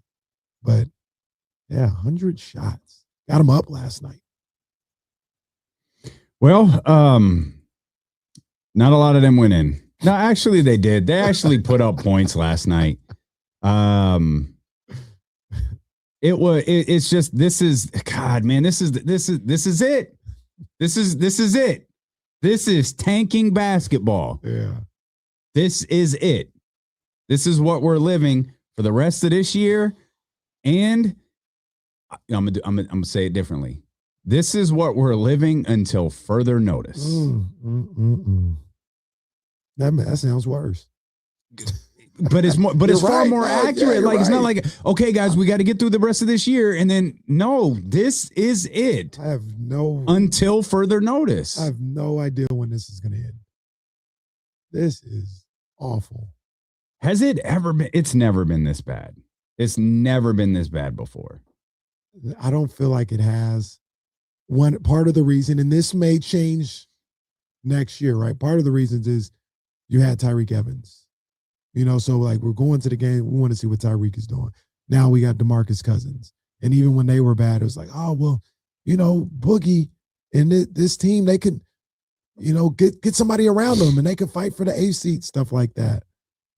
This is just hopelessness. And it'll change next year because whatever player they draft in the draft they'll take the role of Tyreek or Boogie or young De'Aaron Fox. And, you know, we'll be focused on their development and maybe not as much the wins and losses. But this feels like the worst I've ever seen. Yeah. Watching the Kings my entire life in this city. It feels like the worst. I was trying to think of that. Like I didn't like, you know, 80s, 89. I didn't know what I was. Mhm. But since I've started to understand the game, this is rough. I know everybody's going to point is to rough. the year, what they won 17 games when they tried to get the first pick, get Blake Griffin. Yes. I don't remember much about that season. I got to be honest with you. I wasn't living here, so I don't remember. I remember Well, it. I wasn't living here. I was living in Sacramento. And I guess it's just right. I guess it's just the time. Like, I don't even remember that scene being. I think part of what makes this so bad is the DeMar Levine. Those aren't bad basketball players. Russ, none of these guys, Dennis, they're not bad basketball players. But man, when you put them together, it created something terrible. Like, it just created something awful. And it goes to something we were talking about earlier, and I actually I can't remember exactly when it was, but it was like, you've got to get these guys associated with Vivek out of here. DeMar is a Vivek Ranadive guy. Zach LaVine is a Vivek Ranadive guy. You can kind of, I mean, the problem is Scott Perry's a Vivek Ranadive guy. Doug might fall into that like equation too that you have to address this offseason. It's far more prominent with players, I think, than it is general managers. And unfortunately for Doug, he falls into a more prominent category than even Scott Perry does. But I think people are so fed up with Vivek Ranadive and the way that this post De'Aaron thing has gone that you have to. We're talking about wiping out Monty McNair and Wes Wilcox. You're wiping out Vivek Ranadive. Then you're starting. And I think there's like you go back to that that was just bad basketball. This is toxic. Yeah. This is just nasty work. This is like, you know, maybe on TV shows or YouTube things where the kids or the students, they put everything they like into a blender. Like, oh, I like gummy bears. Oh, I like Skittles. I like chocolate. I like Cheetos, and they put it into a blender, and it's all disgusting. It's the Elf. It's the scene from Elf with the spaghetti and the M&Ms and the gummy worms. I like all that stuff individually. Right. Together, it is putrid. We'll make more ridiculous food analogies and relate them back to the Sacramento Kings when D'Lo and KC return here on Sacramento Sports Leader ESPN 1320.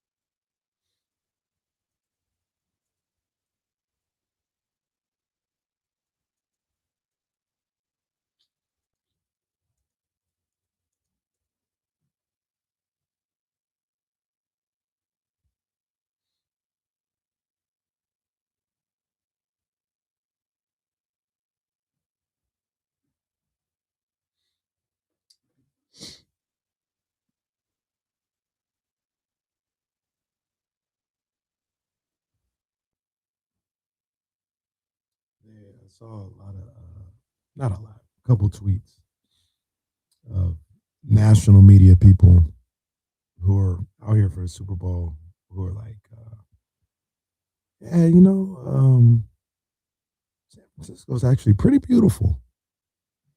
It's a pretty nice place, despite all the things I've heard for the last 2 years. Like it's really beautiful out here. Yeah, no shit. Yeah, like it It's very one of much the most is. beautiful cities in the world. I'd put San Francisco up there with one of the most absolutely. picturesque, Mhm. beautiful cities in the world. Absolutely. Absolutely. Man, when you're on 80 coming over that bridge for the first time and you see, and that's one of my favorite things about driving here. It is fantastic.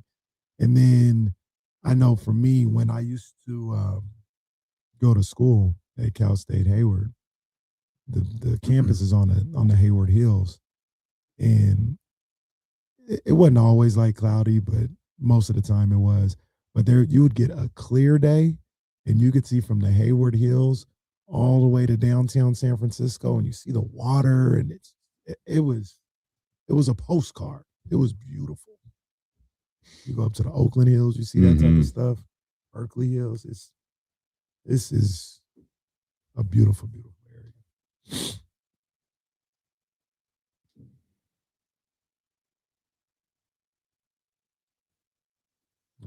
I just saw the Giannis tweet. Giannis, somebody take his phone. Just take my boy's phone.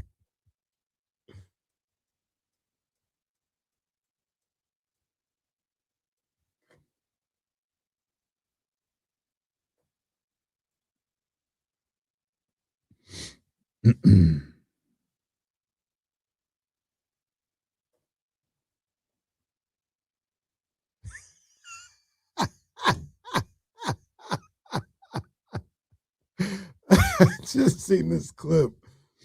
Did you see the clip of Joe Montana with the Cowboys helmet?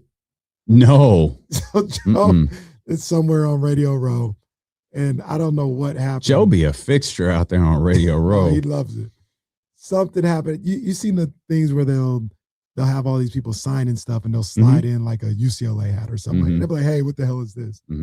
I think they might have done that with Joe Montana in a Cowboys helmet.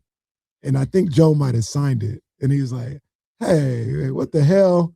And he picks up the camera and he's looking around. And he goes, there it is. A trash can, and puts it in the trash. That's terrific. Dealing with KC here. We're actually live in San Francisco. We're not at Radio Row. We're just outside our home studios. We're out here at the Odyssey Studios in San Francisco. As we're headed to a St. Jude dinner coming up here in just a little bit, which we're really excited about. Big thanks to our partners over at St. Jude. Been an amazing start to the relationship with them. A much better start to our relationship with them than it has been for Scott Perry and Kings fans. Been very, very bad. And Scott did nothing to help that today, as the trade deadline came and went with not much action. None at all. The lone action being the Dennis Schroeder, Keon Ellis trade to Cleveland, which did not net the Sacramento Kings any sort of draft compensation. And now that the trade deadline is behind us, I can say with great confidence, I am baffled by why Chicago was involved. Chicago and a Sacramento Kings second round pick. And James can talk about it being inconsequential. That's perfectly fine. Why were they involved in this? Was it simply to take Dario so they could sign Dylan? Sounds like it. Because you were already trading Dennis and Keon. Well, you're bringing probably couldn't take Sarge. I don't know. Well, yeah, they probably couldn't. Yeah. But even with that, I think I could be wrong, but I feel like the Kings have multiple roster spots available. That's what I was. Yeah. I don't know. I have no idea what Chicago doing what I said to do earlier, although Chicago has some interesting things going on themselves. I don't know what that roster is doing. We talk about what the Clippers are doing. I don't know what Chicago's doing. I have no clue. But they said, hey, Scott, or I don't know who the GM in Cleveland is. If you do anything, call us and we'll help. That's what I think the Kings should be doing. But with James talking about it, they might not even be in a position right now to be that type of team yet. Yeah, and that goes to the crux of everyone's anger, because that is essentially what this is. It's anger. You haven't even started yet. And it's like we are watching this, we are sitting through this like it's brutal, it's not fun. Like, no, the end is near, the beginning isn't near. What are you talking about? Oh, 2027. Bro, that's a whole year away. And it's not January of 2027. It's June of 2027. Yeah. Man, come on, man. It's tough, man. And this was just my source of frustration yesterday. Everybody's source of frustration. It just feels like we're just wasting time. And who knows when that's going to end. Even if Scott Perry or anybody else, and I know they can't, they don't have a crystal ball, said, look, I understand what you're talking about with wasting time. Yes, we're wasting time right now. Mm-hmm. There's nothing that we can do. But just give us until June, and then we won't be wasting time. We'll start the move forward. I might even be able to stomach that. But I don't even know if they can accurately tell us that. Do you think Scott talks? Tomorrow? He should. He made a trade. He should. Oh, he did. DeAndre Hunter didn't even get an introductory press conference. He just had to stand up there after practice.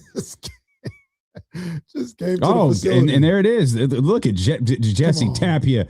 Come on, man. Morning show host Jesse Tapia. Yeah. There it is. It's in our emails. Dummy. Press conference tomorrow at 11. Okay.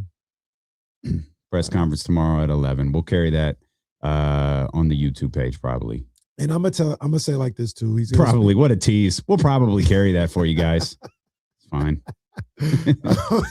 We always do. So I would say this as well. I'm not gonna get mad tomorrow if Scott Perry doesn't say anything of consequence. I don't expect him to be like, "Yeah, look, we're not gonna do anything for a year and a half." I don't expect him to say that.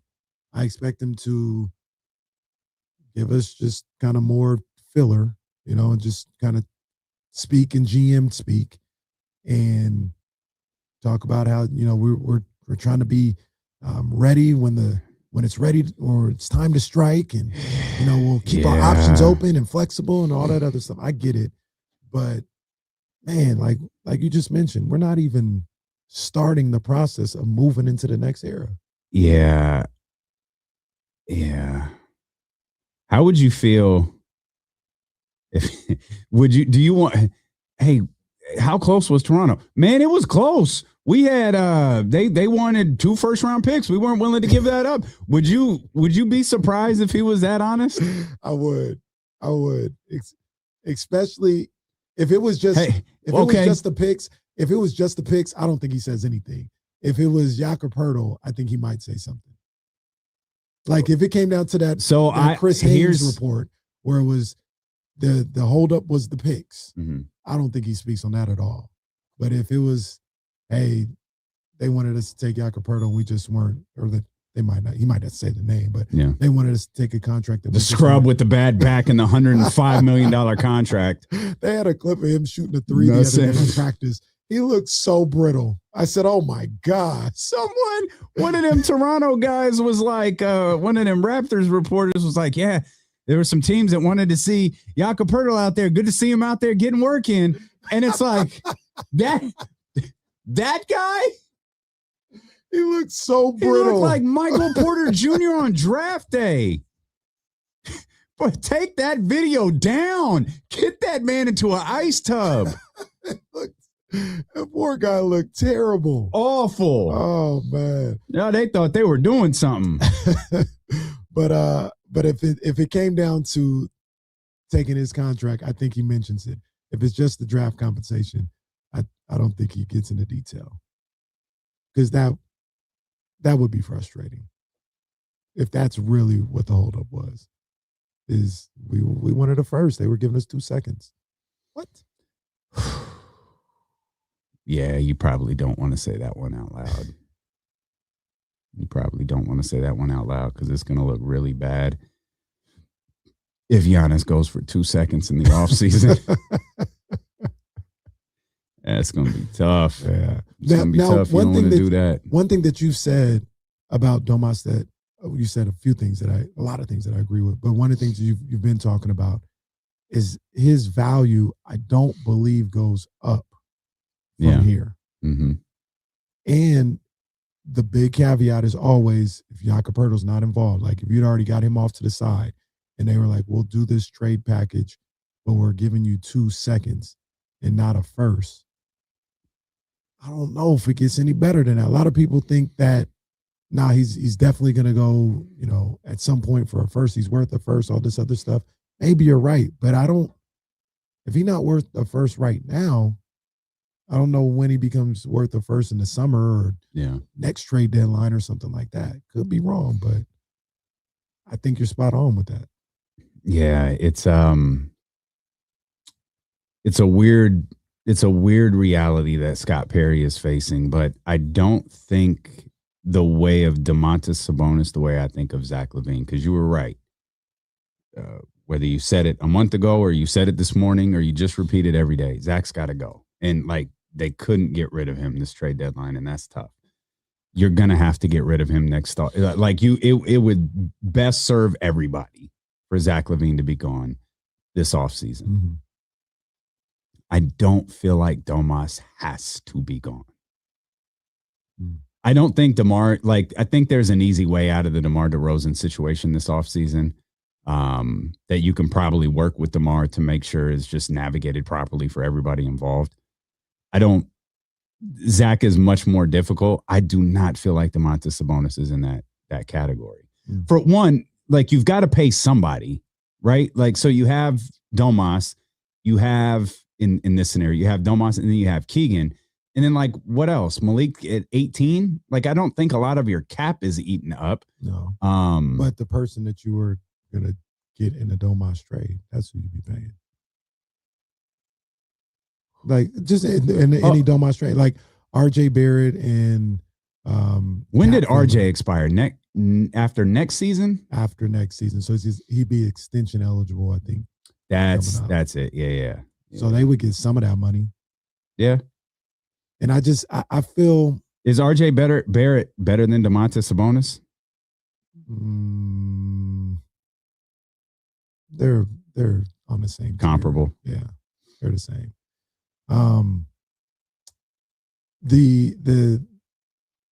The feeling that I continue to have is that, and maybe this is too dramatic, but you can't move forward until those 3 guys are gone. And I'm talking about DeMar, Zach, and Domas. Not because they're toxic or cancers or anything, but it's just a hold up on what you're trying to do.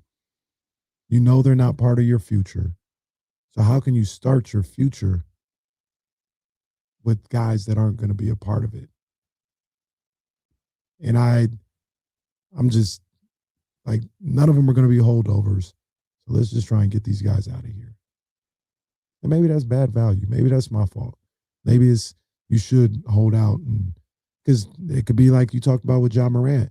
If the best you can get is 2 seconds and it's not going to get better in the summer, you can get 2 seconds anytime. But why do you think that all 3? Why does Domas have to be included in that? Why does Domas have to be gone? I understand why Zach has to be gone. I understand why DeMar has to be gone. But why does Domas have to be gone? Because I don't like his money. Okay. I don't like his overpaid. Contract. Yeah. I don't like the contract. That's what it boils down to me. The player, Domantas Sabonis, he could be around. That's fine. But when trying to move on cap wise, when trying to move on salary structure wise, that 47, 49, if I can move on from that, I don't want anything to do with that. I don't want anything to do with that. I guess it's the reverse of Zach LaVine and James Ham. That's how I feel with Domantas Sabonis. If he was making $25 million a year, he can hang around here. That's fine. Yeah. but he's making double that almost. So you got to go. Jake Fisher reported today that the Bucks were never serious about trading Giannis Antetokounmpo. That's funny, and I believe Jake. I believe it. But to tie Domas into the, like, his value is unaffected. Like, Giannis's value from now till June is unaffected. Mm-hmm. And the Ja Morant thing we were talking about, Ja's value might be unaffected in that it's just terribly low. Mm-hmm. It's not going up. Like, Ja's probably not playing the rest of the year or not playing much the rest of the year. And they're going to be right back in the same situation this offseason. Domantas Sabonis, his value is not going up. I don't know if Toronto set the value for him, like that's what it is, or if you can work with another team to get something closer to what you want. Yeah. But value is what the market dictates. And Giannis's value is unshaken by the Bucks holding on to him. I don't know what they're going to attempt to do over the next 2.5 months, but his value is completely unshaken. I agree. And I think the one thing in that the Milwaukee Giannis situation is I do think you open up the opportunity for more teams to be involved. Right now we were looking at 3 teams? It was Milwaukee, Miami, Golden State. And I think that's why Golden State was pressing the way they were, and maybe even Minnesota, because it was like, all right, we get Rob Dillingham was traded today, by the way. I missed that. Where'd he go? Let me pull it up. He was a part of, was it Chicago? Let me find it. I think he was part of the IO trade. Yeah, he went to the Bulls. Man. That's a I know. That was the moment. If they wanted Devin Carter. That was the moment where I was like, oh, the Kings aren't doing anything. Like nothing. Man. Yeah, nothing. Rob Dillingham might be Trey Burke, for all I know, but I would have took a chance. That's a guy you take a chance on if you're Sacramento. You know, you see it, like, and he goes for not a whole lot. Get involved in that. Talk to Minnesota about that. We'll see how that plays out. But I think Golden State and Minnesota, Miami maybe not so much. They're just there. But specifically Golden State was trying to do something now because they got a head start. I think they realize once the summer starts, their chances go, if they thought they had a chance before, their chances go drastically down when everybody else is involved with getting Giannis. They were trying to sneak and get him before it was open to everybody, and Milwaukee wasn't biting. Because the smart move by Milwaukee is let's open this up to the league. Almost like it's almost identical to what Phoenix was doing with Kevin Durant. The market wasn't that big or at the trade deadline, but once they got through the season, that's when the Houstons become involved and the San Antonios potentially come involved. And it's not the whole league necessarily, but it's more teams, which gives you an opportunity to get more in a trade. It does. And you were kind of pushing that early. And I was like, I'm not really sure I'm buying that. But if your sentiment, your other whiteboard take is accurate, and the Thunder can't beat the Spurs. Lost again. Well, I we'll get to that in a second, because I think there's I think there's a very tell the whole story. No, well, not even that. I think there's a very specific reason Mark Daigneault did what he did last night. Oh, I think I smell what you're cooking. Yeah, I think we got issues already. If that's what we got to do, we've got issues. Well, I promise we'll tell you what that is in a second. But if your sentiment is correct, okay, maybe that opens the door for Oklahoma City. Like, wow, we didn't have enough to beat San Antonio. San Antonio, flip it around, you're up 4-1 in the regular season versus Oklahoma City, but then you get to the playoff and OKC runs you out. The San Antonio all of a sudden look like, all right, it didn't make sense in February, but it makes a lot of sense now. Mm-hmm. And now you have these teams who are willing to get, and this is all before any 4-year, $275 million extension conversation is had. Yeah. Right. This is just with the final year of his current contract on the table. Like all of that is possible. Yeah, it's definitely possible. New York, like what if New York falls a game short again? Yeah. And that's the thing. If I'm Milwaukee, I want to see who fails and who says what we have isn't enough. Mm-hmm. And I could still end up doing a deal with Miami. I could still end up doing a deal with Golden State.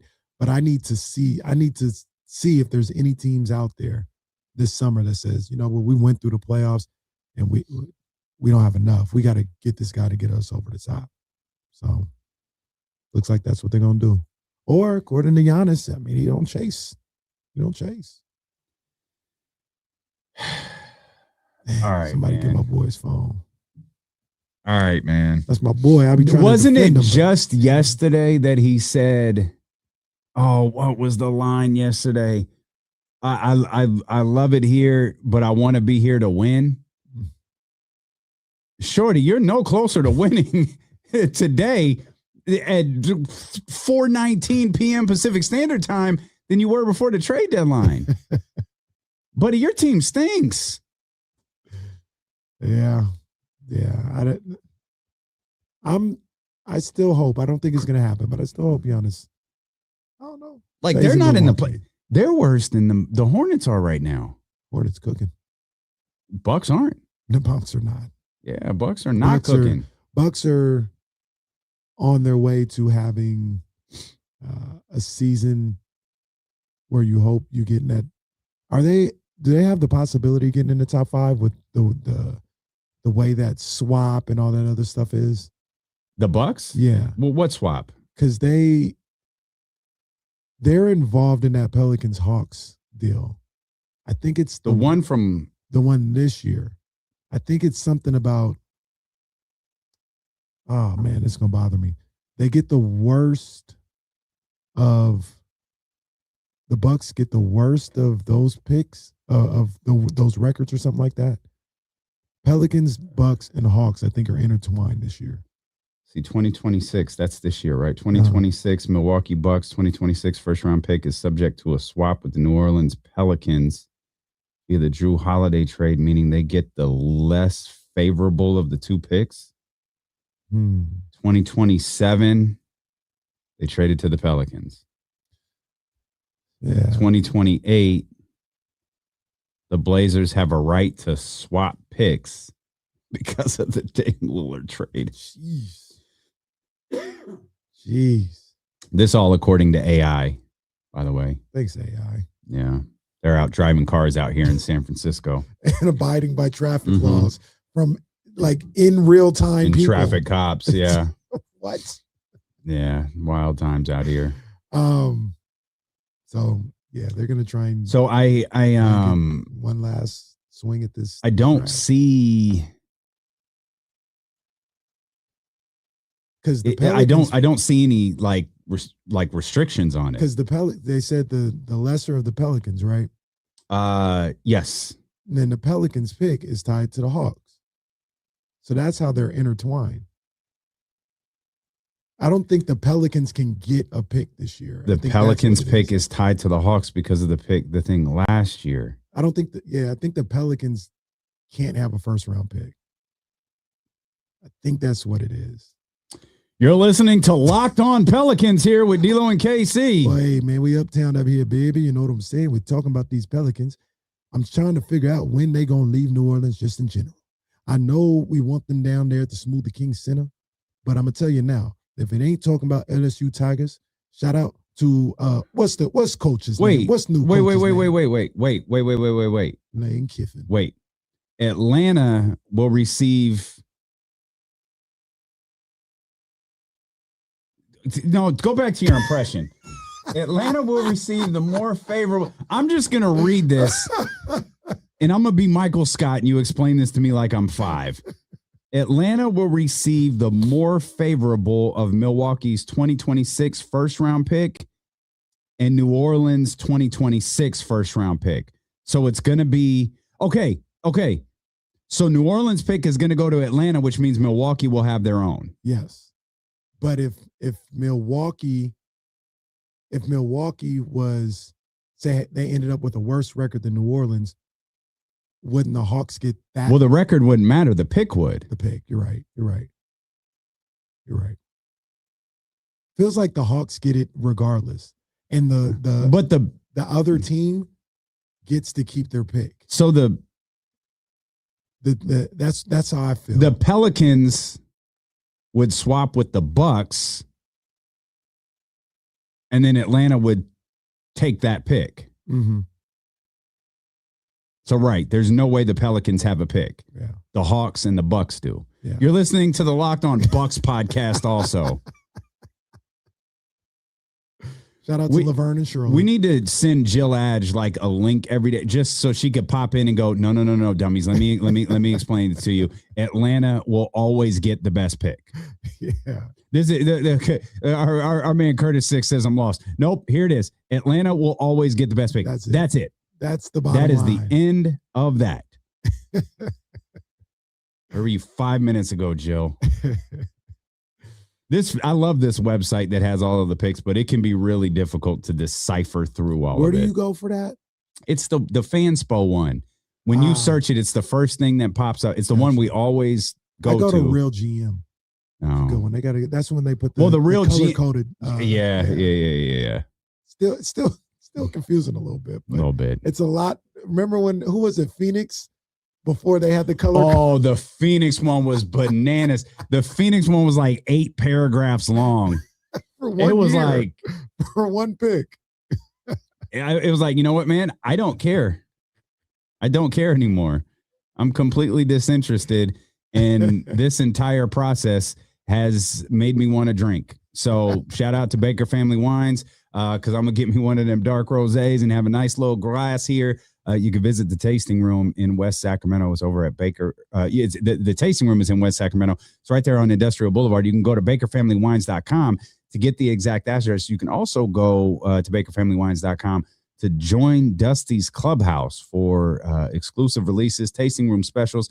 It is Dusty Baker's version of the wine club. You can grab you a couple of bottles if you're out at the Nugget in Granite Bay, the Nugget in Elk Grove. Select Rayleigh's and Bel Air locations have that beautiful bottle with the baseball stitch on it. Baker Family Wines right there available for you. Make it a part of your wine cellar, your wine fridge, or just your wine drinking. We'll come back. We'll close out this day. We talked about very, very briefly the Spurs beat the Thunder again. And Doc said, I wish you'd tell the whole story. I think what Mark Daigneault did last night was very, very strategic. We'll talk about that, and we'll have some more thoughts on the Kings as well when Dylan and Casey continue on Sacramento Sports Leader, ESPN 1320. So, Jesse, I'm probably not going to say that the show is ending on the radio, so you could just, it'll just sound like regular. For the live stream, the live portion of the show is ending in 30 minutes.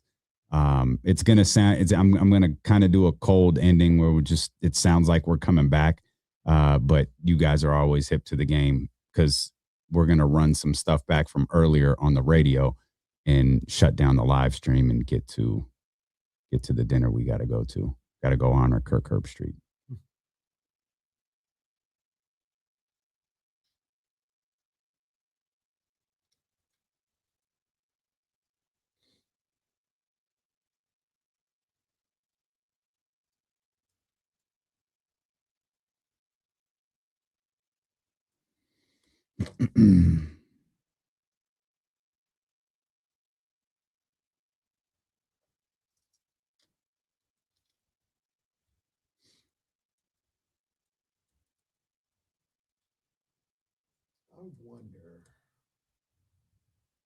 I'm so hungry. They're going to throw me out of that dinner.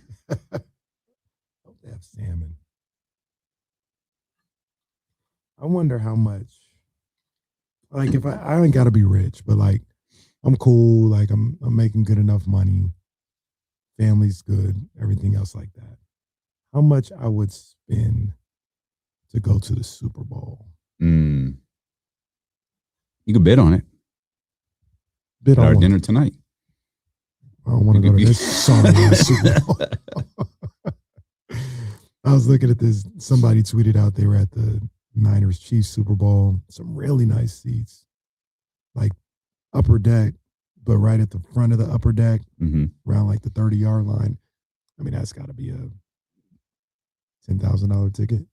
Oh, I'm certain. Well, you guys can see that. Oh, yeah, for sure. I think I pay five racks. Go to the Super Bowl and see the Niners playing the Super Bowl. Okay. Depending on the location, like I don't know if I'd want to be outside like Miami or something like that. But if I'm in the Superdome or Vegas, maybe even SoFi, yeah, I pay 5 racks. I got to get to SoFi, man. I saw a video today of somebody cleaning the scoreboard. Terrifying. Oh, Absolutely terrifying. Weezy says 4K was my number. I know. See, my thing with that is, what if my team loses? Yeah. Like, I spent $5,000, $10,000 to go watch my team lose. That would be tough. That would be tough. And what if it was a situation like, even in that Niners Super Bowl, they had moments where like I'm hyped, I'm cheering and stuff. What if it was like the Broncos Seahawks Super Bowl? Oh man, I never had a moment where I was just like happy. Never got to be happy. I'd be. We're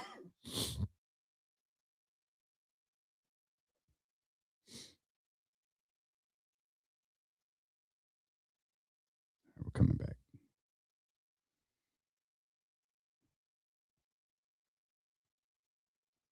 All right, so the Thunder lost to the Spurs again. Now, there's a lot of context here. Water is wet. Okay. There's a lot of context here. Shea is out till after the All-Star game. I think it's was it a oblique issue? Yeah. Okay. Yeah. So Shea is out. He'll be reevaluated after the All-Star game. And so Mark Daigneault, I think J-Dub played, but like no Chet, no Caruso, no Lou Dort. They sat a bunch of guys. And I had a thought as to why that might be. I wonder if it was a psychological play by Mark Daigneault. Come on, that's what we're doing with the world champs. The world champs got to do that. Shea acknowledged when they beat the Spurs last time that, like, yeah, it was a big win for us. We needed to get that win. And knowing they were going to go into this game without Shea, instead of casting doubt or bringing bad vibes, Shea's out. Okay. So is Chet. So is Alex. So is Lou Dort. Why don't we just get through this Spurs game? They don't play again. It's 4-1. They had the in-season tournament game. So 4-1, it's over. And then we worry about finishing out the rest of the season and getting to the playoffs. That's tough. I'm going to be honest with you, man. If the Thunder had played the Nuggets last night, I don't think that would have happened. No. I think that was a psychological play by Mark Daigneault. He said, we just beat them. We have to hold on to that. Let's just get out of this. And you know what? The damage is already done. If that is the conclusion that he came to, that I'm trying to kind of protect this team moving forward, the damage is already done. They already got you. Whew. It's tough, man. Sorry, Cole. Am I wrong? No, I think you're right. I agree. I think they said, we don't want anything else to be the case until we have to see them when it matters. Whether we win, lose, whatever the case may be. Next time we see him, we want it to be in the playoffs at full strength. It's tough. That's tough. You guys are the world champions. You're not the 23 Kings where you're out here trying to, oh, we're scrappy, we're young, we're back at it again. You're the world champions. You're the world champions. Remember when we thought we were young and scrappy? We were just not good. I was going to say something different, but no, it's not. Well, they're good. They were good that year, but moving forward, they were good. But yeah, no, you're the world champions, and you're making concessions. Maybe, allegedly. Yeah, man, I don't like. What if the Spurs got to the finals this year? Oh my God, that would be unfair. They're 34-16 right now. 2 seed. Is that better? Yes.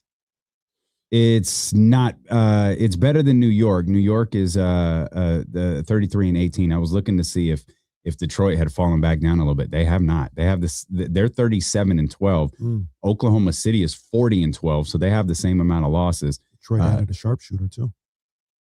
Mm-hmm. They did. 31% sharpshooter. I'm a hater, man. I don't know. I guess you're right. Once you get the sharpshooter label, I guess you get it forever. Buddy Hield. Buddy Hield was traded today. Flamethrower. Last night. He was actually traded last night. Buddy Hield going to Atlanta. Flamethrower. But that would be crazy if the Spurs made it to the finals. That would be crazy. And I think it could really happen. I think they're a true contender. A real contender to win a championship, not just get there. They can win it all. That is crazy. Is the most Denver wouldn't surprise you. No. Houston wouldn't surprise you. No. Obviously, Oklahoma City wouldn't. San Antonio. Minnesota would surprise me. Me too.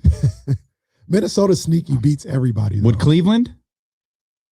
Well, no, not now. Now that they got Keon?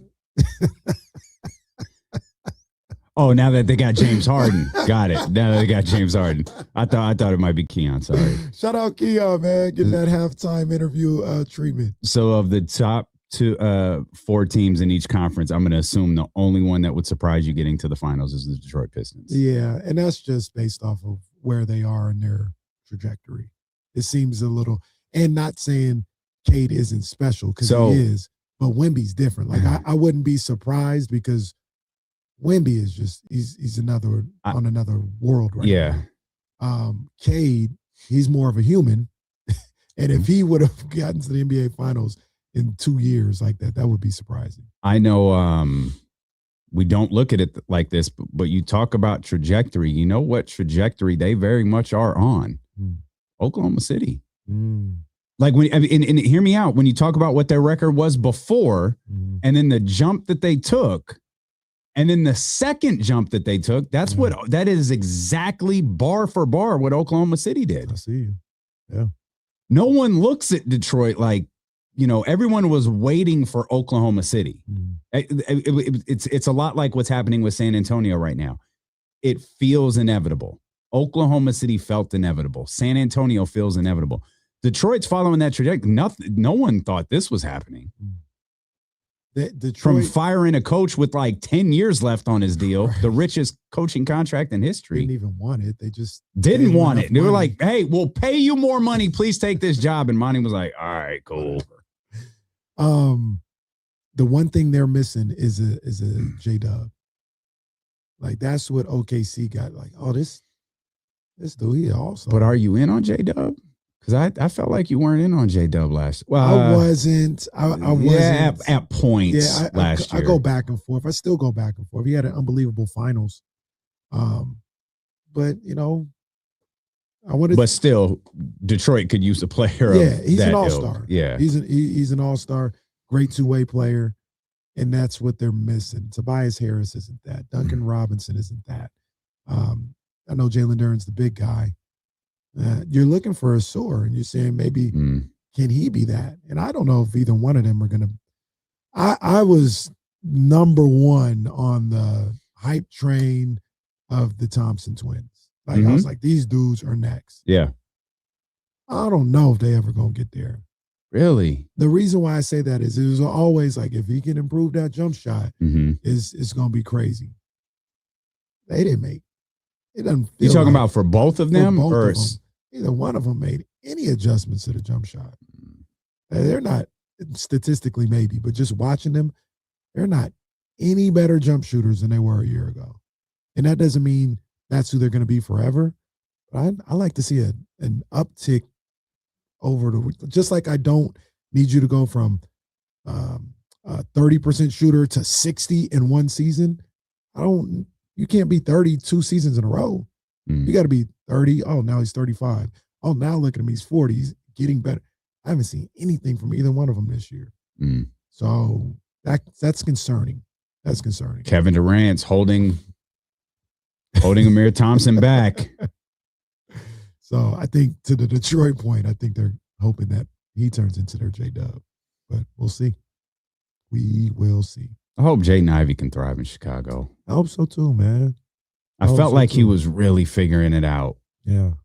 Before he got hurt. Like I felt like he had really okay, there he is. And then he gets hurt and it's like, they figured it out without you. Yeah. And that is a tough setting to walk into. Like Kyrie's one of the greatest players we've ever seen. Even he couldn't do it. Right. Like it's like I don't fit here anymore. Yeah, they done moved on. Yeah, I don't fit here anymore. And you talk about the violent nature of somebody's play. He's almost in that same vein. Jaden. With how he plays. And it's not the same as seeing Alex Smith drop back for a pass when he tried to come back play for. Yeah. I get nervous. Yeah. Watching Jaden. Something about it feels like he's still working his way back. He's not ready. He's ready. He's cleared everything. He hasn't gotten hurt since or nothing like that. But I just get nervous watching him. I hope everything is all the way healed. Don't want to speak too early, but I see Duke putting boot to asses of Louisville. Let's go and get that done. Duke back. Oh, they Duke back. back. Yeah, they back. They had a couple of huge ranked wins. Wins against ranked opponents, over the course of the last few weeks. I took my eye off them for a second because it was a struggle. And then I see yesterday I saw the ad for this game today. Number 17 Duke. I said, they back. And they're going, I'm going to shut up because Louisville hit a 3 while I was talking. We're talking about the Duke women, by the way, not the Duke men. This is number 6 Louisville. So they'll continue to climb if they can take care of business today. Do we still have that issue where we haven't beat Chapel Hill yet? No. Was it the tournament? No, we beat them twice. Beat them in the regular season and then again in the ACC tournament. Okay. Yeah. That was a thing for a second, though. Right? Yeah, that was absolutely. Yeah, that was absolutely. The phone calls you. Oh, that was a bad. Yeah, that was bad. That was bad. So we got that. That was one of those. Yeah. I know. Yeah, that's what those were. But credit to her because she scheduled it. I mean, they've played the number 2 team, number 3 team, number 5 team. They're playing the number 6 team right now. Like she ain't scared of nobody. She's like, y'all want to play? Let's play. Let's get out there and work. Love it. Can I before we go back to the did more work in the portal than Perry did at the trade deadline. Sorry. What was that? What would he do in the portal? Hey, the portal's up, guys. What would he do? Just nothing. He's been the portal open. He'd be like, look in the mirror first. That's where you get all your Let me give you my motivational quote for the day. I'm sorry, Scott, if you're listening. You're my boy, man. I'm frustrated, man. I'm frustrated. But you're still my boy, Scott Perry. But can I walk back a tweet that I had earlier today? Sure, I didn't see it, but go ahead. Yeah. I tweeted out in response to the 49ers being chosen to play the first ever game in Australia next year. Yeah, 49ers and Rams. By the way, 49ers and Rams. 49ers and Rams, Melbourne, Australia. And my initial take was, this is awful. Okay. And I was thinking selfishly, you're taking the LA game away from the Niners. Now, the Niners are playing the Chargers next year. So they'll still be going to LA. It's Chargers in LA. So even though they take it's good. I didn't mention this. This is a home game for the Rams in Australia. Oh, okay. Yeah, I actually did see this tweet, believe it or not. Oh, well, thanks for not having me blocked. Well, Yeah. it is oversight on my part, but this is a home game for the Rams. So, I always like Niners going down there and doing their thing. Mhm. They are going to play the Chargers, so you still have an opportunity to go to the LA. And then the other thing as I was tweeting being mad, I thought about this. I said, I don't know why that made me laugh as I was tweeting being mad. I was upset. Most people only tweet when they're mad, so that checks out. I said, this is probably going to be week 1. And that makes it a little better. Nobody's confirmed. There's other people like Nick Wagner saying this is probably week 1. The way the NFL is already has the matchup set and kind of promoting it, I think is going to be week 1. And it's a week 1 game. It is Niners Rams. Like it's not unbelievably high profile, but it's a pretty high profile game. You're not putting that at 6 a.m. on week 9. Sure. Just like Chiefs Chargers last year in Brazil. Packers Eagles in Brazil. There is a Brazil game this year. So check this out. For those who didn't hear, it's the Dallas Cowboys. That's going to be crazy. The Dallas Cowboys are giving up a home regular season game for the first time since all of this started. That's going to be crazy. Somebody had put out, I don't know how it works out, but Australia is, I think they said 19 hours ahead of America. Their time. The time difference is 19 hours ahead. They laid out a scenario where the Niners and Rams played that game before the Thursday kickoff game. Oh, yeah, okay, sure. Which would be crazy to think of. But they say that could happen. Obviously, nothing has been announced or nothing like that, but that could be the case. And also, I'm interested to see how they do the Brazil situation, because I think this is the year where they can't play games on Fridays and Saturdays or something. Yeah. The NFL. Yeah, there is nothing in the press release outside the Dallas Cowboys to play in their first ever game in Rio de Janeiro this upcoming year. They don't have the opponent? Nope. Which tells me that the Dallas Cowboys is the headliner. That's a fact. Yeah, that's the fact that it's the Jacksonville Jaguars does not matter. That's a fact. But that tells me, that lends more to the thought that I have that Niners Rams is week 1. It's Niners Rams. You know who it is. Yeah. And we're going to Australia for the first time. I think it's going to be week 1. So that kind of softens the blow on everything, because I was worried about travel. That's another thing. The travel, I guess they go to Germany and stuff like that, but that would seem kind of hectic to do in the middle of the season. If you do a week 1, it's just a straight shot. You're there for maybe a finished training camp or something. You're there for 2 weeks or something like that, a week, and you start the season and you come back home with 11 days to get ready for week 2. Yeah. So I've softened my blow a little bit. Okay. You feel better? Yeah. All right. So, what's funny is I love that you're upset that Los Angeles lost the game. Yeah. Well, because I wanted to go. I wanted to go to Niners Rams in LA. You wanted to go. Are you actually going to go? Yeah, I would have went this year. The Niners got a couple games. What a coincidence. What a coincidence. You would have gone. I was going to go to the LA San Francisco game. It just so happens they didn't have the game. I might go to the Chargers game. You're going to go to the Chargers? The Niners got a couple games I want to go to. They're in New York. Kyle Matson, put the media request in now. Let's do it. They're in New York and they're in Atlanta. Oh, yeah.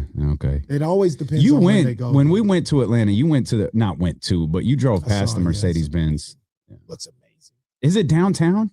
Yeah. Just a big old dome, right? Oh, my God. It looks amazing. Absolutely amazing. This always depends on my Niner. If I'm going to the game, it always depends on the schedule, because I don't do anything after Halloween, because that's when I'm broke and that's when my kids' birthdays are. Oh, yeah. And it could get cold. Like, I'm not going to a Giants game December 6th. Oh, God, no. Niners, Giants. Absolutely. No, it's cold. So absolutely everything not. is always before November 1st. Okay. All right. Fair enough. Will Scott Perry make a deal before November 1st, 2026? No. Great. Just not getting the value. Look, Devin Carter, I got him a value of first round pick. I'm not getting a first round pick he was a lottery pick. If I'm not getting a first round pick for him, then no. You're going to have to give up a first round pick to. That's not true. We're actually going to see a lot of Devin Carter moving forward. I think I don't know that like the Daquan Plowdens and the Isaiah Stevens get worked into the rotation, but I do think we're going to get a lot of Devin Carter moving forward, and we're probably going to get a lot of leash for a guy like Nick Clifford and even Maxime Reynaud, who has had Maxine has had some really fine moments this year. He's also had some games where it's been like, and you could see Doug kind of tightening up a little bit. Starting to backslide a little bit. That's okay. He's fine. a second round pick. Like it's fine. Like yeah. he's got a lot to figure out. Mm-hmm. Neek's got a lot to figure out. Dylan being able to rebound the ball and have like emotion is great. Mm. There's some elements of his game that are going to need to be better too. Otherwise, he's going to be a fun player that this fan base is going to love, who's going to be extremely limited. It's that there's going to be like legit, we can't play Dylan this game. We can't take a scorer off the floor. Yeah. Like we just can't do that. And then you might be best off teaching Dylan to block shots and catching them. Because we got to turn these into possessions. Like I know you want to block the shot and wave to the crowd and I'm not suggesting any of that is bad. Like it's all fun. It's all great. It's one of the good things that has happened this year. But also at some point, this team is going to need to win games. Snatch the ball out of the sky. Yeah. Like you can't always do that. I understand that. But if you could hit it into the second row, you can grab it. Just grab the ball out of the sky. Get your Bill Russell on. That's what Bill That's Russell it. always do. Yeah. So yeah, Bill Russell, all 6'8" of him. Right. Well, we're in his hometown. We go see. We are. Bill Russell, USF. Shout out to him. The Dons. One thing is clear to me, and it's okay. It's fine. It's not a criticism at all. But I don't think you got a starter in any of those three guys. I think they're rotational guys. Yeah. And once again, one of them is a second rounder, the other is an undrafted guy, the other is a late first rounder. That's perfectly fine that you found three rotational guys at those places in the draft. Yeah. And that's build on that. That is something, I've said it before, that is a positive out of what Scott Perry was able to do going into the season, is you found a few rotational guys in the draft on the cheap in spots where you normally don't find those guys. So that's a good thing. Yeah, what they look like moving forward. I mean, we speculated as to whether there was a shift in like minutes, rotations. Mm-hmm. Is it too big of a plug to pull for Zach to not start anymore? For DeMar to not start?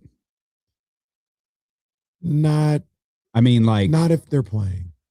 I wouldn't do it if they're playing. So let me ask you this. Okay.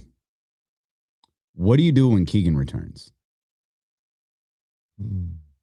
Because the starting lineup last night was Russ, Zach, Domas, DeAndre, and DeMar. What do you do?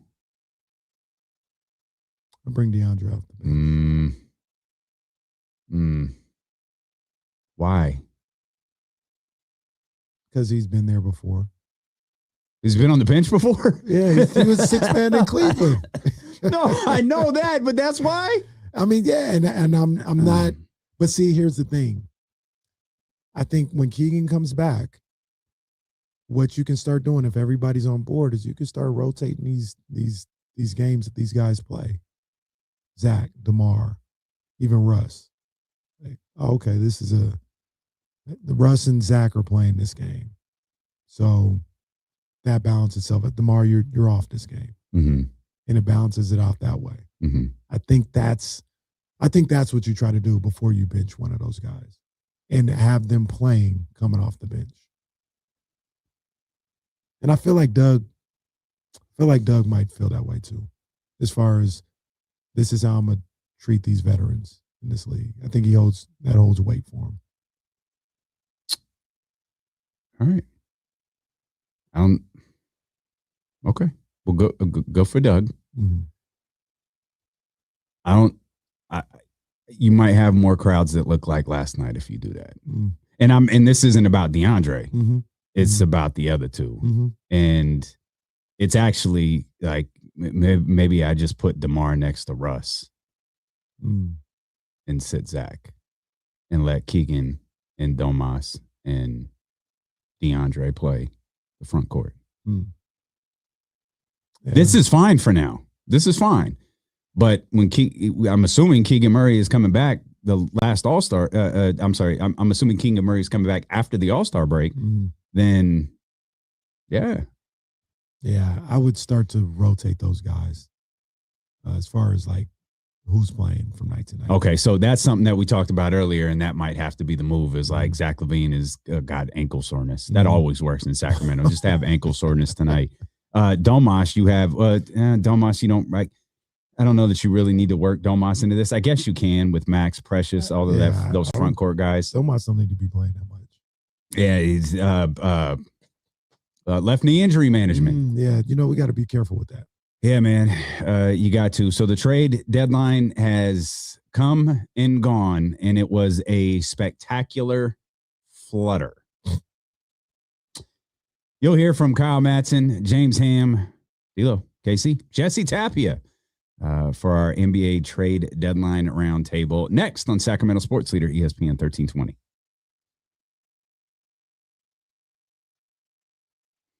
All right, Jesse, we all good, man. We appreciate you. Go home, get some rest. Yes, sir. Squad, we appreciate you. If you don't know, we've got to shut down an hour early on the stream. Of course, the radio's got its thing going, but we got to get down the street to the dinner. So thanks for bearing with us today, guys, and we will see you tomorrow with the jump at 7 a.m.